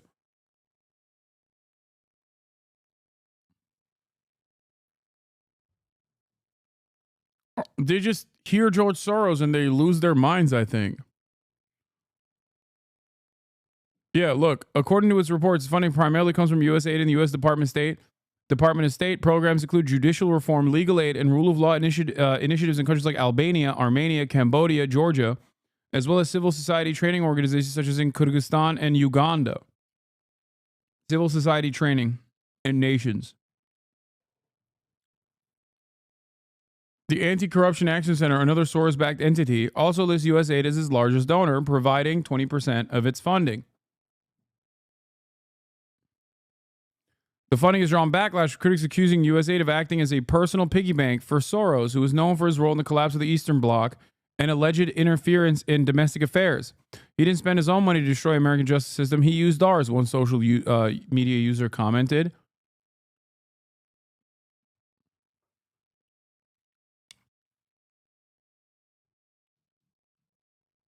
Chat doing a 180 in 10 seconds? No, this is American foreign policy. This is in line with the American agenda globally. It's not against the American agenda globally. It's not what they think it is. This article is not talking about how George Soros is actually undermining the American legal institutions or whatever. What?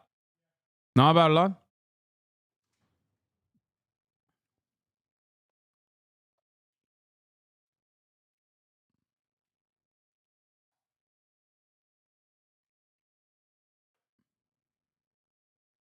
George Soros also funds a bunch of programs and institutes that are tasked with American domestic affairs.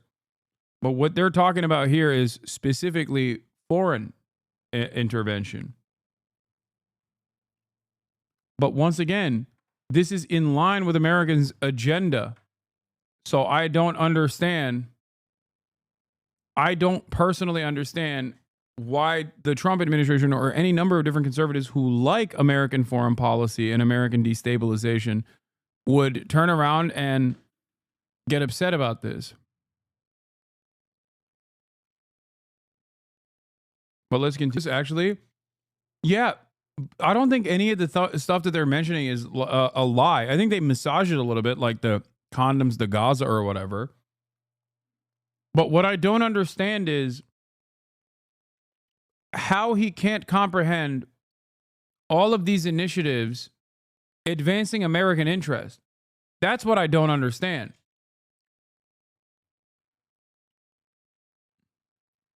Like, why does he think the American, a foreign aid agency under the control of the U.S. State Department is tasked with teaching Afghans how to do crops?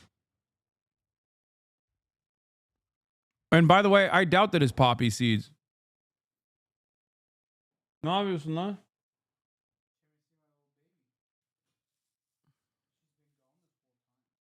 I bet it wasn't poppy seeds. I bet it was literally different crops that they wanted them to grow aside from the poppy seeds.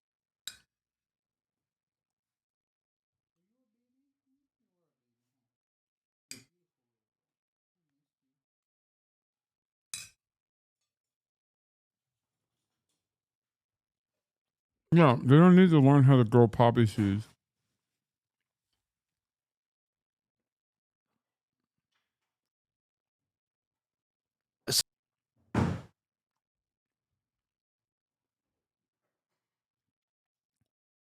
Assisted firms export 4.6 million in agricultural commodities. Afghanistan Value Chains, High Value Crops, is a market-oriented project that operates throughout the country with regional offices in Kabul. It promotes sustainable agriculture-led economic growth in line with the Ministry of Agriculture. Yeah, so like the American government does stuff like this all the time. It is weird how they talk about U.S. aid like it only does good things. It is truly them shitting in their own bed. Yeah. Oh, hell yeah.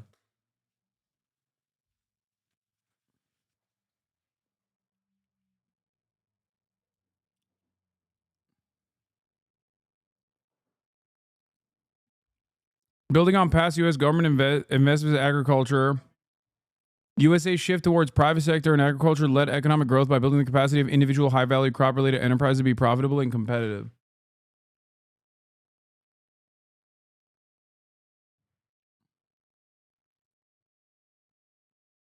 I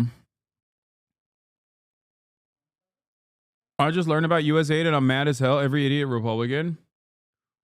I guess maybe they think like it's helping the Afghan population in any way is woke. Maybe. I don't know. These are all BS. Cover-up charges to fund black projects. I mean, I'm inclined to believe that this might not even be a cover for poppy production. For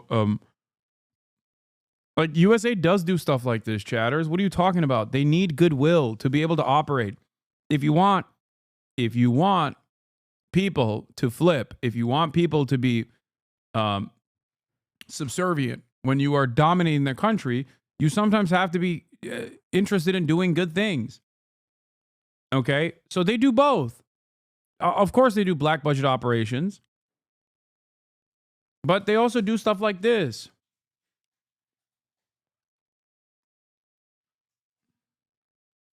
Afghanistan is the world's largest opium producer, but it's not their most produced crop. 70% of their farmland is used in growing wheat. This is what I mean. They're so stupid. I think they legitimately think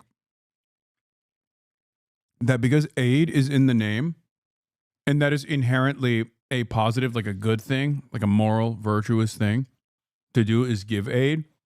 They literally do not understand why this institution exists, and they just automatically say, oh, that's woke leftist nonsense, and therefore I'm against it.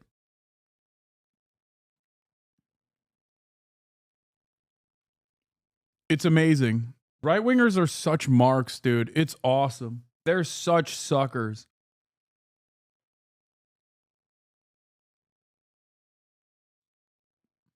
That's awesome. Like, virtually every aspect of U.S. aid also operates in the same vein of taking government funds and implementing market strategies so that these people are more susceptible to foreign capital takeovers. Like, it's basically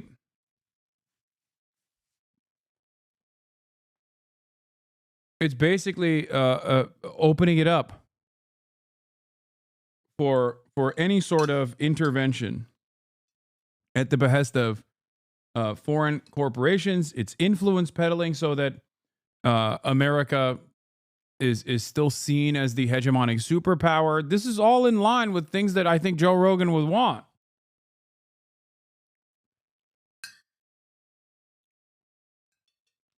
And ironically, that's such a cynical take. It is the correct take.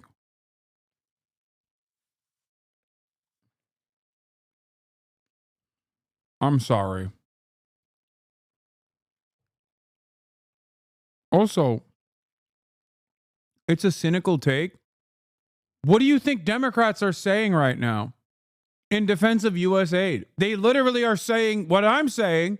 The only difference is I think that's an overall negative thing, even if it's doing good in the short term. Democrats, on the other hand, openly will go, no, it's a good thing. It's good that we're peddling our influence around the world.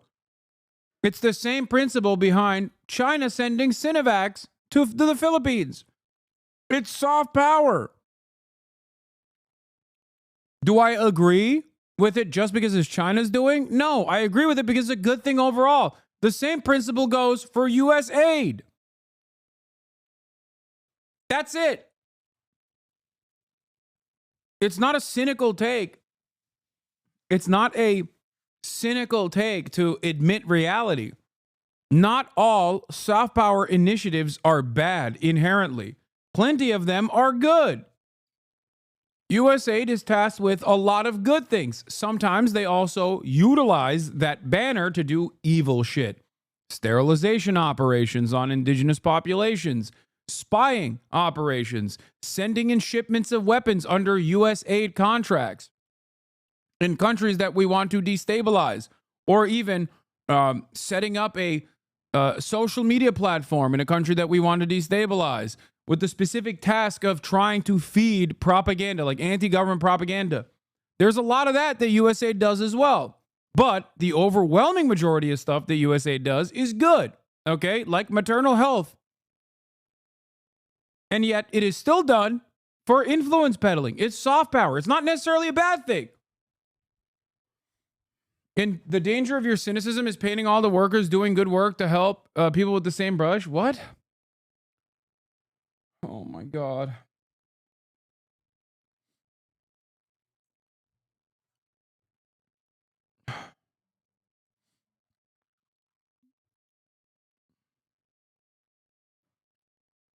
You should simply say that your opinion on it is in view of your opinion on our foreign policy, and that's it. Save so much argument time with someone that doesn't share your interest. Yeah, but it's also silly when people come in here and act like what I'm saying is incorrect when it's actually what their favorite politicians are also saying, because it's just the fucking truth.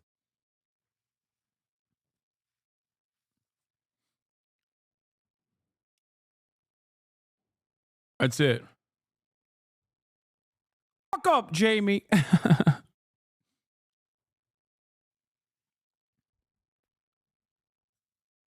That's not fair, man. Joe said he's not right wing.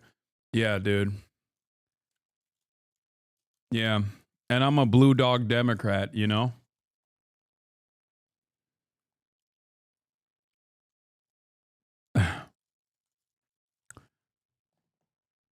That is so nutty. Joe Rogan literally endorsed Donald Trump. Right wingers are so funny to me. They're always so like weirdly embarrassed by being right wing. Or they want to be right wing and openly say the right is awesome and correct on everything while simultaneously running away from the branding.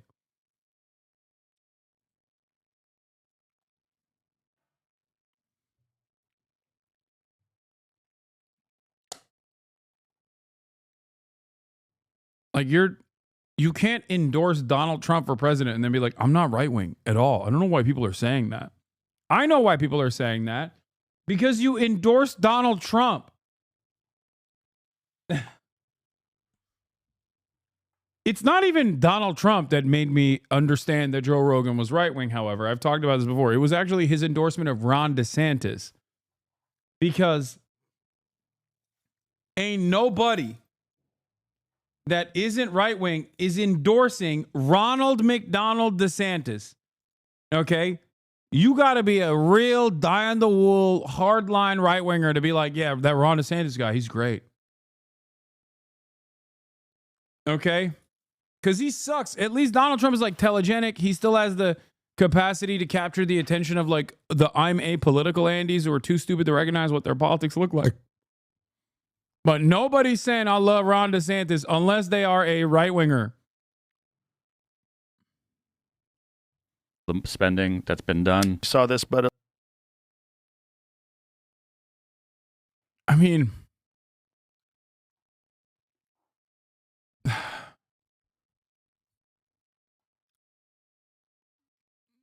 I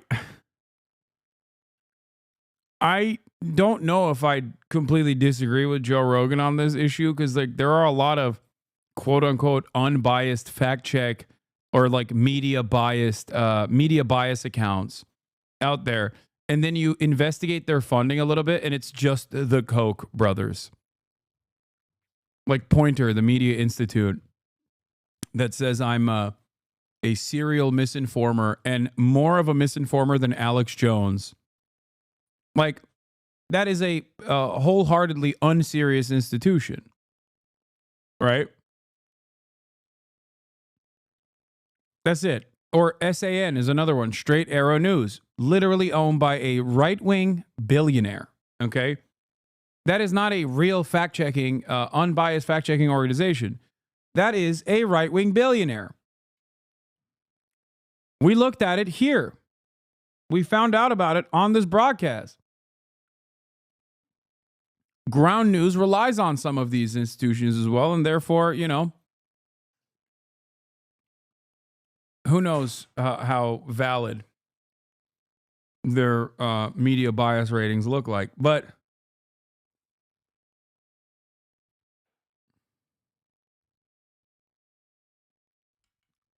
the difference is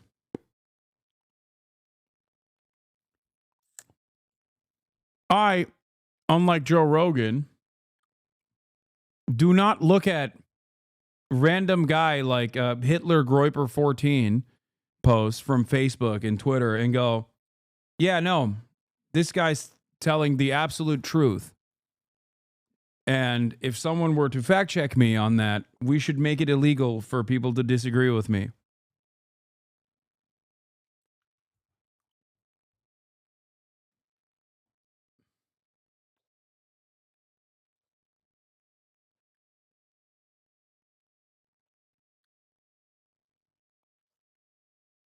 Elizabeth Warren got confronted. Hey, big bro, I've been a follower and fan for years. I think it is time you banned me. Wait, why?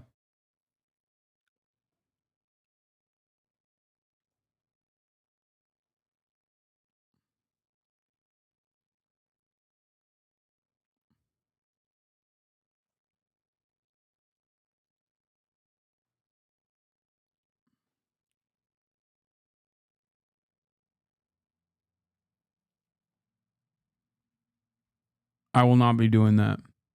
And it's yet another instance of a right winger looking at something, looking at a piece of information that he's too stupid to comprehend, and then making it everybody else's problem.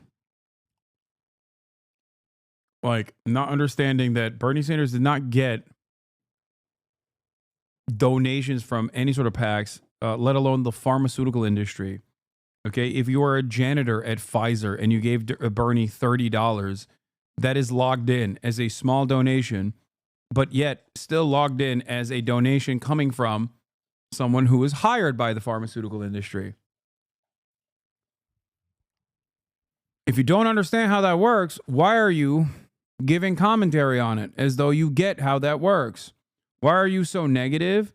I mean, come on, man. This is a video that got 3.6 million views in a day. What am I supposed to do? This is just filled to the brim with misinformation. Should I just be more receptive? Am I not allowed to be upset? Kaya.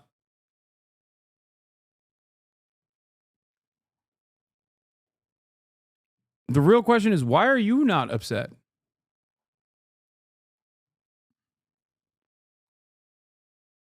What benefit would the Democrats get from putting forth a transgender play in Guatemala? Like, please. The only benefit for American foreign policy later down the line is if we want to say why we are invading Guatemala, let's say, and part of that is because we want to liberate the transgender Guatemalan population. Okay? That's it. These guys unironically hear the propaganda. Like, I'll give you Afghanistan as the greatest example. Okay? Donald Trump negotiated the withdrawal from Afghanistan. Joe Biden actually followed through on it and pulled out of Afghanistan. The media was up in arms. They freaked out. They were like, why are we leaving Afghanistan? How dare we leave Afghanistan? Look at all the women in Afghanistan that we're leaving behind. They're going to be dominated by the Taliban. Okay?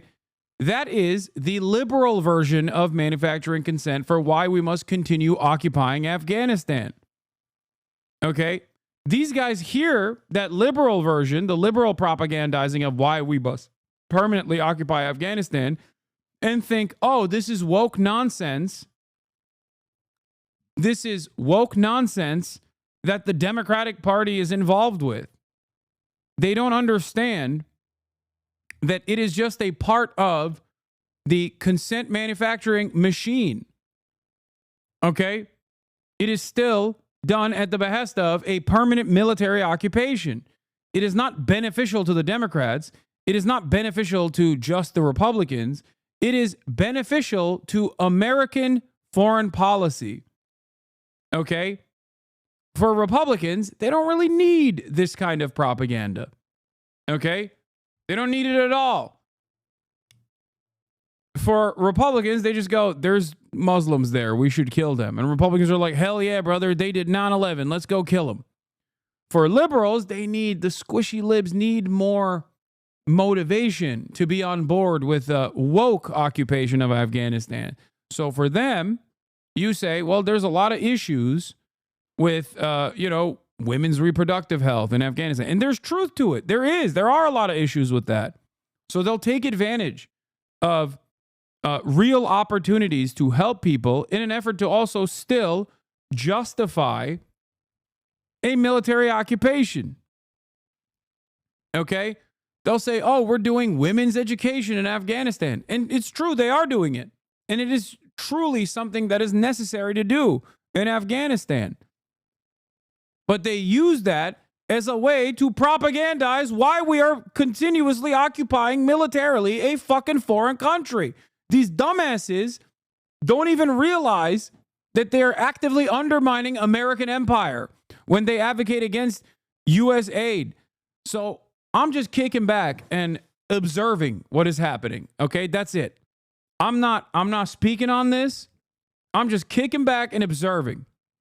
Okay, but it is kind of funny that they legitimately think that this is being done at the behest of woke and simultaneously being done to not like engage in some sort of whitewashing of American empire and its actions in the global South, but instead it's to help the Democratic Party somehow. Yeah, not everything deserves a reaction. Just take a seat back and relax. Enjoy the show. Xi Jinping. That I never really thought we'd get here is that these guys literally think like Vanguard is woke. Like they're not anti-Vanguard or anti-BlackRock because these are parasitic forces of capital. But instead, they're anti those things because they think those institutions are doing woke.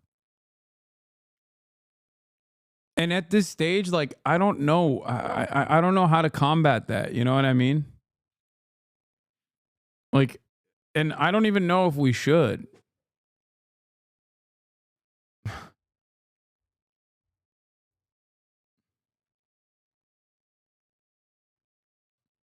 Like, okay, yeah, you're right. It's woke, man. You're right. We should abolish private capital. We should abolish financial institutions because they're too woke. I agree. Yeah. They're woke and Chinese. You know who's the wokest of them all and the gayest and the most Chinese? Like more Chinese than the Chinese Communist Party. Profit healthcare. For-profit healthcare insurance industries.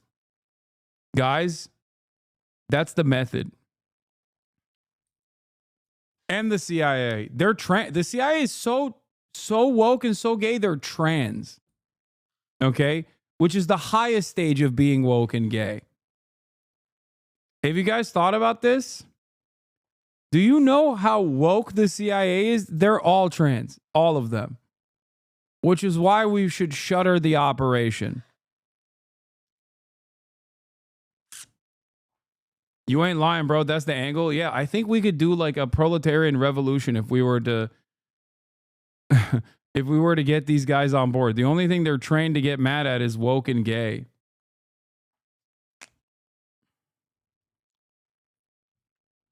Yeah.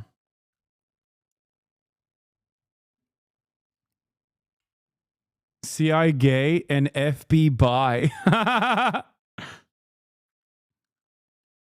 Yeah.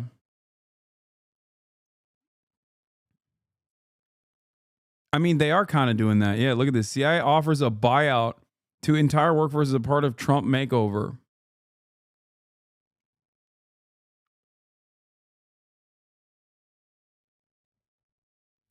I think we actively fried the brains of like tens of millions of Americans where they are so malleable. What you're saying is not too different from leftist leaders using xenophobic language to push out colonialism and establish popular democracy. Yeah. I'm serious. The CIA is so gay and so woke. You know who's not gay or woke? Trans people, like actual trans people. You know who the real trans people are? The CIA agents. We should be focusing on that instead.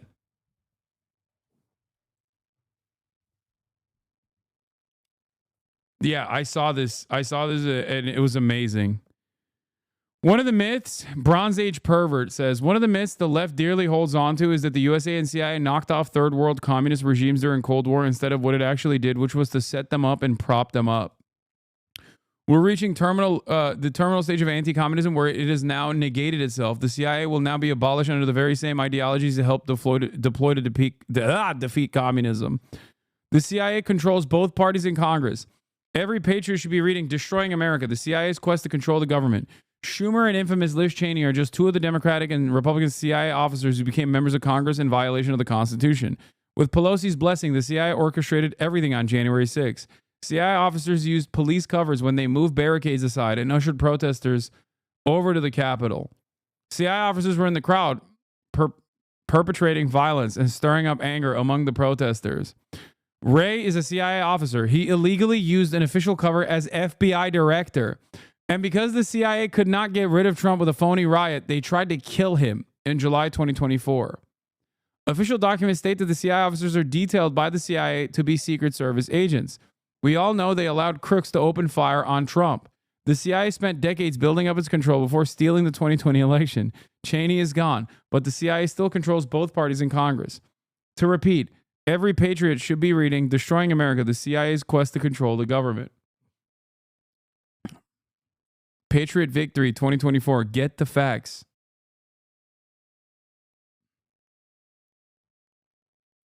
The Patriots are in control.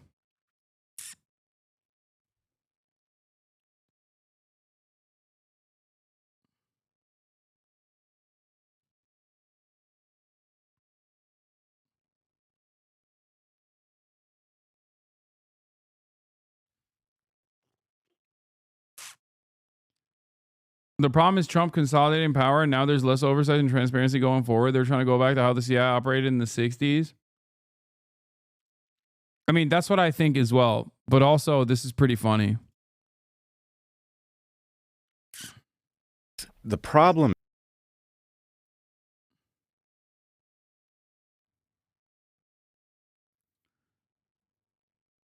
Federal workers now have until Monday to decide whether to take a buyout after a Clinton-appointed judge extended that deadline. I hope it ends there, too. The move comes as nearly all USAID employees are reported to be laid off tonight, with unions now suing the Trump administration over the sweeping cuts. They'll be out for over 1,000 to 300. It's unbelievable. Lucas Thomason joins us live from Washington with the details. Good morning, Lucas. Good morning, guys. Well, if you're a federal worker on the fence about taking the buyout, you have some more time to think it over. Not the case for thousands of USAID workers who face a midnight deadline tonight. Here's Secretary of State Marco Rubio on the cuts. We're not trying to be disruptive to people's personal lives. We're not being punitive here. But this is the only way we've been able to get cooperation from USAID. I had preferred not to do it this way. When we tried to do it from the top down, by getting cooperation from the central office of USAID, what we found instead are people trying to use the system to sneak through payments and push through payments despite the stop order. The United States will be providing foreign aid, but it is going to be foreign aid that makes sense and is aligned with our national interest. Now, USAID is being folded into the State Department, who plans to... I suspect that it's like, instead of doing like a Guatemalan pro-trans play, they're just going to do like a Guatemalan neo-Nazi play, because like they're still going to fund the arts. Okay? You know what I mean? But they're like, I'm actually upset, not because there's a theater play being funded, it's just it's a trans one. You know? So that's what it is. Foreign aid to Israel only? I mean, yeah, that's a definite, that's a given. Yeah.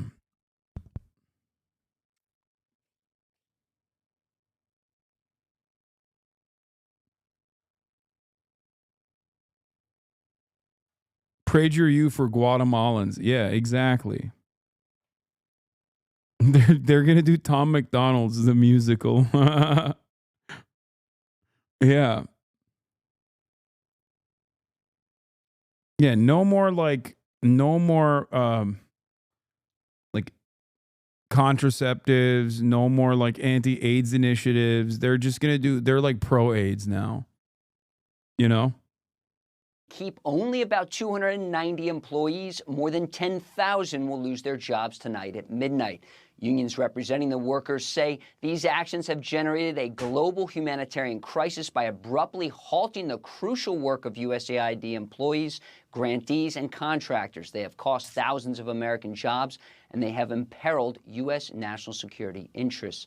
Now, the U.S. Office of Personnel Management says, in compliance with court order, the deadline for federal employees to accept the deferred resignation program is being extended to Monday, February 10th at 11:59 p.m. Eastern. The program is not being blocked or canceled. The government will honor the deferred resignation offer. Now, we've put together a list of some of the things USAID is spending money on with your taxpayer dollars. Perhaps we get a few more turns on the scroll there. 1 million gender diverse support in Bangladesh, 1.8 million for Honduran LGBT group. Some of the bigger ticket items, 15 million for condoms to the Taliban, 19 millions assisting migrants in Colombia. The list goes on and on. As you can see here, 3.3 million for a Caribbean LGBT group, 29 million for young and female working Egyptians, and 14.9 million for supporting LGBTQ youth in Cambodia, and 49 million for improving reading scores in Zambia.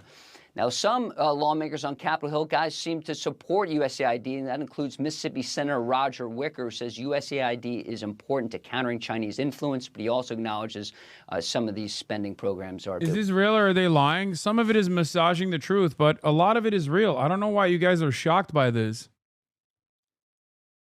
Yes, USAID, USAID absolutely funds a lot of shit that you would consider to be silly, that you can't comprehend why they're doing it. The reason why they do it is because there's real need for it from the population, and you can have willing participants in destabilization later down the line if you choose to do so. Condoms to the Taliban is an example of like lying by exaggerating. It's most likely contraceptives that they're sending to Afghanistan.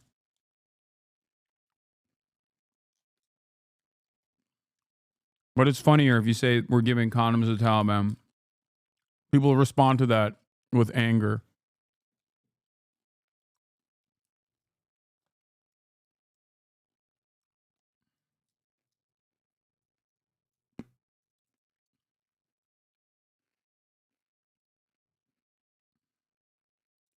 Wasteful, guys. Right. Thanks so much, Lucas. Thanks, Lucas. So you would think it might work to their benefit to point out some of the programs that are dubious, to point out other ones that are necessary. But instead, they want to condemn people for bringing it up. When, as Mark Thiessen writes today with Perspective, he said Warren Christopher, Secretary of State under Bill Clinton, was the first to say, these guys are out of control. Let's fold them into the State Department. Al Gore was going to do it, but he got massive pushback from. No, the U.S. Agency for International Development didn't fund a transgender opera in Colombia. Speaking, she listed 1.5 million to advance DEI in Serbia workplaces. Leave it at it. I don't know about you, but in America, it sounds like the USAID International Development Agency focused primarily on providing vital food aid, extremism prevention projects, and disaster relief to countries around the world. Would add transgender opera to its list. Leavitt was referring to a 2022 production of an opera called As One, a chamber opera by acclaimed American composer Laura Kaminsky, which focused on the inner journey of Hannah, a transgender woman, and her process of personal discovery from her childhood in a small town. 3 performances of As One were put in Bogota, Colombia, thanks to a co-production between La Compañía Estable and the Universidad de los Andes. The 47,000 figure quoted by Leavitt appears to be related to the fact that Universidad de los Andes in Bogota received $25,000 under a State Department program allocated for expanding and strengthening the relationship between the people and the government of the United States and the citizens of the rest of the world. The remaining $22,000 for the production also wasn't funded by the federal government, according to Notice, a Washington publication from the nonprofit, nonpartisan Albatron Journalism Institute. When asked about the lie, Deputy Press Secretary Anna Kelly told Notice it was immaterial. Yeah.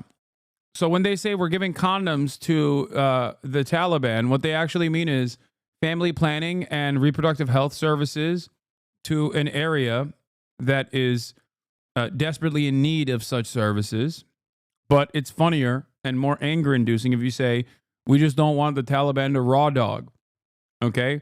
And the same goes for this. This is an initiative for soft power, funding arts programs that promote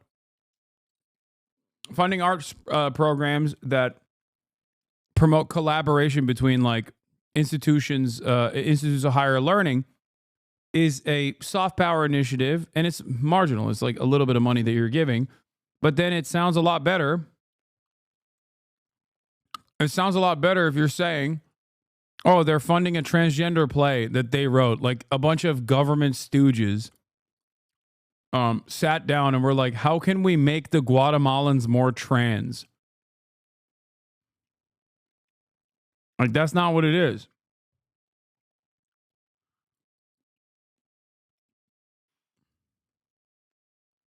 Does that make sense?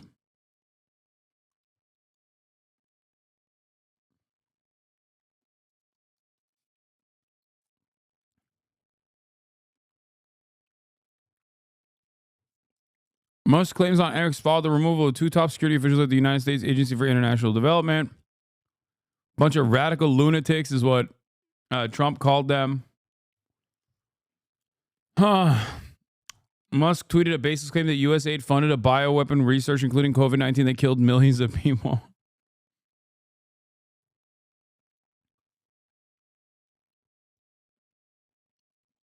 From day one, this administration has demonstrated that they were more focused on blowing up an agency than actually understanding what it is and what it does.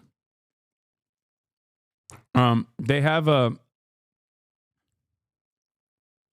report details how an economic and political crisis in neighboring Venezuela led to an influx of around 2.5 million refugees seeking sanctuary in Colombia that year. At the same time, almost 1 million Colombians who had emigrated to Venezuela returned home, putting a huge strain on food supplies and local health services. In response, USAID's Bureau of Humanitarian Assistance prioritized the provision of emergency food assistance, including cash transfers for food, vouchers redeemable in local markets, and hot meals, not operas. Did millions of people just not die? What? Once again, talking about that issue when you support Ansar Allah, holy? Did millions of people just not die? What are you saying? Talking about what issue?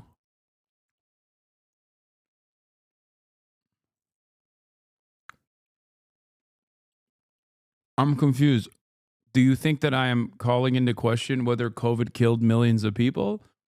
Or the fact that it was a US-funded bioweapon that was unleashed upon the public? Like, because I'm not calling into question the millions that died to COVID.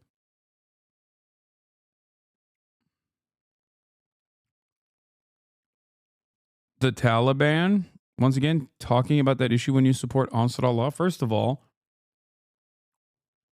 my support for the people of Yemen entirely revolves around them trying to do whatever with the little power that they have to make Israel's genocide more costly. This is something that I've been very clear on since day one. Okay? I've explained this over and over again. And yet, people seemingly don't understand that position. Okay? That's number one. Number two, I'm confused as to what this has to do with anything that I'm talking about currently. Because the only aid that we're offering Yemen, as far as I understand currently, is bombing. Aid in the form of munitions that explode on Sana'a.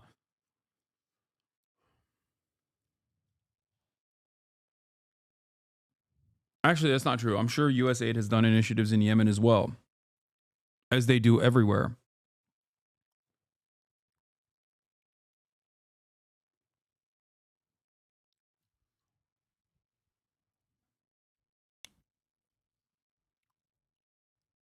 Okay.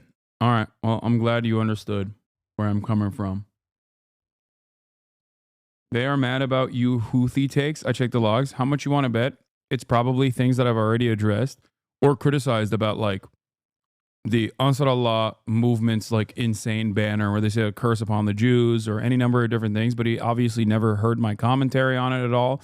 and he just simply watched like either Asmongold talk about it or Ethan Klein talk about it or Sex Pestany talk about it through clips, and then decided that I am unconditionally in support of Ansar Allah, and is now in here getting mad at Shadows, basically repeating the same things that I've already mentioned and addressed.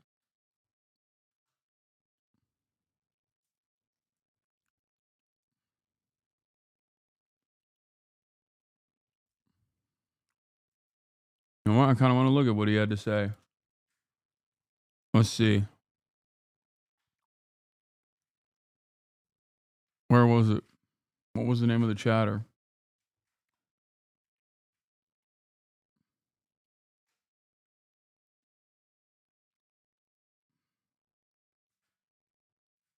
Here's the thing, you guys. I don't support Destiny at all. Oh, this is the same guy who was like pro RFK. Who's anti Bernie Sanders. Oh, it's the same guy from yesterday. What the hell?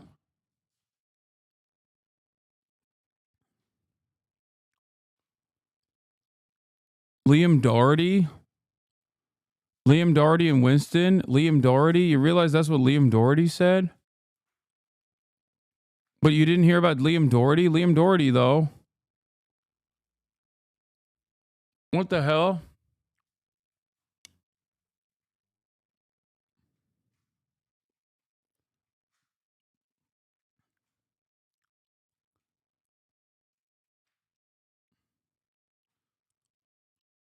I think he might be just like a COVID guy. Maybe that's why. He's like a COVID is a bioweapon and RFK Jr. is right guy. But he's also like a leftist, I think, on other issues. I'm confused. Anyway.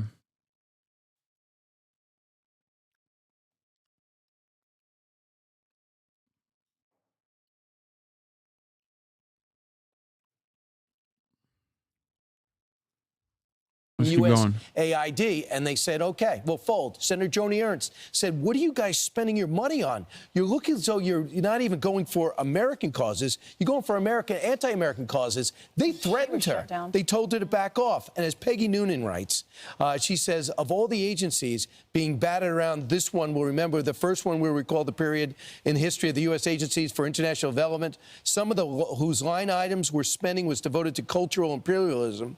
You have seen the list. USAID produced DEI musical in Ireland and everything we just saw. She says, when you look at what they are pushing in the world, you think they're not fighting anti-American feelings. They are causing anti-American feelings. Well, Ainsley, I'm stunned that they have allowed the Republicans now to be the party of the people. And when I say the people, I mean the American people. Mm-hmm.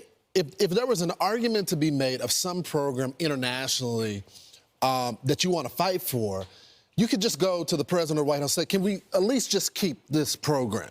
But that's not the argument that they're making. They want to keep all of the programs from the USA, even though it's fraud, waste, and abuse going on, in place.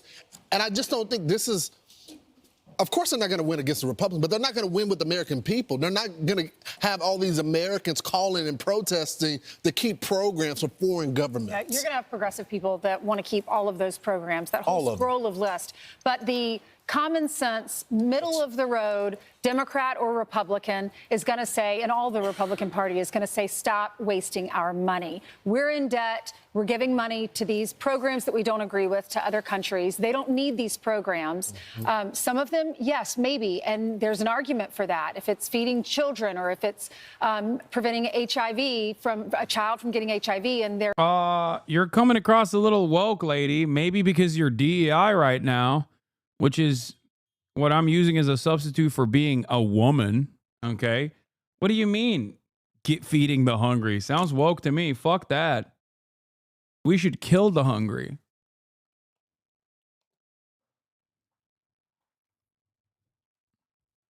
What kind of woke shit is this? You want to combat HIV?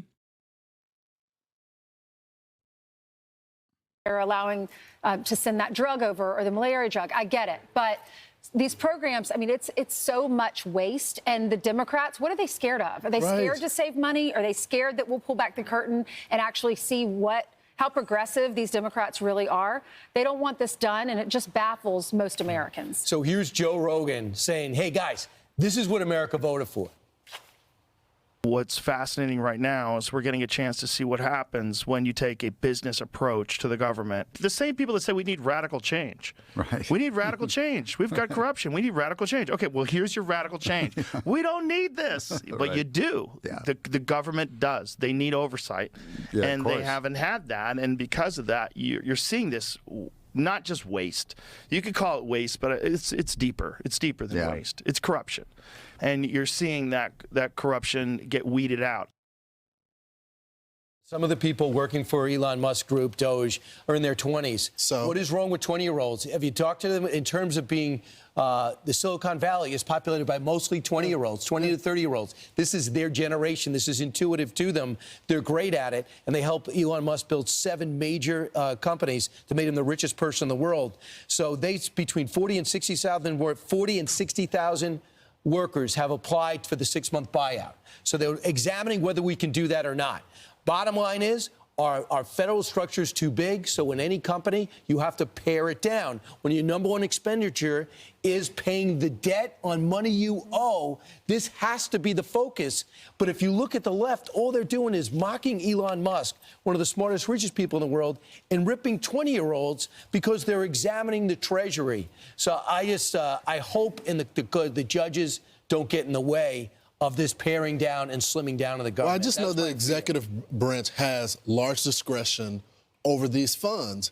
And when I look at all the crises in America that we're currently experiencing, we can go all the way back to Ohio, East Palestine. Were there protests advocating for those people? Have there been protests in Los Angeles for the rebuild? North Carolina, have we seen people assemble to give those folks the funds that they need? They have not.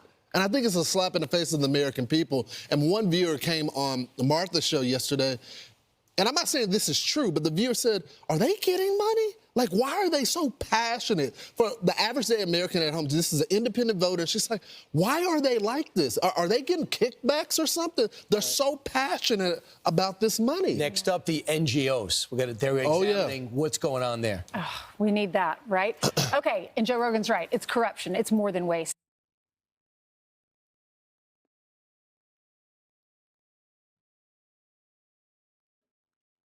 If you could.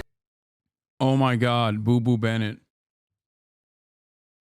Have you missed the part where Joe says, I guess we're going to own Palestine now, and laughs? Yeah, he's a fucking piece of shit. He's a right-wing asshole. What do you mean?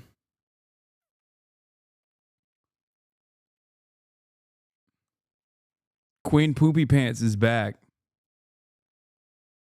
And she's defending Elon Musk. Oh my God, this is from 33 minutes ago. It's got 3,000 views. Why is your computer in italics? I don't know. I kind of want to. This is from 2 months ago. I'm not going to watch this. I don't know if I want to watch that.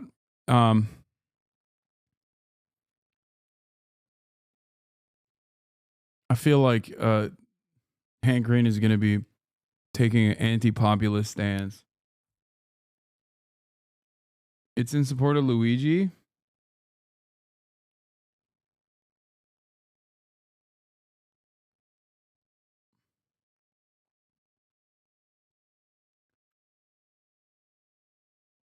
Oh, there was this part as well. Yoav Gallant admitting Hannibal Directive, which everyone said was bullshit.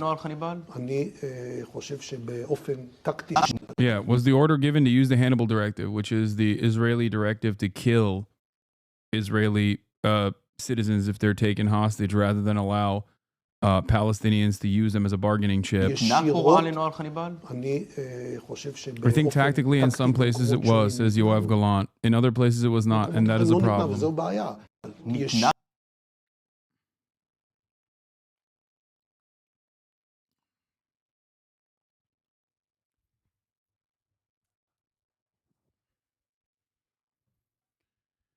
Anyway,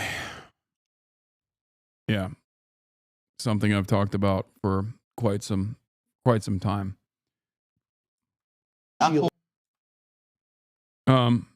But yeah.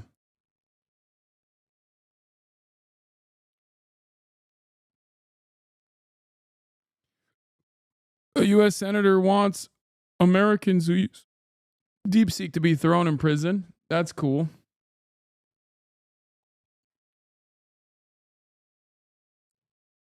Yeah, there is more from this interview, though. Yoav Gallant, former defense minister Yoav Gallant, current war criminal Yoav Gallant,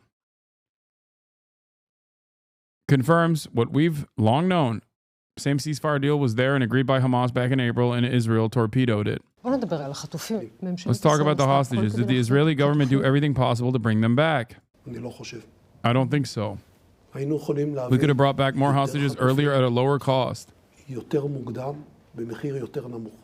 The agreement we see unfolding these days is, broadly speaking, according to the Americans, according to the cabinet secretary, essentially the same deal that was on the table in May, which you supported. Oh, Don Uyghur. Salam alaikum. Was identical to the current proposal, except it was worse in several ways. Unfortunately, there are fewer hostages still alive now. The more time has passed, and we are paying a heavier price. Kaya, at least 110 additional convicted murderers will be released in this process. I like that he's saying the deal is identical, except it's worse because they're releasing more Palestinians as a process, as a part of this. This clip would hit hard if any of your critics cared even a little bit about the truth. No, my critics do not care about the truth. That's why they're my fucking critics, especially on this issue. Okay? You can have ideological disagreements with me. You can have disagreements, but on, I don't know, my best standards and practices. But you can't disagree with the fucking truth. And because people refuse to contend with the reality, they usually try to push for alternative ways of being critical or desperately seek out with a fine-tooth comb, anything that they can clip out of context.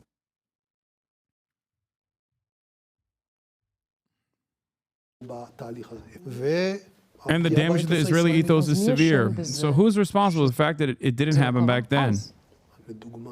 Take, for example, the events of April. It explains the entire situation. The war cabinet unanimously decided to proceed with a deal. And that included withdrawing from the Netzarim corridor with different mechanisms for releasing hostages. By the way, I literally mentioned this as well.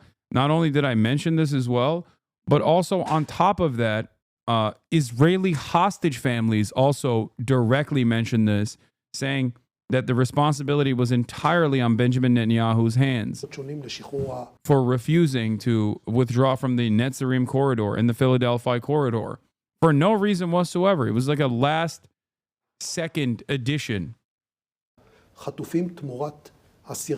exchange for prisoners. The decision was made in the early afternoon. By the evening, during a broader cabinet discussion, Finance Minister Smotrich, who was not supposed to be privy to the plan,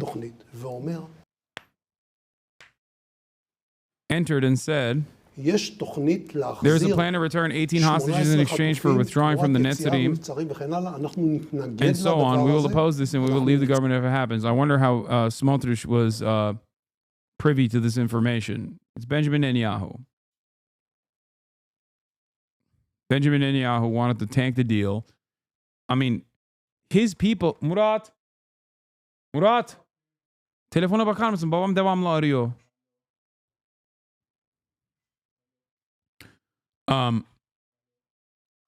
It is... he routinely sought out to sully the deal over and over and over again. And he took the initiative. I mean, he had people in his orbit leaking classified information to European outlets. If you recall, they were prosecuted by Israeli courts.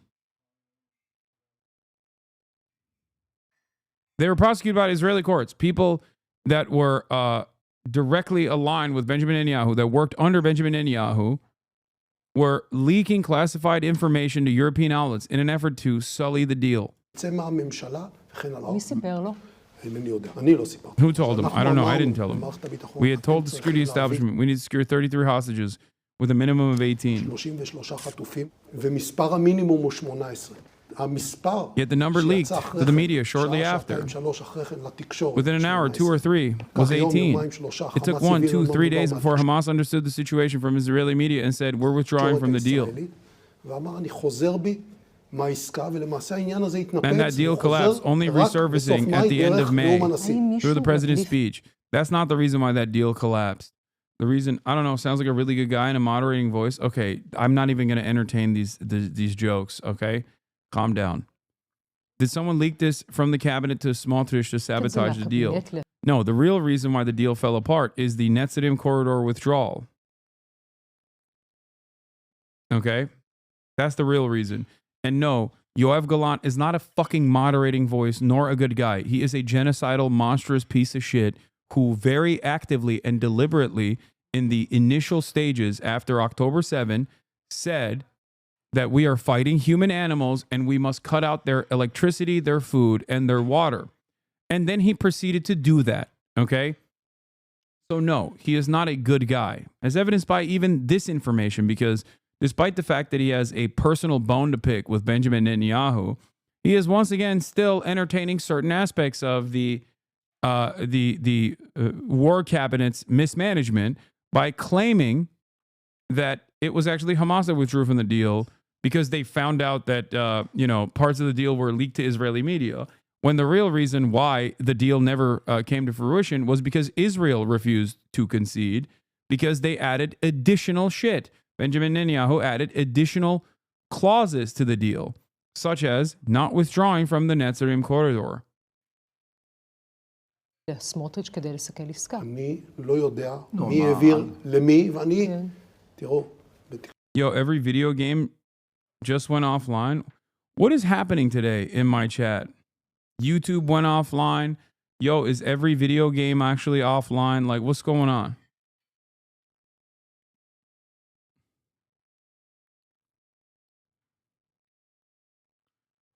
What does that even mean?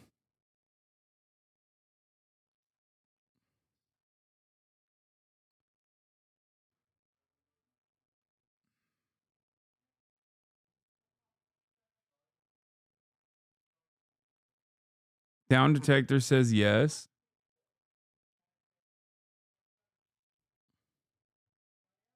Oh, PSN was down.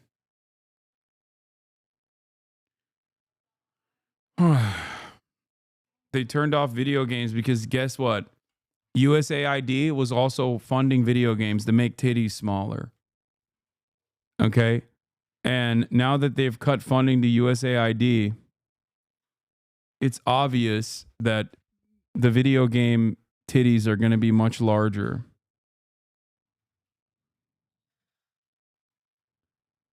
Clearly.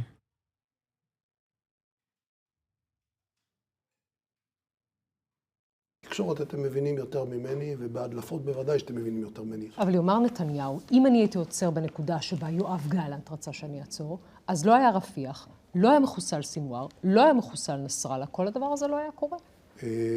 קודם כל היחיד שלחץ לחיסול חיזבאללה ולהמשך הלחימה בעת ההיא זה אני.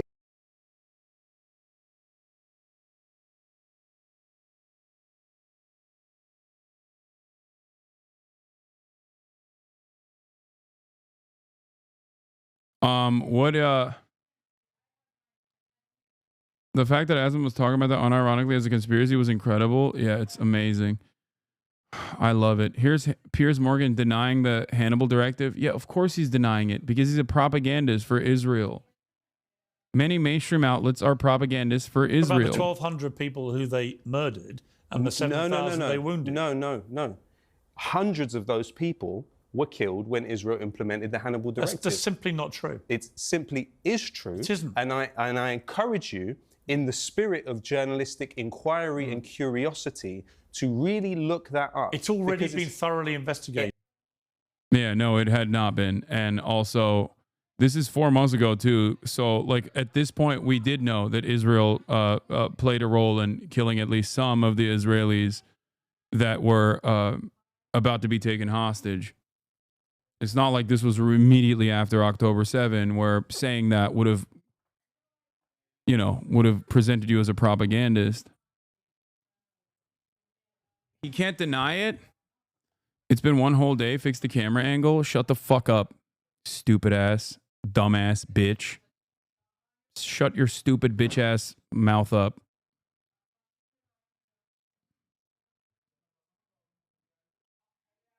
Anyway. They released footage of the Apache helis and tanks shooting at the kibbutz at the Nova Festival. President Trump signed an executive order establishing the White House Faith Office. What? What the fuck is this? To empower faith-based organizations, community groups, and houses of worship. This initiative strengthens families, uplifts communities, and protects religious liberty. Establishment of the White House Faith Office? What the hell? Oh my God. Oh my God. Ah.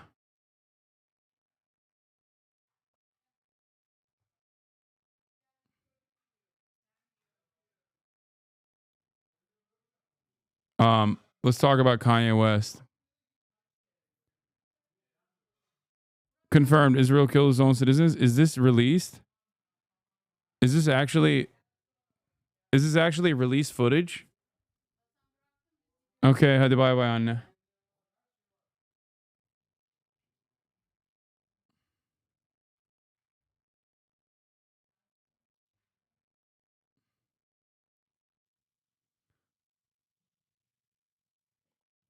Anti-Christian bias? Eradicating anti-Christian bias. Oh my God.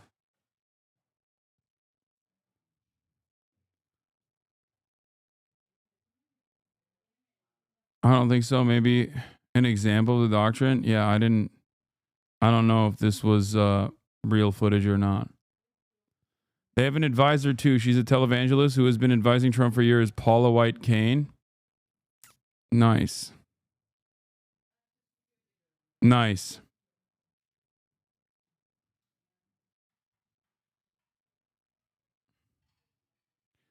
Wait, that's Paula White Kane? Oh my God, remember her? Oh my God. And strike and strike and strike and strike and strike and strike and strike until you have victory. For every enemy that is aligned against you, let there be that we would strike the ground, for you will give us victory, God. I hear a sound of abundance of rain. I hear a sound of victory. I hear a sound of shouting and singing. I hear a sound of victory. I hear a sound of an abundance of rain. I hear a sound of victory. I hear a sound of an abundance of rain. I hear a sound of victory. The Lord says it is done. The Lord says it is done.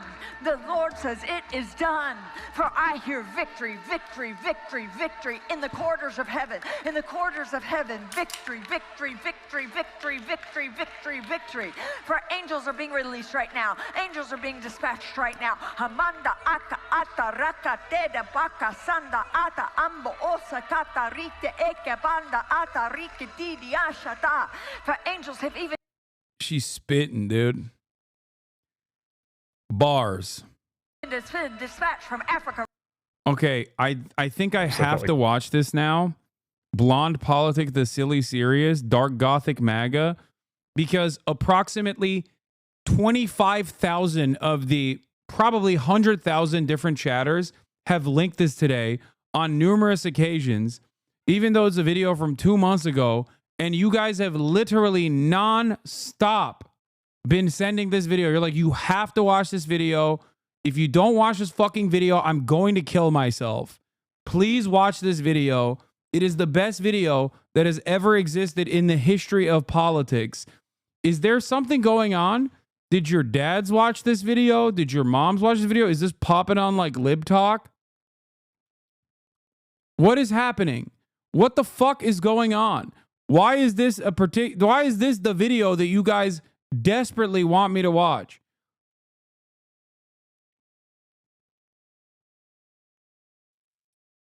Yes, my dad actually watched this video. Is it popping on Lib Talk? Is that what it is? Like liberals are watching it or something?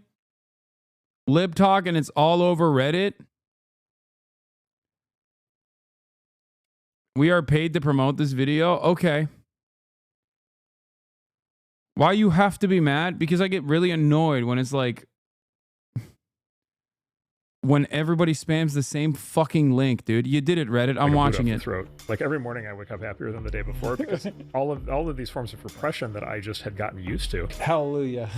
Disappeared so far up their own woke asses. If those people stay in control, I think that the Republicans could have an electoral majority as far as the eye can see. It's really the dawn of a new crypto era. The future is gonna be amazing!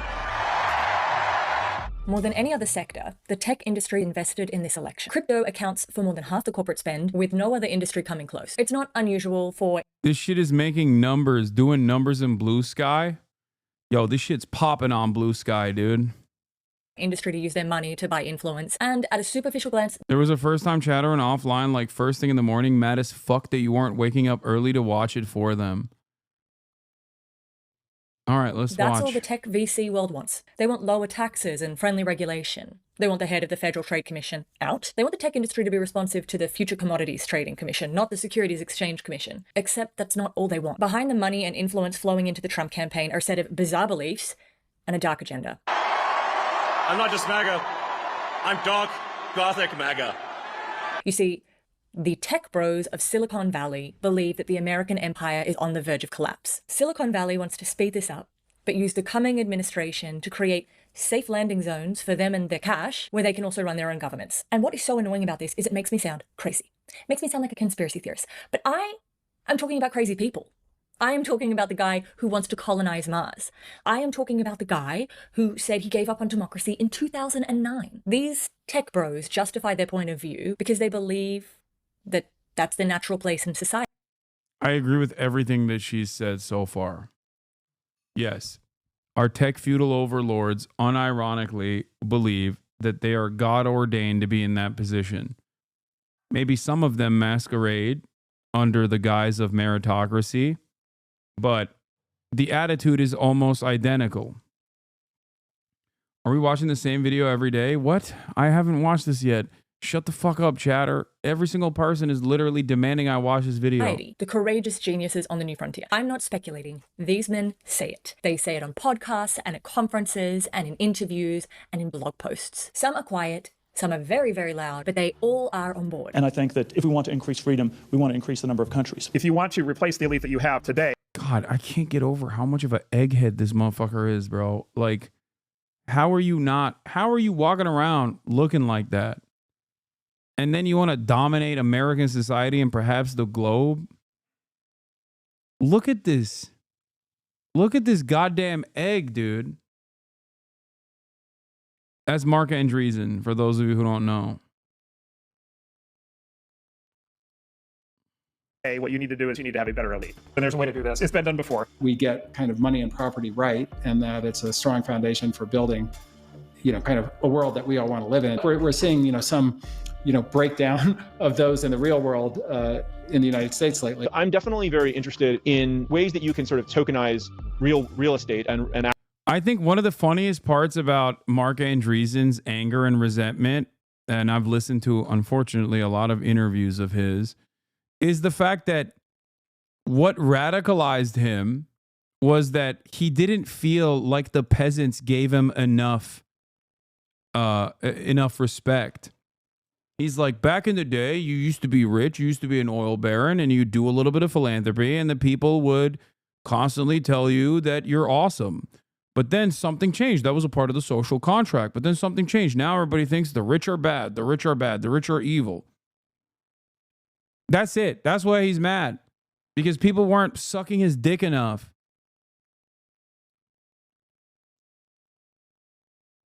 That's not Mark. What do you mean? No, this other bald, clearly with a more normal looking dome, is not Mark Andreessen. But the person who said those, that's Brian Armstrong, CEO of Coinbase. Bro, this is a separate bald. I'm talking about Mark.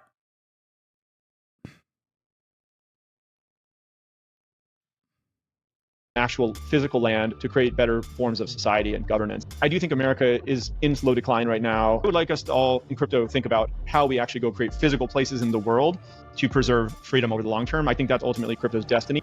The people of Mars will be more enlightened and will not fight amongst each other too much. It's basically tech libertarian futurism, an ideology around technology, and including technology enhancing human freedom. I am trying to fix government in the U.S. The point was like, let's have a new government. Where do we sort of go from the wisdom of crowds to the madness of crowds? We're far too far on the side that you can describe as collectivist, centralized, Borg-like, conformist, and also generally just simply incorrect. I think that what Elon's doing is showing a path to fighting back. The left-wing elite's going to be kicking and screaming the whole way. Mark Cuban, one of the more normal billionaires, had this to say about this particular group of men that I'm talking about. What's happened in Silicon Valley is insane. Right. It's not so much a support thing, it's more like a takeover thing, trying to put themselves in a position to have as much control as possible. They want Trump to be the CEO of the United States of America. I think he's not a good billionaire, okay? There's no such thing. But him and Bill Gates, I think, are looking at the situation and going, dog, we're fucking billionaires. We already own the government. Why are you fucking up the bag by taking an active role in the government? Okay? That's the frustration, because like Bill Gates and Mark Cuban both have been very critical of the right-wing tech bro, the openly right-wing tech bro attitude that is fairly present in Silicon Valley now. And they look at that and they're like, dude, when you're a billionaire, you're supposed to be fucking silent, you know? You're supposed to be making these moves in silence. You're not supposed to actively assume the reins. You're not supposed to openly say you're, moving the government in this direction, especially because nobody likes the government. So you are associating yourself with a negative entity for no reason, when you could make the government keep doing your bidding just quietly behind the scenes. And I think it's narcissism. I don't think it's like some great, brilliant capture of power. I think it is pure narcissism. These guys don't simply want to control the government, which they already do. They want to get credit for it. They want to be praised for it. They want to be loved. They want to be worshipped. What? Please do not ridicule people simply on how they look and how you perceive their looks. HasnAbi Trump behaves like that, to be honest. Yeah, that's the biggest negative about Donald Trump, is that he fat shames people. You're right. And not that he's a fucking racist, rapist, fascist. I know. Shut the fuck up, chatter. I'm gonna call billionaire Mark Andreessen an egghead because his cranial outline is that of an egg. Okay? And they want to be the board of directors that makes him listen to them. Now, this hypothetical board includes a couple of power players that I think are worth look up keeping an here, eye come on. on! Namely, Come on! I mean, come on! Come on!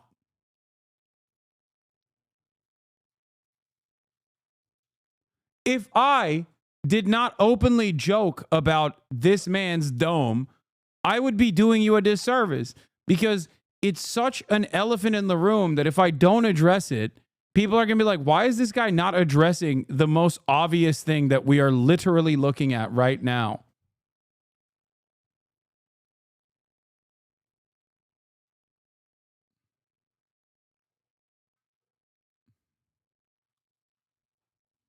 Come on. He looks like a cartoon character. Like, heads are not supposed to look like that. People will start suspecting me of being paid opposition for not openly saying the truth that everyone can see. Here at the HasnAbi broadcast, I do not shelter you from the truth. I tell you openly what my eyes are seeing. Okay? That's why Mark Andreessen and his net worth is increased, because egg prices have shot up spectacularly under the Trump administration. And therefore, the top egg is also a more valuable egg now.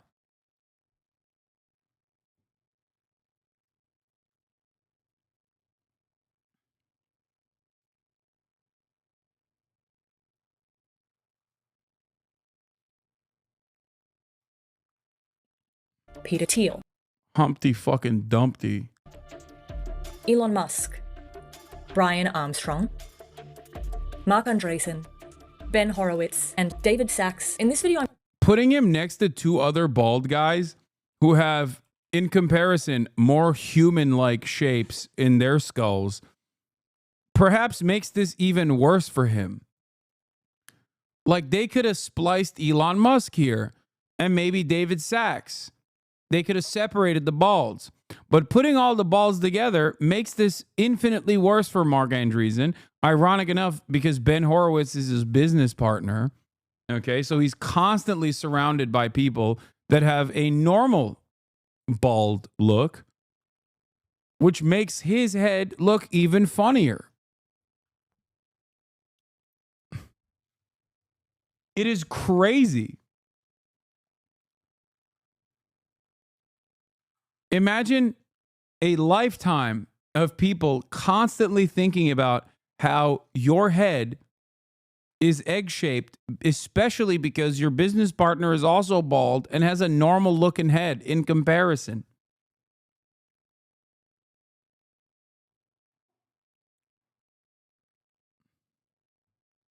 He looks like one of those conehead babies, but it didn't come out of it.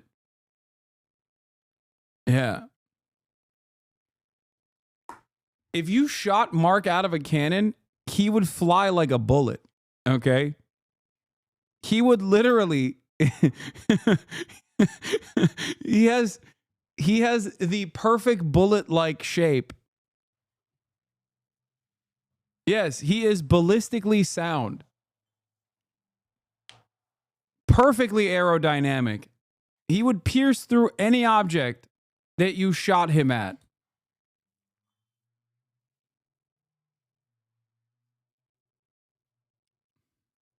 It's crazy. Perhaps this is the reason why he blocked me on Twitter many years ago. In this video, I'm going to try and lay out what I think these people are doing behind the scenes. If you do want to dive further into this topic, I recommend looking at the work of Gildaran. I have linked his blog below. This is his beat and he's amazing at it. This man is named Balaji Srinivasan. Like Beyonce, he tends to only go by his first name. Balaji is highly involved in the tech scene, and while not a billionaire himself, he is friends with a lot of them. He's a former partner of Andreessen Horowitz. He is the former CTO of Brian Armstrong's Coinbase. Thiel actually recommended Balaji to be the head of the FDA during the first Trump administration. Balaji wrote a book. It's called The Network State: How to Start Your Own Country. In that book, he talks about how to break nation states apart into smaller territories, which can then be run like corporations. What I mean by Silicon Valley's ultimate exit. It basically means build an opt-in society, ultimately outside the US, run by technology. And this is actually where the Valley is going. You see, like many in the industry, Balaji is a disruptor. He is interested in disrupting the current idea of nationhood through the creation of a network of sovereign, tech-run territories protected by military-grade security. Balaji wasn't the first person to come up with this idea, not even in the tech scene, but he was the first person to present it in a more palatable way. The idea... Bro, these guys read one book, okay? They read one Ayn Rand book, and just, it shaped their whole lives permanently. Okay? It's so sad. Read a second book, man. Please. Please read a second fucking book. Every decade, there is a new version of this exact same project. Every decade, they're like, we are very wealthy. Why are we wealthy? Because we deserve it, because we've worked harder and smarter than anybody else. They believe in meritocracy, the myth of meritocracy, okay? And they think, oh, why don't we capture all of this wealth and not be restricted by pesky government regulation?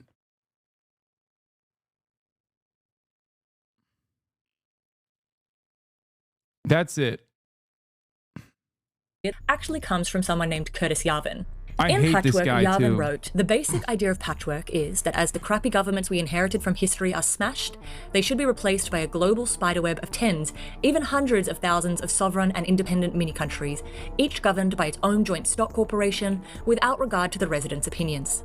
Patchwork is a reboot of the current system in order to install a new operating system. Yes, Yarvin is a software developer with a company named Urbit, invested in by Peter Thiel. He refers to these small territories as patches, but he's flexible about how they might run, maybe like a corporate urban space or a city-state like Athens. These corporate dictatorships would use all-seeing surveillance to protect their citizens and enforce their laws. There would be biometric IDs. If you're poor, you will have to move to another patch. Or the poor could be ground up and used as biodiesel or locked into a virtual reality prison. Now, Yavin said he was joking about the biodiesel thing, but not about the prison thing. So I'm not sure if he was joking about the biodiesel, which gives us an understanding of why Balaji had to come up with a more appealing way to present this.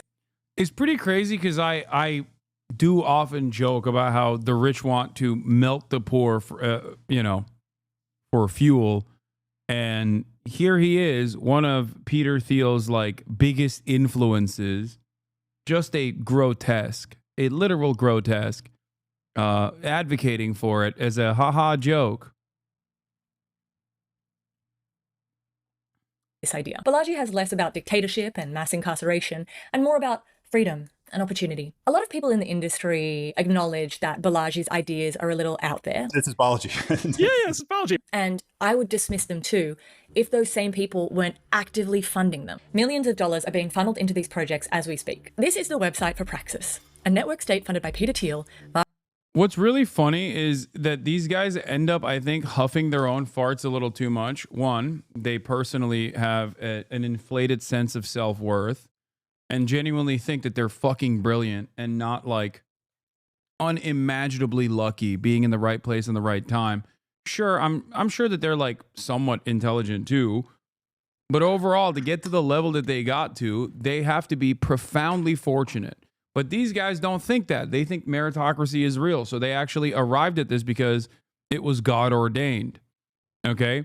The other myth that the other like myth making that they have ended up believing is the notion that like the American government is simply a restrictor of innovation and not a major proponent of innovation and not unimaginably its contributions are not unimaginably important. Like they legitimately believe that if they were to build this like small state for themselves, that they would actually be able to successfully thrive in said small state and that it wouldn't get fucking destroyed either due to the, actual issues and their inability to address them, like with a welfare state or whatever, the inherent contradictions that exist within capitalism, or they would get dominated by another competent nation state, like instantly.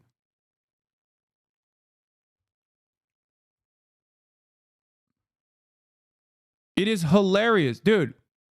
A little micronation like this run by a bunch of autistic nerds who think that they're brilliant would get dominated by like not even China, okay?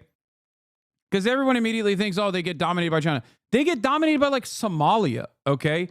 A country that is far smaller, or rather far poorer than the United States of America. I'm not even saying Mexico. I'm saying like a cartel in Mexico could overtake this. They do more administrative governmental duties in the fucking areas that they have cultivated as fiefdoms than these fucking dipshits do. They don't realize that they would probably be overtaken by one of the shittier cartels, not even like one of the big ones, in perhaps a week. They are so stupid.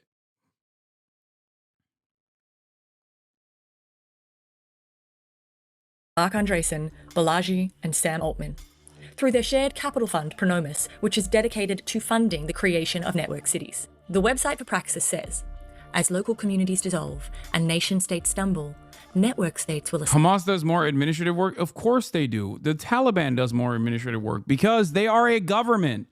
These people only suckle on the teat of government and think that that everything the government does is bad because they're fucking stupid, okay? They're stupid. They're dumb.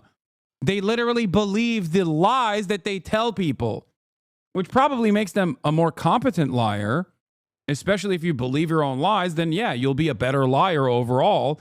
But they're stupid at the end of the day for believing in this fucking lie. You think the government creates bureaucracy because it's a, nanny state communist propaganda tool or something? No, they have to. You fucking idiot. It's so annoying that these guys would just be like, nah, you don't understand, dude. If left to my own devices, I would create this incredible libertarian utopia. Okay, who's going to build the fucking roads for commerce, dumbass? I know your ass ain't building it. You're an agoraphobic autist. How are you going to build the fucking roads? You think you're going to be able to enslave people to do it? No, you're not. It's not happening.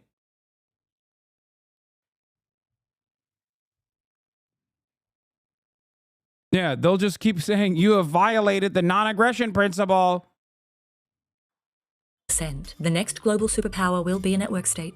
The next America will be on-chain. The stated goal of Praxis is to build a corporate government with a global footprint. It will have territories all over the world. Crypto will be its currency. The modern global system, once the greatest power in the history of man, has become a brittle, jerry-rigged contraption incapable of carrying out the most basic functions. As these governing institutions continue to degrade, people will come to realize that no one is truly on their side. As nation-states falter, network states become inevitable.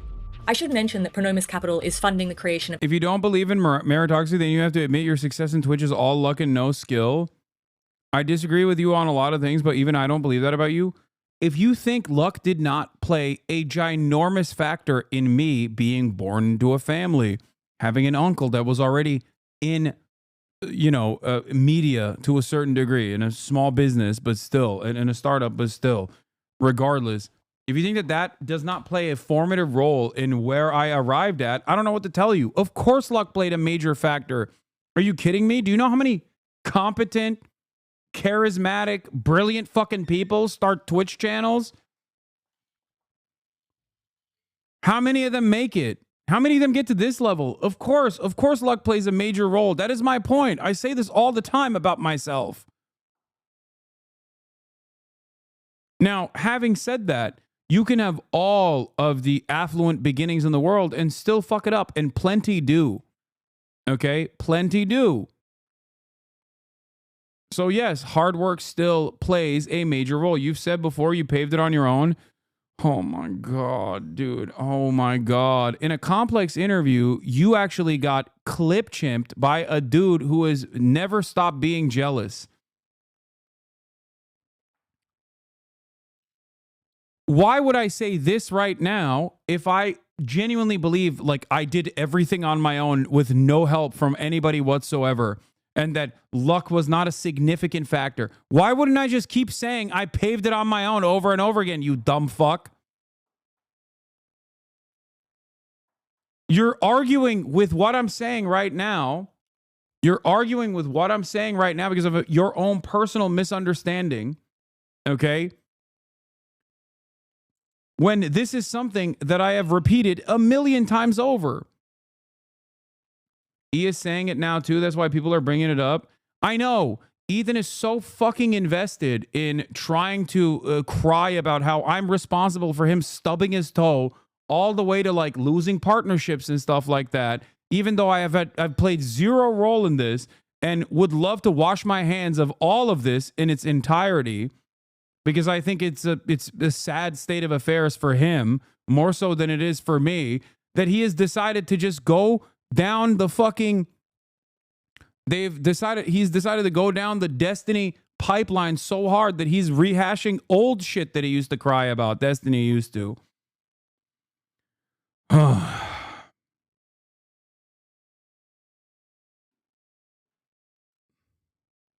It is crazy.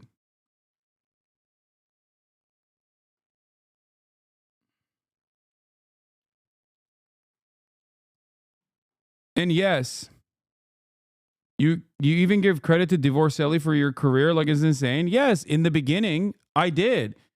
Except he is such a monstrous person that, yeah, it got embarrassing to admit after a while. But that's, again, his own fault.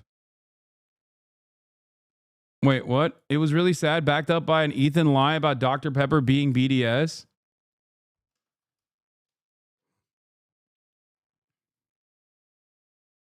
Yeah.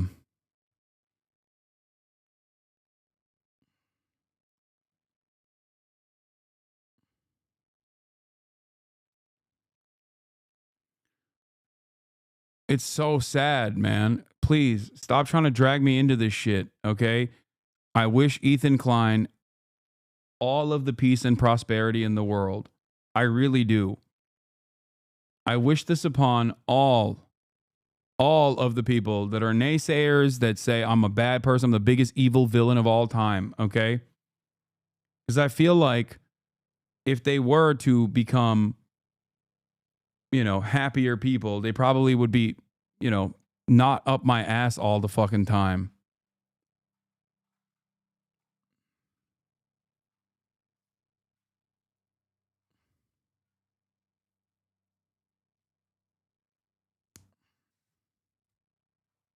You need to talk about it? What's wrong, bro? Does it feel like I need to talk about it? So pressed.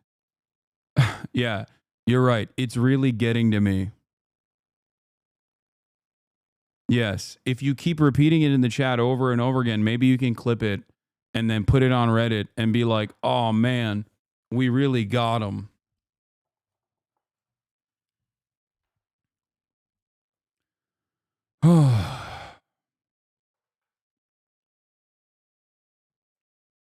Do I seem pressed? I don't understand.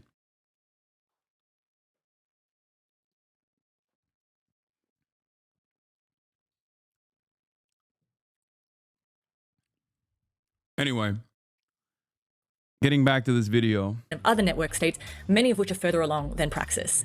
Some examples are Prospera in Honduras, Afropolitan, Itana, and small farm cities in Africa, Metropolis in Palau, and I think Young Drunk City is planned for South Asia. On Pronomis' website, they claim decades of research on economic development has shown that the primary determinant of prosperity is the quality. The only reason you speak about this stuff is because people bring it up, acting as you bring it up on your own. I know people bring it up, and it's not even fans. Like, people bring it up, and then I reply to it, and then other dumbasses in my community would go, no, you do actually sound kind of pressed. Like, it's an entirely one-sided beef. Okay? And if you keep escalating it because you can't comprehend anything other than drama online, then I don't know what to tell you, Anyway, let's get back to these fucking tech feudal overlords.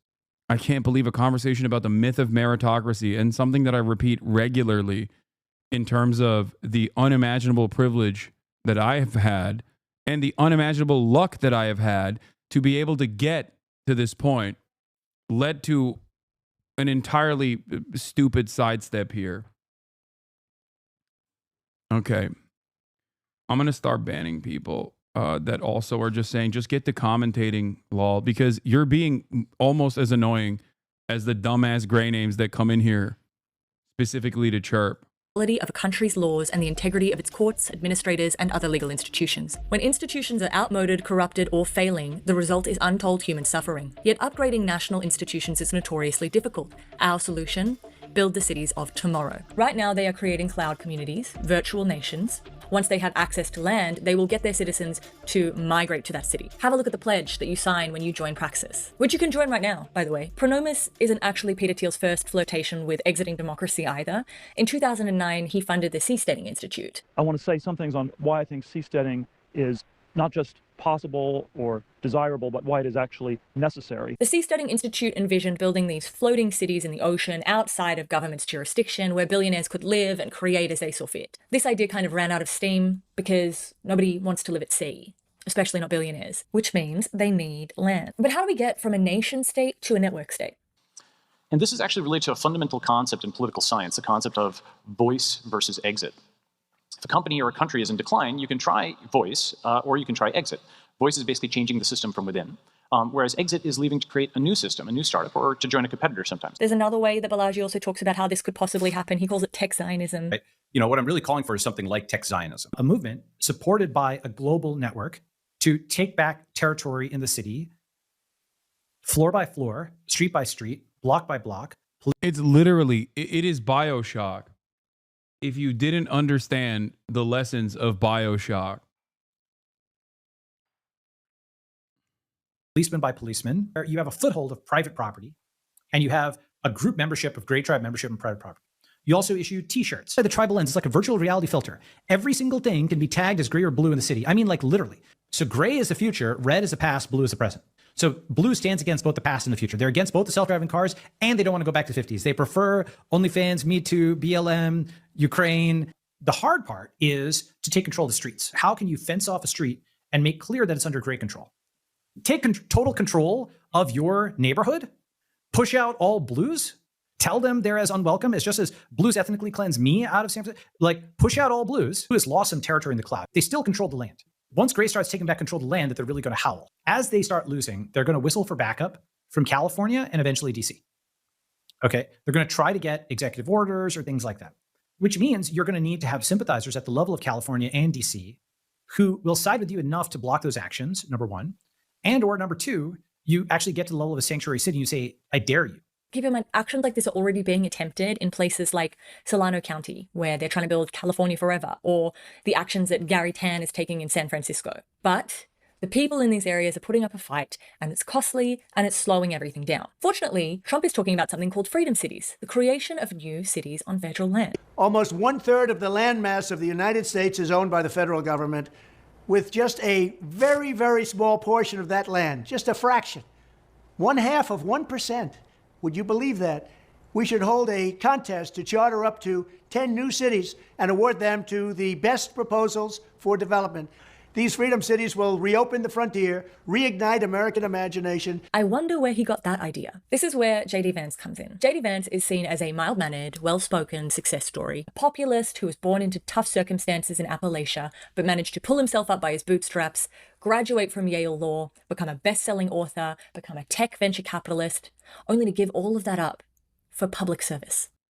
Yeah, he just brown-nosed his way up to the top, sucking up to liberals and then most importantly, Peter Thiel. When he was officially tapped on the shoulder for giving Peter Thiel a massive foothold into the Trump administration, the vice presidential nomination, many of his former colleagues celebrated. Elon Musk, David Sachs, Mark Andreessen, and Balaji all tweeted their congratulations. After all, it was a strange choice for Donald Trump, especially compared to Mike Pence. But when it comes to J.D. Vance, a lot of people make strange choices.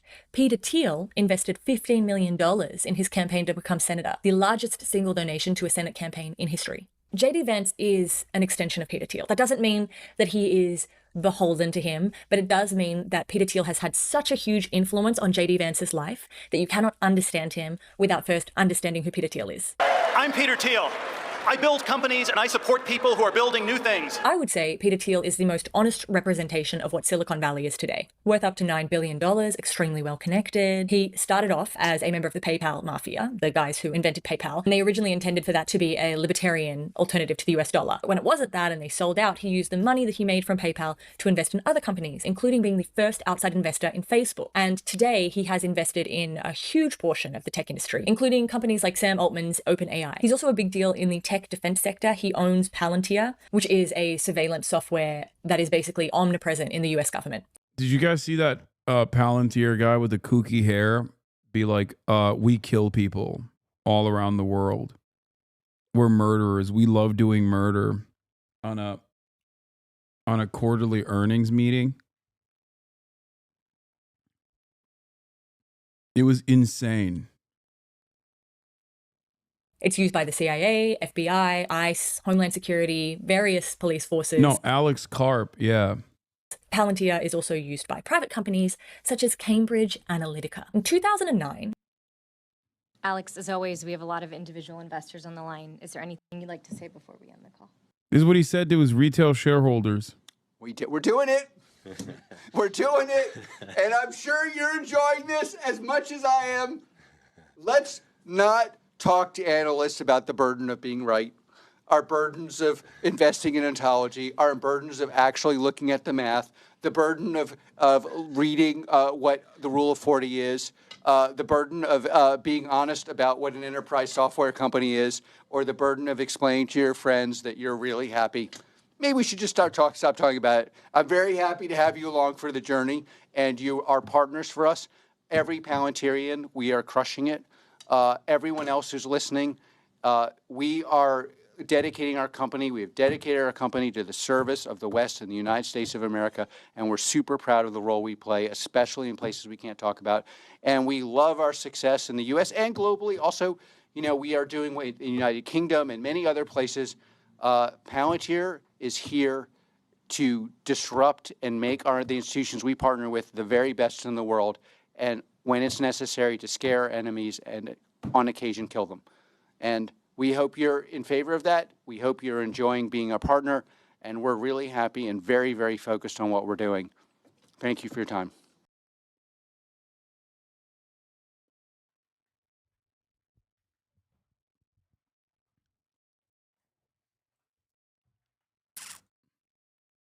The stock went up 23% after this call, by the way. Nice.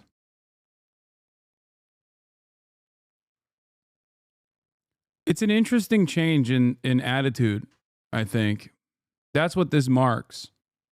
An attitude shift, a noticeable attitude shift. Back in the day, these guys used to at least hide. Like Google had a do no evil policy, right? They used to hide the more nefarious things that they did.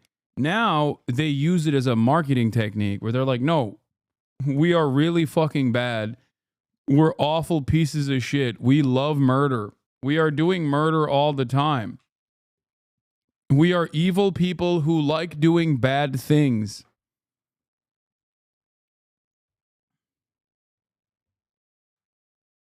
It's kind of interesting.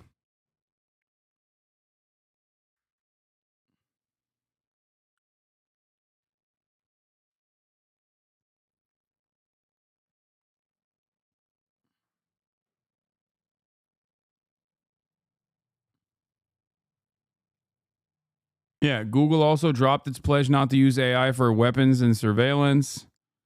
Tech giant says it updated its ethics policy that it will use AI in line with international law and human rights.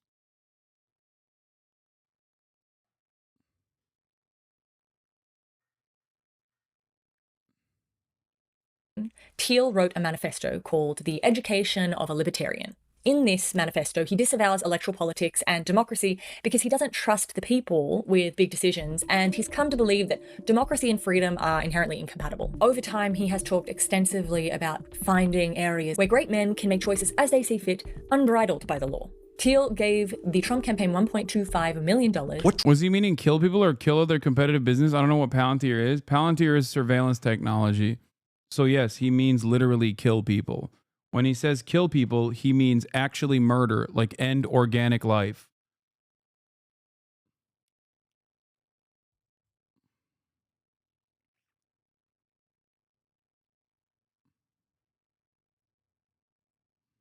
Trump represents isn't crazy, and it's not going away. He points toward a new Republican Party.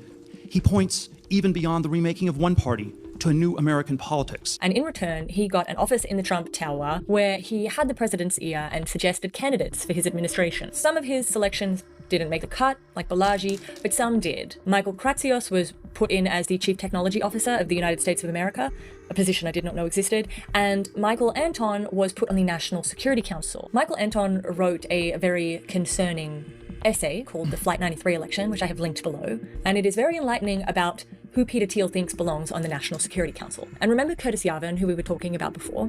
He is often referred to as Thiel's in-house philosopher. Thiel has not only invested in a number of Yarvin's businesses, but he keeps Yarvin in his inner circle. Yarvin watched the 2016 election from Peter Thiel's house, where they celebrated with champagne at Thiel's successful investment in the Trump campaign. And while Peter Thiel may not be as explicit in his beliefs as someone like Balaji or Elon or even Mark Andreessen, Yarvin assured Milo Yiannopoulos over email that Peter Thiel was fully enlightened, just plays it very carefully. People in the New Right circles refer to Yarvin as Lord Yarvin, or the Prophet. This isn't someone on the fringe of the movement, this is someone who is respected. Just like Peter Thiel, J.D. Vance is an avid reader and friend of Curtis Yarvin. There's this guy Curtis Yarvin who's written about some of these things. Vance not only name checks Curtis Yarvin, but he often uses his languages and repeats his ideas. You actually popularized the term red pill in the political context, is that right? Yeah, that's actually true. Is this concept of red pilling.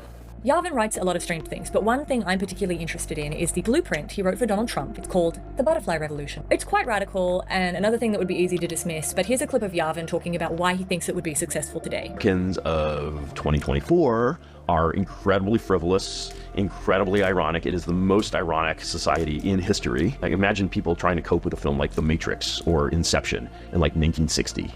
Total frame breaking of this kind in some ways is actually easier than the sort of incremental political logic that people have employed in the past. They can sort of more easily imagine, oh man, it's all the Truman Show. In fact, they mostly already believe that it's all the Truman Show. They just don't understand the implications of that.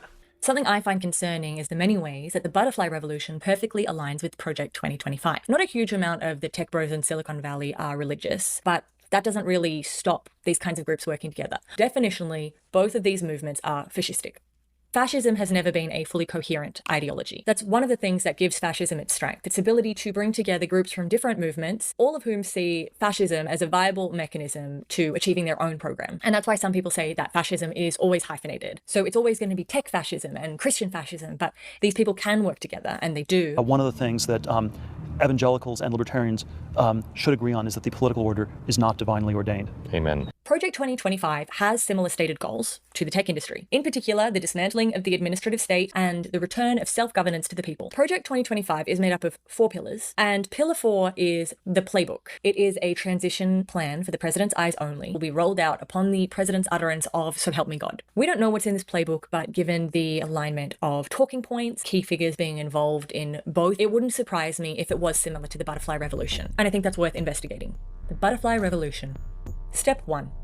Campaign on autocracy. He says, "You're not going to be a dictator, are you?" I said, no, other than day one. Yavin says that Donald Trump should run on his autocratic ambition, but he should frame it as destroying an inefficient and unworkable system. We are in a late Republican period. If we're going to push back against it, we have to get pretty wild and pretty far out there and go in directions that a lot of conservatives right now are uncomfortable with. We are in the process of the Second American Revolution, which will remain bloodless if the left allows it to be. Step 2. Purge the bureaucracy. Curtis Yavin refers to this as RAGE. RAGE stands for retire all government employees. And he has clearly influenced some very... This is giving Blue Anon vibes? No. I mean, the success of it will be determined by how competent these dipshits are. But the notion that, like, tech feudalism isn't already happening is silly. It already is. It's not Blue Anon at all. Like, Blue Anon would be like, oh, Russia is having gay sex with Donald Trump. Not incredibly wealthy billionaire tech CEOs are actively aligning with right-wing government with the open interest of undermining every regulatory agency.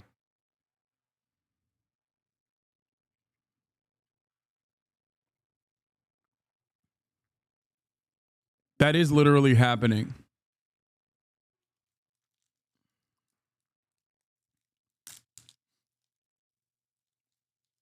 Unless you haven't been keeping up with the news for the past, 3 weeks since Donald Trump took control over the government.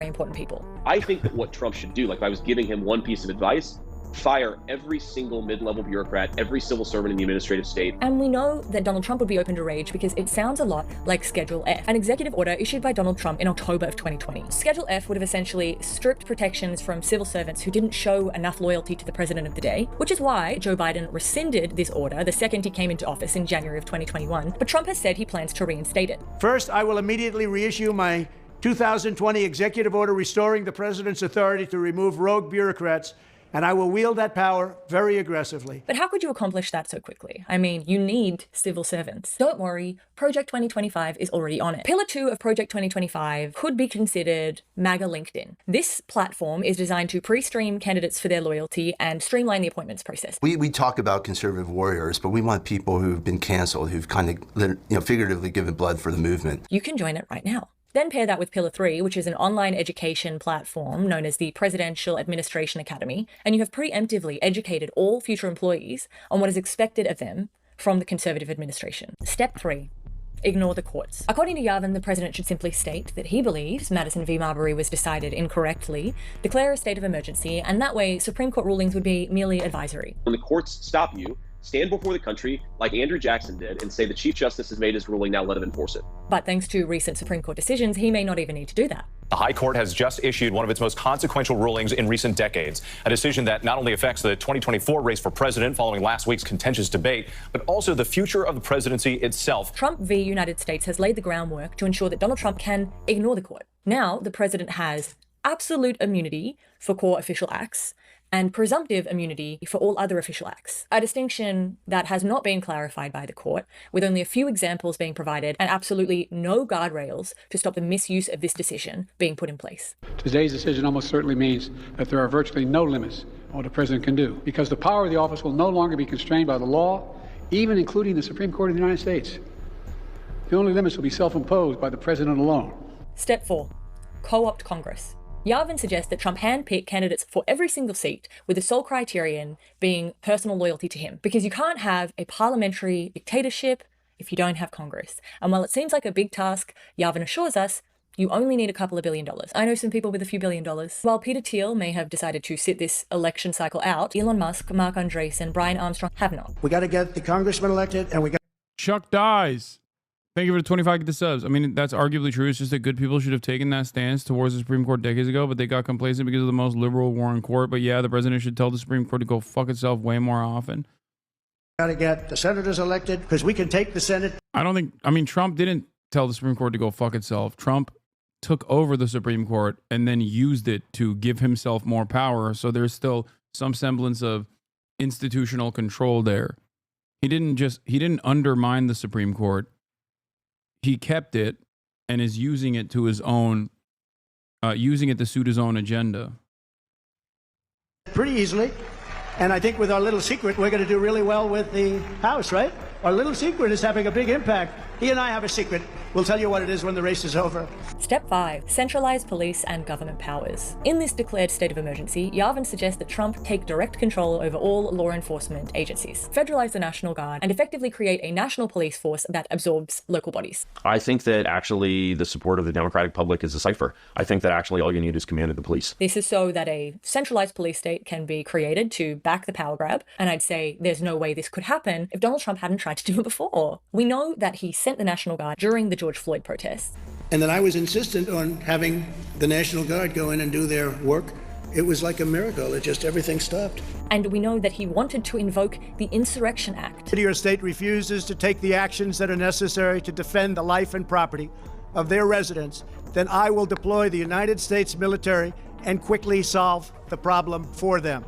Now, there are, of course, protections within the law, posse comitatus, to stop a president from doing this, but Donald Trump has found a loophole before. I'm sure he'll find one again, especially in a state of emergency where he has absolute immunity for core official acts. Step 6. Shut down elite media and academic institutions. Yavin has explicitly said that you cannot have a New York Times or a Harvard past April. He has a popular theory that true power in America is held by something he calls the cathedral, a term that should alert you, whenever you hear it, to this kind of thing. The cathedral is made up of elite media and academic institutions that, according to Yavin, set the bounds of acceptable political discourse and distort reality to conform with their ideological beliefs. So the cathedral is essentially performing the functions that a ministry of truth would perform in a classic Orwellian, environment, and it's performing the functions that a religion would in a classic theocracy. Therefore, existing media and academic institutions need to be dismantled. Vance has been quite vocal about his disdain for academic institutions, despite graduating from Yale, and often repeats Yavin's ideas in his own words. So much of what we want to do in this movement in this country, I think, are fundamentally dependent on going through a set of very hostile institutions, specifically the universities, which control the knowledge in our society, which control what we call truth and what we call falsity, that provides research that gives credibility to some of the most ridiculous ideas that exist in our country. And so I think if any of us want to do the things that we want to do for our country and for the people who live in it, we have to honestly and aggressively attack the universities in this country. Trump has said that if elected, he will reclaim the universities from the Marxist maniacs and lunatics who currently control them. How will he do this? When I return to the White House, I will fire the radical left accreditors that have allowed our colleges to become dominated by Marxist maniacs and lunatics. We will then accept applications for new accreditors who will impose real standards on colleges. In his Agenda 47, Trump has proposed a law to monitor universities for civil rights violations. I will advance a measure to have them fined up to the entire amount of their endowment. That means he could essentially put an institution like Harvard out of business overnight. Elon Musk spends a significant portion of his time trying to undermine existing media in favor of his own platform X. Trump has absolutely no problem getting rid of legacy media. He has repeatedly talked about the government's licensing of broadcast airwaves and about 15 times threatened to revoke licenses of existing stations. And it's frankly disgusting the way the press is able to write whatever they want to write. And people should look into it. Step 7. Turn out your people. Get your people out on the street to show their support for you anytime a government agency tries to obstruct you. Yavin says it should be like the post-Soviet revolutions. It should be masses of people. It should be joyful. And we know that Donald Trump has no problem in asking people to physically show their support for him. We're going to walk down. It'll be like the dissolution of the USSR. That's right. It's just that I don't think it was positive.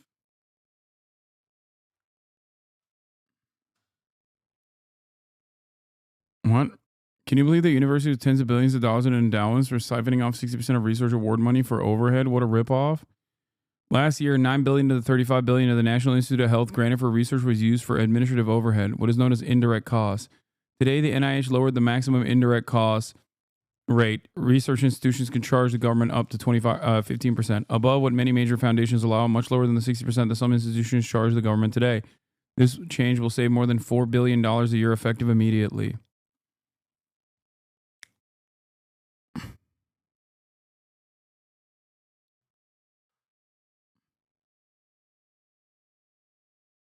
Today, the NIH director issued a new directive slashing overhead rates to 15%. I want to provide some context on what that means and why it matters. While the NSF and NIH have indeed a mission to fund specific research and innovations via grant making, they do a lot more than that.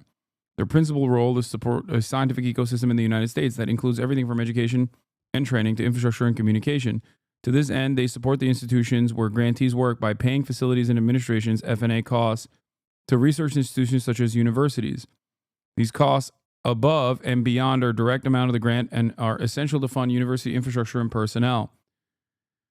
These F&A costs, colloquially known as overhead, are typically north of 50%. At the UW, for example, the overhead rate is 55%. That means that if I get federal grants for $1 million of direct research funding, the university receives an additional $550,000 to cover operating expenses and such.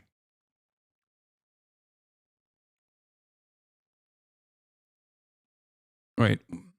Pentagon is doubling the number of media outlets losing their physical workspaces. New York Times is out, Washington Post is out, NBC is out, CNN, Politico, The Hill, The War Zone, NPR. In is the New York Post, Washington Examiner, OAN, Newsmax, Huffington Post, The Free Press, The Daily Caller, and Breitbart.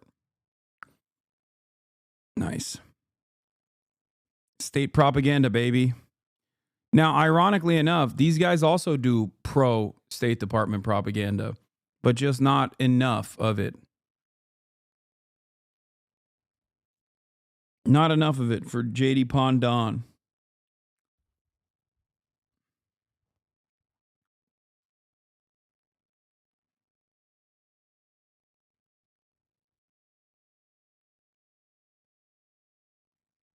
Barry Weiss's The Free Press and Tucker Carlson's The Daily Caller.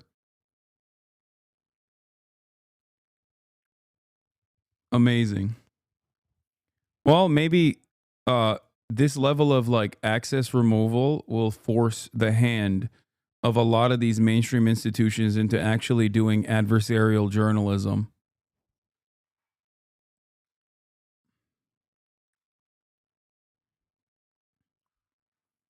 They do pro-State Department propaganda, but they don't do pro-Trump propaganda. So they're gone.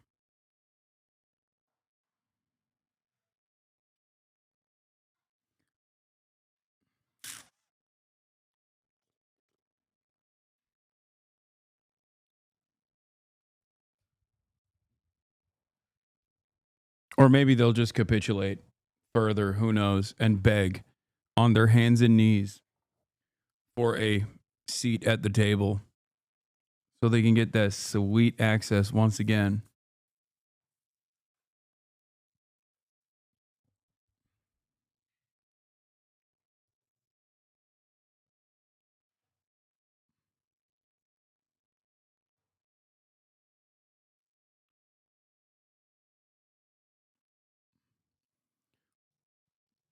Other schools may have an even higher overhead rate. Harvard is around 69%. This new order slashes that percentage to a maximum of 15%. This means cutting one of the most important sources of university funding nationwide by 75% or more. The policy does not affect funding going forward. All existing NIH grants will have their indirect rates cut by 15% as of today, the date of issuance. For a large university, this creates a sudden and catastrophic shortfall of hundreds of millions of dollars against already budgeted funds.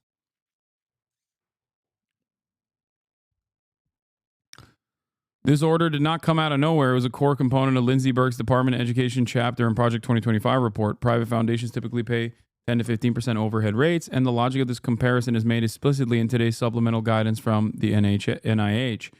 It is difficult to overstate what a catastrophe this will be for the U.S. research and education systems, particularly in biomedical fields.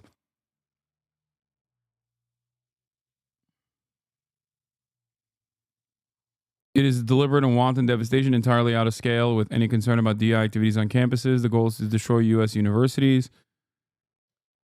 Indirect rates are not determined by the NIH, says Jeremy Berg. Instead, they are the product of elaborate negotiations between each institution and the cognizant federal agency.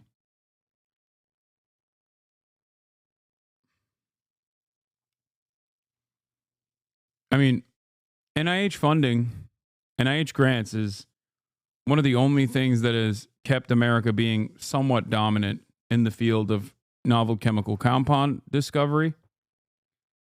Even though we do spend a lot more money and create a lot less or innovate a lot less per capita in comparison to other European nations.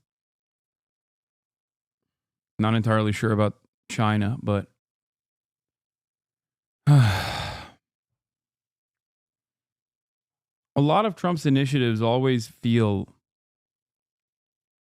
like genuinely hurting America, like more than anything else.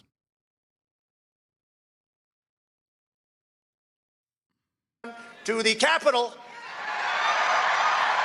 because you'll never take back our country with weakness. You have to show strength. Once this butterfly revolution has taken place and the presidency looks more like a CEO or a king, the court of tech geniuses will have a much more realistic shot at getting what they want. One thing I can tell you about these Silicon Valley tech bros is that they are long-term thinkers. They are planning for years and years and years into the future. In case you needed more evidence that Silicon Valley and Project 2025 are in bed together, there is this strange tech conference called Reboot. And in September, at the last Reboot conference, which is all about creating a new reality, there was a special secret guest speaker. That secret guest speaker ended up being Kevin Roberts, who gave a speech titled Tech and the American Republic. The point of trying to put Vance in the VP position wasn't just to have him one heartbeat away from an old and ailing president. It was to introduce him to the world as the new blueprint of the Republican Party, to provide a strong option for a post-MAGA Republican Party, a party that will co-opt the government to destroy the country in order to allow self-described great men to install themselves as mini kings.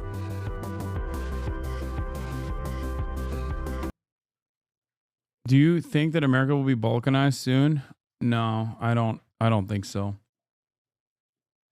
I think the power of the state is, especially if you can take it over this way, is far too valuable.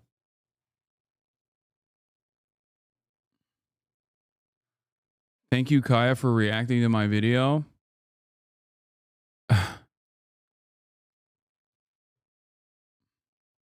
Yeah, that was a great video. It was not libbed up.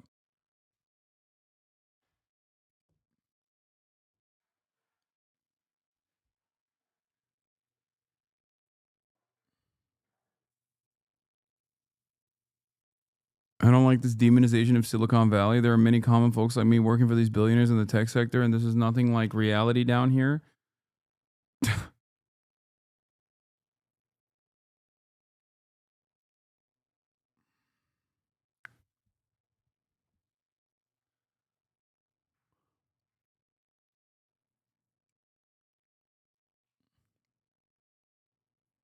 Good luck, chatter.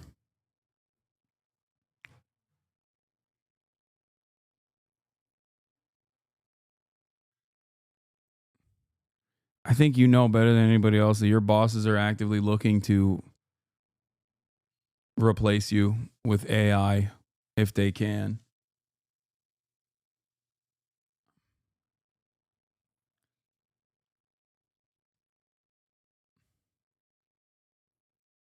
The job you do and the people who pay you are two entirely different things. Yeah.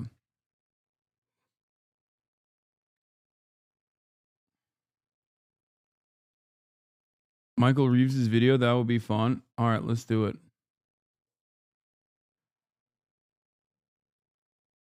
Caught this hilarious gem on YouTube. What is this? No, I'm not going to watch this. This is going to trigger the fuck out of Ethan. Oh.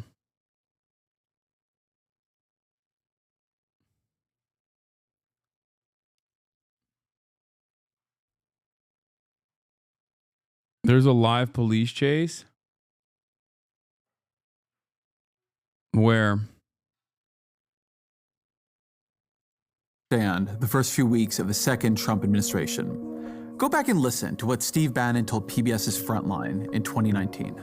The opposition party is the media. And the media can only, because they're dumb and they're lazy, they can only focus on one thing at a time. All we have to do is flood the zone. Every day we hit them with three things. Possible DUI They'll bite driver? on one, and we'll get all of our stuff done. Bang, bang, bang. These guys will never be able to recover. But we got to start. Oh my God, everybody wants crime so fucking bad.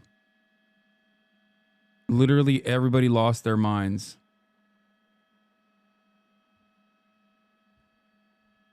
Where is the car? They're not even following the car. No, not yet. No. No, it's a fire hydrant.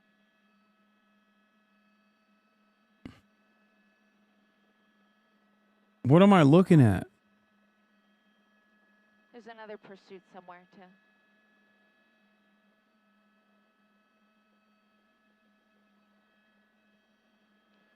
Chat, what am I looking at?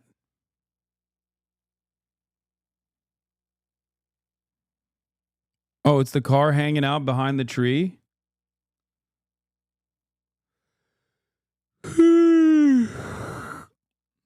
So he just stopped?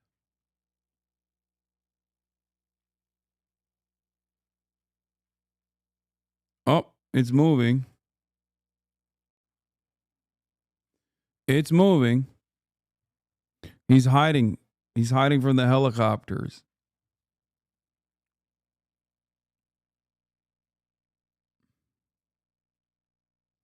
Or wait, no. It's this. Oh, it's the gray Benz.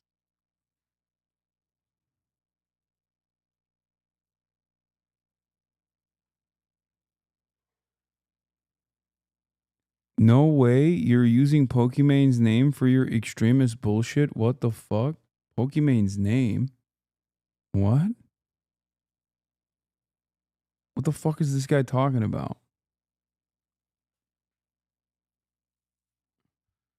Mrs. Beetlejuice, please explain what you mean, because this is perhaps...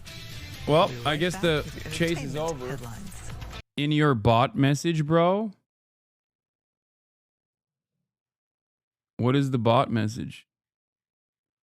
What the fuck's this person talking about?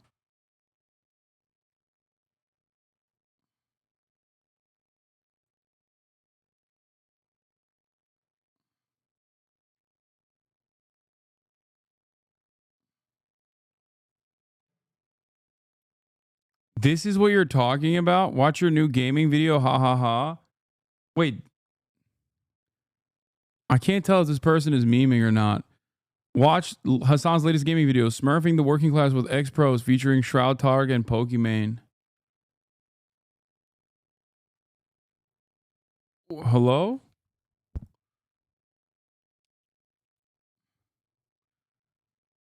Are you talking about my gaming video where me, Pokey, and Shroud and Todic were playing against like regular old Joes?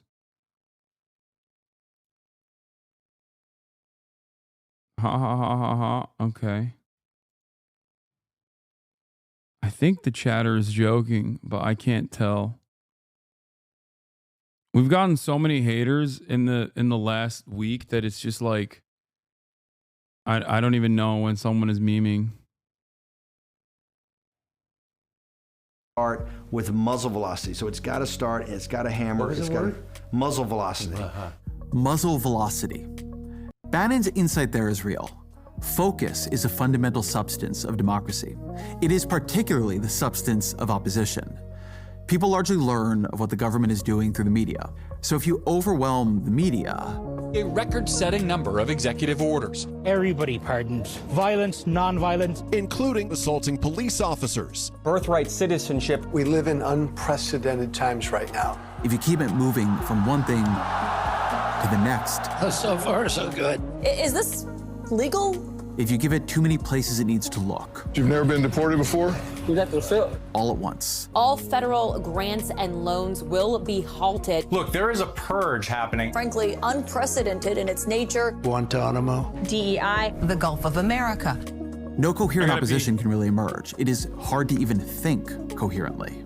Donald Trump's first 2 weeks in the White House have followed Bannon's strategy like a script. The flood is a point. The overwhelm is a point. The message wasn't in any one executive order or announcement. It was in the cumulative effect of all of them. The sense that this is Trump's country now. It is his government now. It follows his will. It does what he wants. That he is limitless. If he says that birthright citizenship is over, then it's over. Or so he wants you to think. In Trump's first term, people said, don't normalize him. In a second, though, the task, I think, is a little bit clearer. Don't believe him. Because Trump knows the power of marketing, the power of belief. If you make people believe something is true, you make it likelier that it becomes true. He clawed his way back to great wealth by playing a fearsome billionaire on TV. He remade himself as a winner after the 2020 election by refusing to admit he had ever lost. The American presidency is a limited office. But Trump has never wanted to be president. What he's always wanted to be is king. And his plan this time is to first play king on TV. If we believe he is already king, if we believe he already has all that power, we will be likelier to let him govern as a king. We will then give him that power. Don't believe him. Trump has real powers, but they are the powers of the presidency, the powers Joe Biden had, the powers Barack Obama had. The pardon power is vast and unrestricted, and so he could indeed pardon the January 6th rioters. Federal security protection is under the discretion of the executive branch. And so yes, Trump could remove protection from Anthony Fauci and Mike Pompeo and John Bolton and Mark Milley, and even Brian Hook, this largely unknown former State Department. Who made me watch this?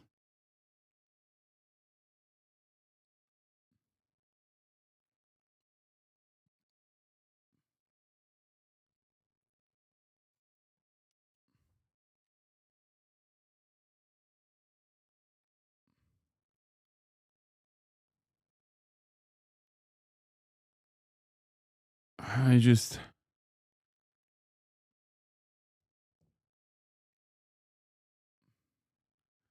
Give me the Michael Reeves video. Or RDC. Yes, sir. He like 2 hours late, chat, man. Streamers are really the new rappers now. Fuck, we ball, man. Where he at? He's on the way. Oh, I think that's him right there. Oh, yeah. Yeah, what's up with you, man? What's up? Yes, sir. Rock with him. Big fan of you, man. No cap, man. As everybody should be, bro. Yes, bro. Y'all welcome Jay Rich to the chat, man. And no, I'm not freestyling. Yeah, man. But, hey, man, so what we about to do today, dog? Yeah, well, I got motion all around the city. Hey, we're not taking no pictures today. Hey, we're not taking no pictures. We're not taking no pics. I'm not taking no pics. No. Bro, Dez never stops. Oh, yeah, what's up? Are you a fan? Just all the time. Yeah, I appreciate that, man. Picture, bro. Yeah, no cap, Yeah, for sure, for sure. Come on. Yeah, you got motion. You got motion. Hey, stop playing. You know I ain't taking no pics, man. Okay. I got you. You want to see? Look, there, man. Look. Okay. I'm trying to get a picture of that. Bro. Yeah, bro. I appreciate it. You ready? You ready? Let's go. I'm trying to get it like just, you know. Appreciate you. He lit it. There we go. That's what I like. I like that. You know what I'm saying? I got you, bro. Oh, yeah. For sure. Hey, man. Hey, Chad, y'all think I showed my cards, Chad? Yeah, I should show him right. Yeah, I should show him. This don't even mean that much to me, bro. Right. My bad. Man, I like this. Yeah, I got like one of those. I got my mom one of those. Oh man, that's impressive. Yeah, I'm not gonna lie. This is my crib though. Welcome to my crib, you know. Yeah, this so cool. I feel like this where like it's cheaper over here. Yeah. I just got it 2 weeks ago. Yeah. I understand how you got that big of a house. Yeah. My car's back here though. Young niggas had their time. Exactly. Like this. Come on, bro. My Ferrari and my Rolls Royce right there, man. That's my baby right here. Yeah. Woo, I'm getting all the hoes in that one. Stop looking at me. Stop looking at me. Yeah, we can go ride in them if you want. Yeah. You been on this before? Yeah, just what kind of question is it? Come on, man. Oh, my bad. Come on, man. Hold on, niggas at a castle? What, right there? Oh yeah, that's my homeboy Tony's house. He got that from streaming too. He got that from streaming? Nigga, that's some Harry Potter castle type shit. Yeah, bro. Yeah. Hey, shout out to Tony Can't Quit TV, man. Make sure y'all go follow him, man. No cap. Type shit. I mean, that shit. I love the chat. Big Tony. On That shit top. normal. I mean, Yeah. y'all streaming niggas getting a little bit of money, but. What you do? Oh, shout out to $2,000 donut. Shit, like, What you doing, Chuck? Yeah, $2,000. Yeah. Chat, you think we gonna get a speeding ticket? A ticket, chat? Yeah, come on, you ready? Oh, you can just open. No, he know how to open doors, bro. yeah, I say I be just go over it like What? that. What the hell, man? You gonna scratch my car? No, that's how you use it, bro. Come on, man. All right. I ain't new to this. I'm true to this, nigga. Yeah. Is it still on 125? No. Yeah, we better go. This one cool. I feel good. Yeah, go ahead. You know how to start it? Yeah. Fuck this gross display of wealth. This is just nasty as the political situation. Why do we care? They are rich. Fuck them. Who are these people? Okay. Chatter. This is called a joke. Okay. The joke of this is supposed to be that rappers who think they are really rich and constantly flexing actually ain't shit in comparison to streamers. The title of the sketch is called Streamers Are Really the New Rappers Now. Okay? Sketch comedy is a form of art, a visual and audio medium that is intended to satirize normal existence for the goal of making you go, ha-ha. Sometimes you involuntarily go, ha-ha, when you see something that is known as a funny thing, okay? It makes you think sometimes. And in other instances, it can make you even involuntarily react by laughing. It's called laughter. Okay? Bro thought jokes would fly.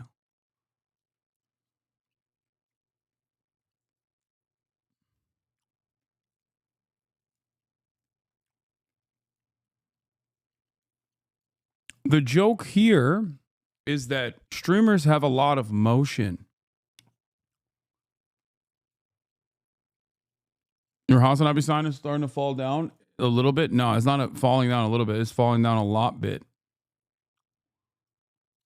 Oh, yeah. No, it's right here. Just start. Say, bro, he know how to start Lambos, man. Yeah, bro, I know. No, I'm just saying, like, I know how to start them. I know how to start them. Oh, okay.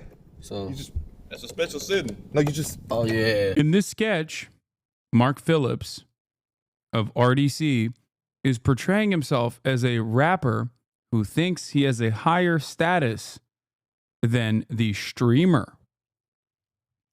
Only slowly but surely finding out that the streamer actually has experienced a lot more financial success than the rapper. There we go. Yeah, man. Mine used to do that too, just like that. Yeah. When I had one. You sure you can drive this? Yeah. Oh, come on. Oh. Are you good? Yeah, nigga, yeah. Oh. Just making sure. It just seemed like you just never drove this car before or something. Nah, you having the time of your life. I'm just saying, like, where I'm from, like, my brother who fucking, bro, my brother ain't here to experience the shit, dog. Oh, your brother, man. Shout out to your brother, man. Shout out to Keezy, man. Rest in peace to him, man. Yeah. Okay. What's that right there, big bro? Like, that's a subscriber? Oh, yeah. So basically, he just paid for the stream and watch it with no ads. The ads, you get money for the ads. I get money for the ads. So you run the ads, big bro? Yeah, I run the ads. Oh, okay. Ads. Yeah. No. You're scum rape denier. Wow. Not subscribing, I'll run the ads. Yeah, and what was you saying about OBS? OBS, it's right here, like, you know what I'm saying? Like, you can switch to console stream, desktop stream. Okay, that's why you need 2 screens. Yeah, that's why you need 2 screens. Hey, big bro, you know man, you smart as hell, bro. Yeah, exactly. I ain't gonna lie, I'll kill some shit behind you, bro. I'll kill some shit behind you, bro. I appreciate that, man. Dead ass, I'm not playing. Y'all see my eyes, nigga? Hey, that's come from Jay Rich himself, chat. What's up? Yes, sir. It's blood right here, man. Hey, I appreciate that, man. I appreciate you coming on the stream for real, you man. Already know. Did you watch the Lucas skit they did? Imagine you just got home for a 9 to 5 all week, and to unwind, you're like, I'm going to go into this dude's chat and call him a rape denier. Yeah.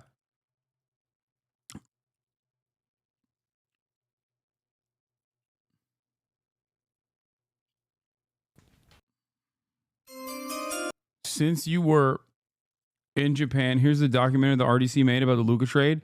You know the Luka trade was so insane. I said this before already. Because RDC didn't come out with a sketch immediately locked in the chamber, ready to go.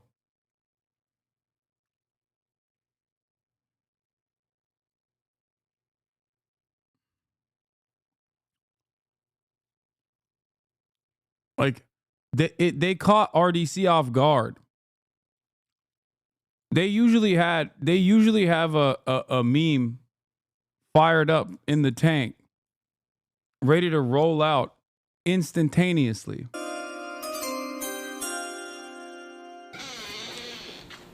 Steph, what's up? What's up, Jimmy? How you doing, man? Chilling, man. Here. Appreciate you waiting for me, man. Yeah, for sure. Yes, sir. Yes, sir.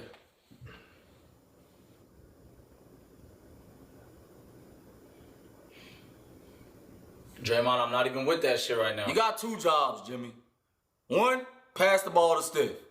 And if Steph not open, pass the ball to me. And as a team leader, I'll decide what to do with the ball. You got it, Jimmy? Hey, Draymond, for real, chill out with that shit. No, Jimmy.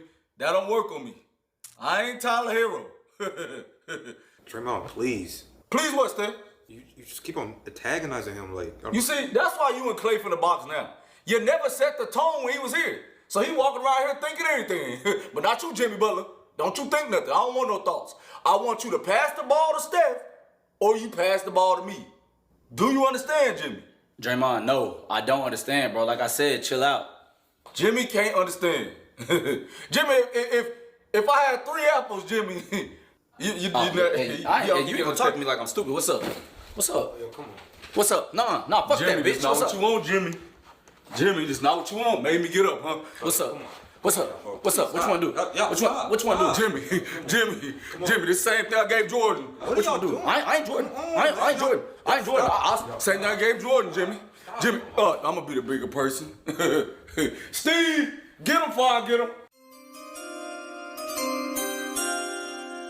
I told you not to trade AD. No matter what. I don't know what came over me, man. Oh, jeez. Rob Pelinka, you traded AD. Yes, me, Rob Pelinka, I traded KD. Not me, not LeBron James. LeBron did not have anything to do with this. Oh my God. I can't believe you, man. AD, man. You know I'd never do you like that, man. I'ma miss you, bro. I'ma miss you, all right? Yeah, all right. Oh, I can't believe this, man. First decision they made without me, man. First one? Yeah, Barney, show him out. I'm gonna miss you, AD. All right, Brian. Who's that? It's probably maintenance. You know that light that was messed up over what you call a locker? Yeah. You want me to get that? No. Go ahead, man. You gotta get over there to the Mavs, man. Fuck.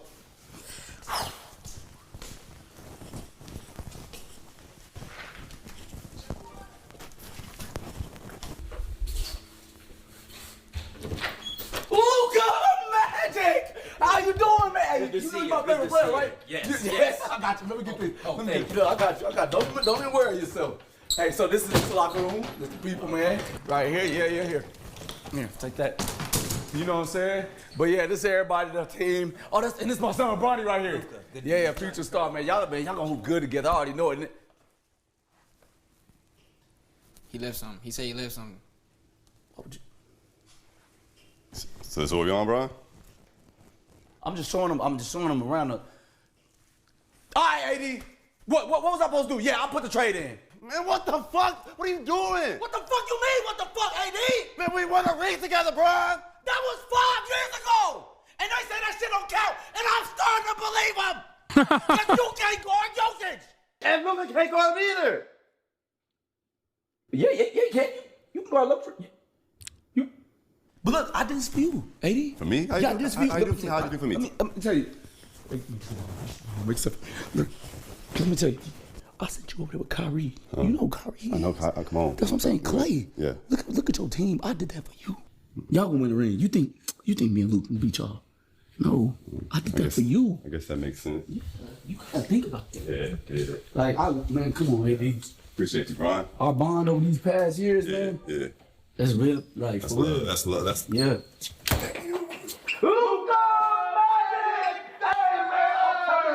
I'm telling you right now, Luka, that was the best trade we ever made. Wait a minute. LeBron, I have something to say. I'm going to drop 60 on every nigga head in Dallas, Texas. Whoa! Luka, what the fuck? You can't be saying that.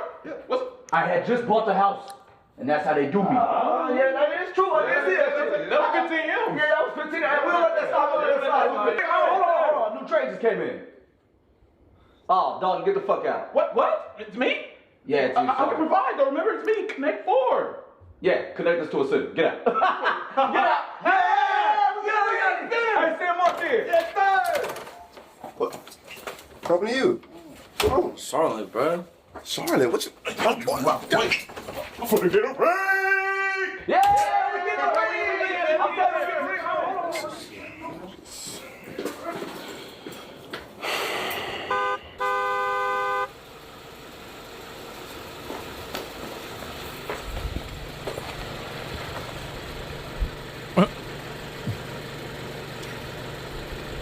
You said what?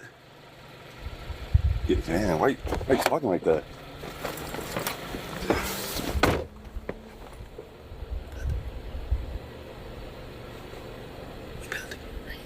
Oh yeah, for sure, yeah.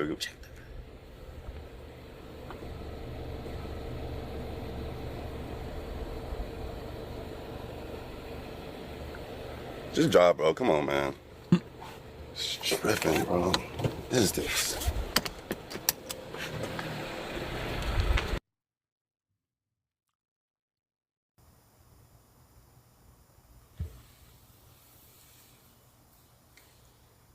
There was no way to explain that trade, LeBron. Luka just went to the finals. But yet I had to get him to you. Now you know what you owe me, don't you? 4 more years of you hooping.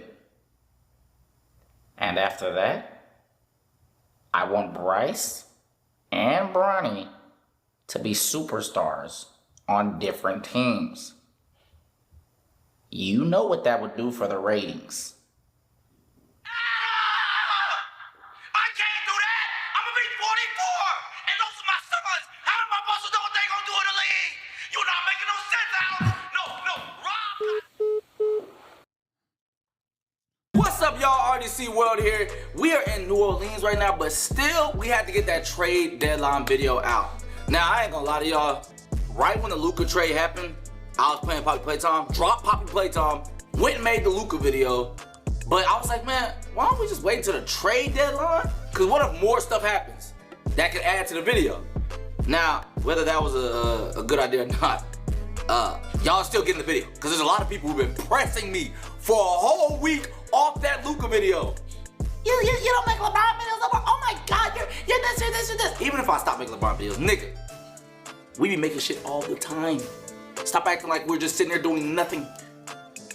All right, we worked all night for the LeBron video, worked all night for everyone. Stop it! But I just have to tell y'all that real quick. Love y'all as usual, really I do. And I hope y'all like the video. This NBA season finna be fucking crazy. It truly is. There'll probably be a few more videos at some point on something. You know what I'm saying? So just stay tuned. RDC World is dropping a lot of videos on this channel. Cause everybody think we just forgot about this channel magic. No, we got stuff cooking.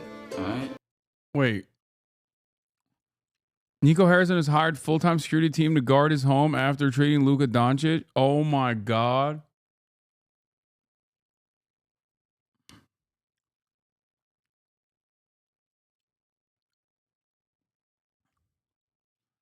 I think this trade came down from Miriam Adelson. I think Miriam has a lot to do with this. Okay? I think she wanted the trade to happen because I think she wanted the team to tank because she wanted to move the team to Vegas where her casinos are. That's what I think.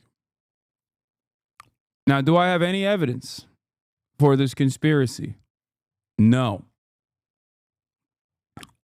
I just wanted to shit on Miriam Adelson, who gave $100 million to Donald Trump so that Donald Trump would permanently annex the West Bank for Israel.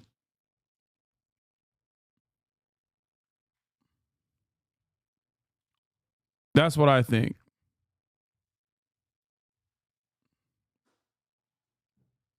Or to leverage it to legalize Texas gambling. You saw that TikTok too, huh? No, I've been saying this because I've been trying to shit on Miriam Adelson any opportunity I can get. I have no evidence for this at all. I just hate Miriam Adelson.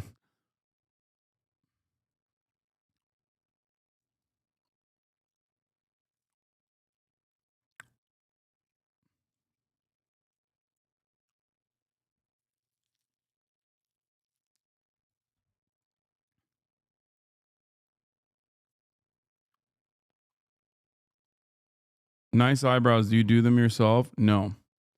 She wants to move the team to Vegas. The Buffalo Braves did this exact same thing in 1978 when a new owner bought them and purged the team and then moved to LA to become the Clippers.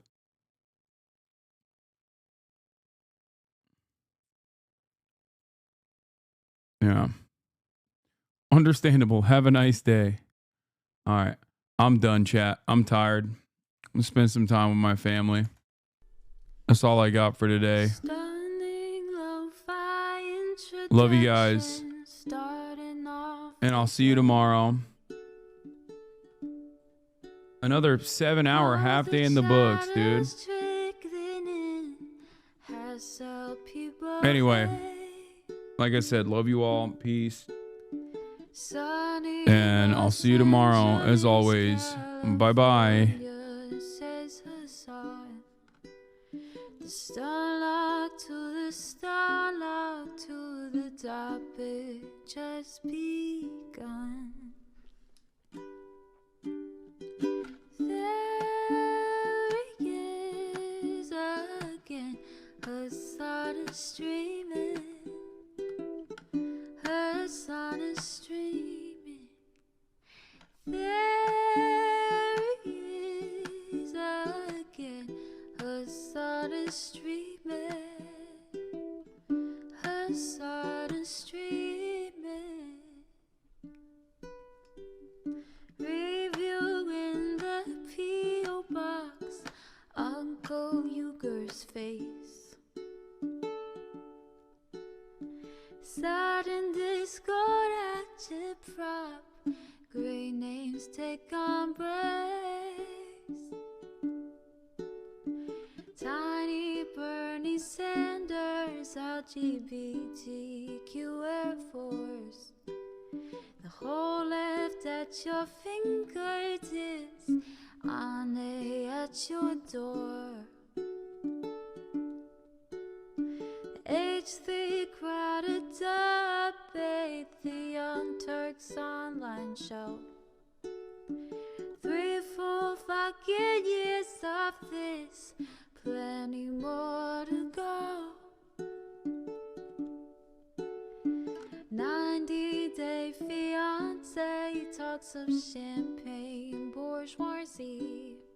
A Trump rally live reaction, a mass riot at DC.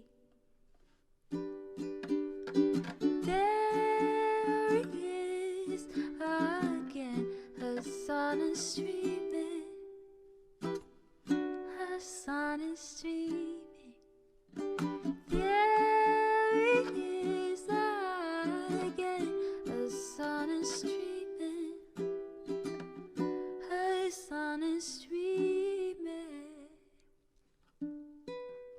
Reading a live stream, fair comments, Austin show chat advice,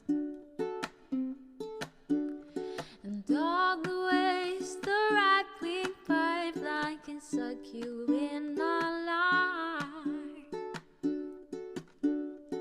JCS react, Lord frame gets broken, cover blown. A full-blown mass pandemic, monster streaming at your home.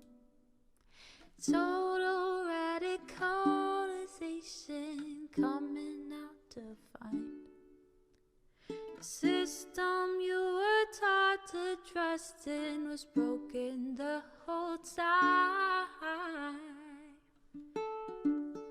All these daily streams, whether big or whether small, have helped me and so many find the meaning through it all.